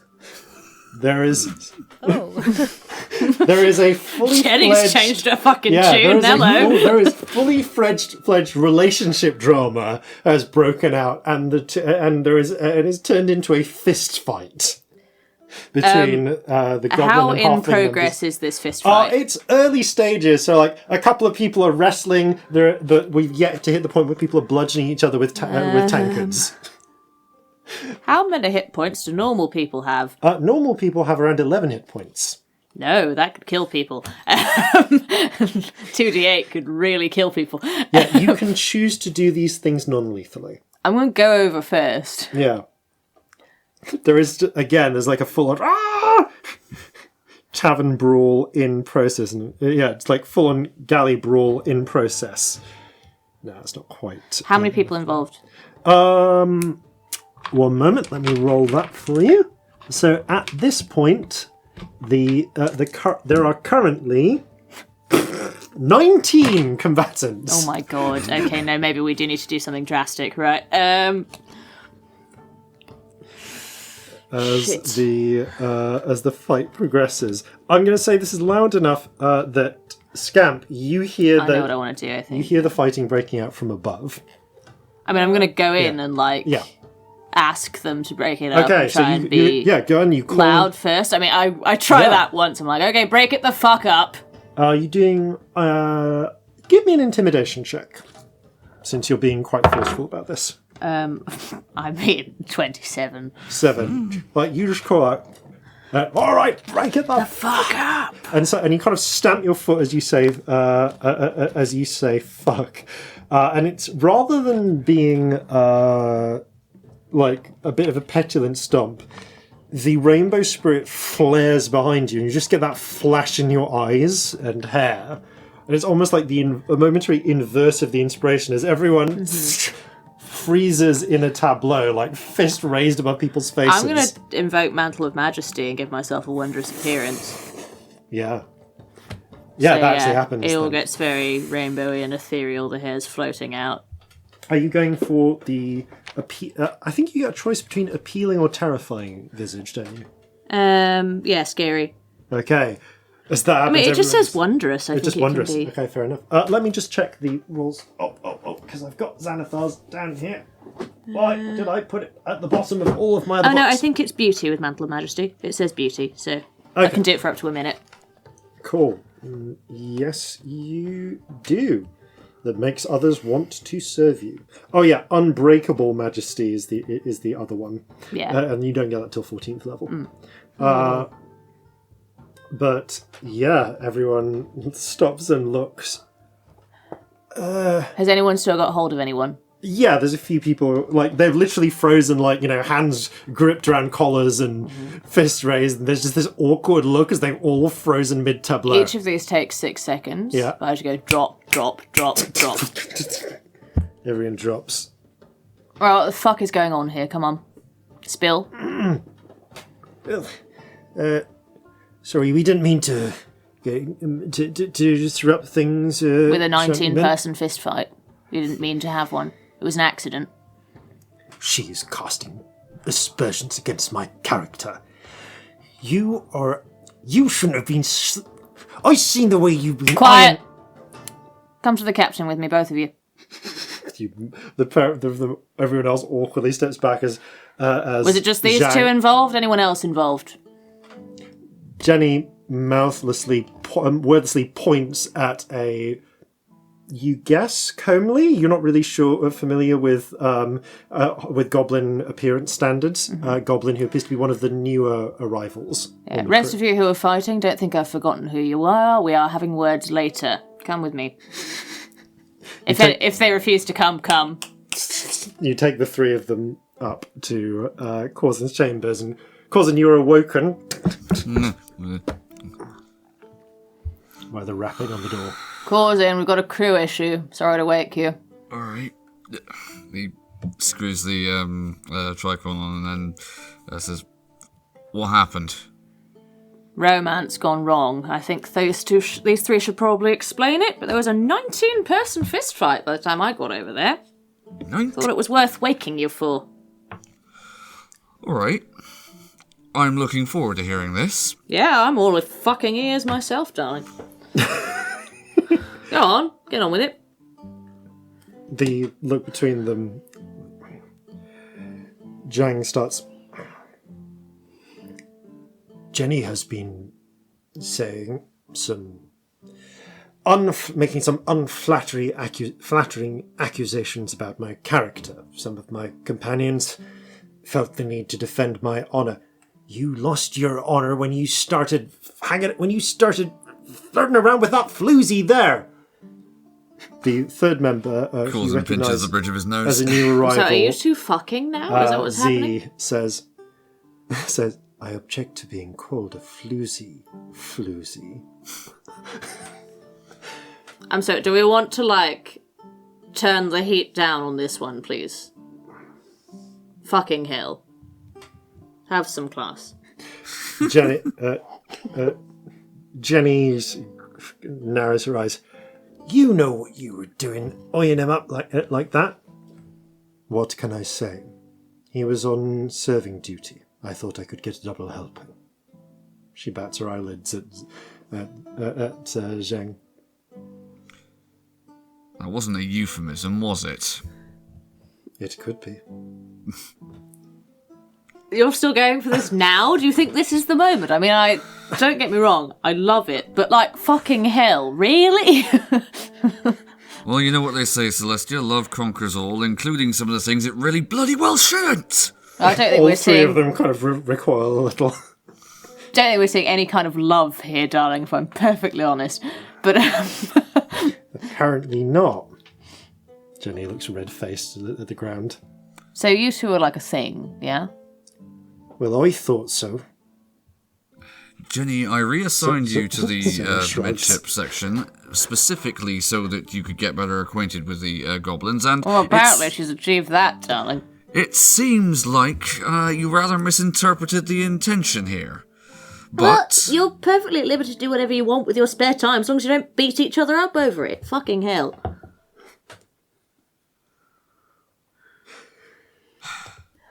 The relationships that you choose to conduct are nobody's business, unless and until it affects the smooth running of this ship. Now, you consider yourselves all under orders to act with a little bit more decorum in future. Sorry, Captain. Z shrugs. As you say, Captain. Well, I'm sure our dear captain here will have to do something like split you up on every fucking single shift unless you get a bit more mature. And that's from me. I do puppet shows. Come on. Hey. The three nod. Two of them appropriately shamefaced. Zed's feeling kind of neutral about it. She's the one who was wanting the double helping. Yeah. I love her. She's amazing. Could you at least try and look like you're bothered at all? I'm sorry. Is this more contrite? That's like you're dead inside. Fucking hell. Alright, here's what's gonna happen. For the next week, the two of you have opposite shifts, and you, he points to Z, you are going to assist Belle in the kitchens, and you'll get all the second helpings you want. But if I find out that you've been interfering with either of these two duties, you will have me to answer to. Do you understand? Make an intimidation check. Can I give him a wink and give him inspiration, or is that cheeky? I think you can. Yeah. I feel like we're both doing the same thing. You're good cop, bad copping this. Okay, I used the inspiration, so that's an extra 1. That brings it to a total of 9. Oh, mate. No. Z nods, but doesn't seem particularly cowed by this. Okay, let's put it slightly differently. If I see any of this shit again, I'm gonna get really weird. Like, more weird than I just got. She nods. You failed that check, you can't re-roll it. Fair enough. I was wondering if I could have a go. You double on the intimidation. The three of them make their way off to the new shifts. Over the next few days, things settle a bit, but there are still a few hard feelings here and there. So, as a result of that random negative event, you do still lose 1 point of crew quality from fractions. Factions that develop. This is... Yeah. I rolled for what it was. You reduce the amount it could be. Actually, no, this is one of the occasions where... Oh shit, no, you don't actually lose any, because this is one of the occasions where you can apply... -1, No, sorry, you do lose 1. I've already applied it. Because it was 3... I rolled 3 morale lost. You got... I rolled 3 morale lost. You took 1 off from handling the situation well. And Belle's cooking takes another 1 off. Okay. So you lost... Just the 1. Yeah, so you've lost 1 What are we morale. down to on morale? So you're down to 4. That's not bad. The actually. modifiers go up on not even terrible. numbers, Yeah. so you've not lost any pluses for the purposes of combat and so on. Okay. That said, is there any... I guess if... just looking at time... Yeah, I might ask you for any scrying you wish to do at the start of next episode, unless you've got any quick scries you want to do There's now. like a fair bit. Yeah, then I'll ask you for ones you do at the start of next episode. And then after those, next time, we will go on to the raid of Medina al Chocolat. So, but for the moment, however, as you finish your journey sailing north to the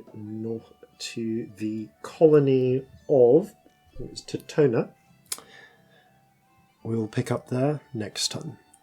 Thank you all very much for playing. Thank you all very much for listening. And farewell from all of us here at Flintlocks and Fireballs. Fair seas and natural 20s.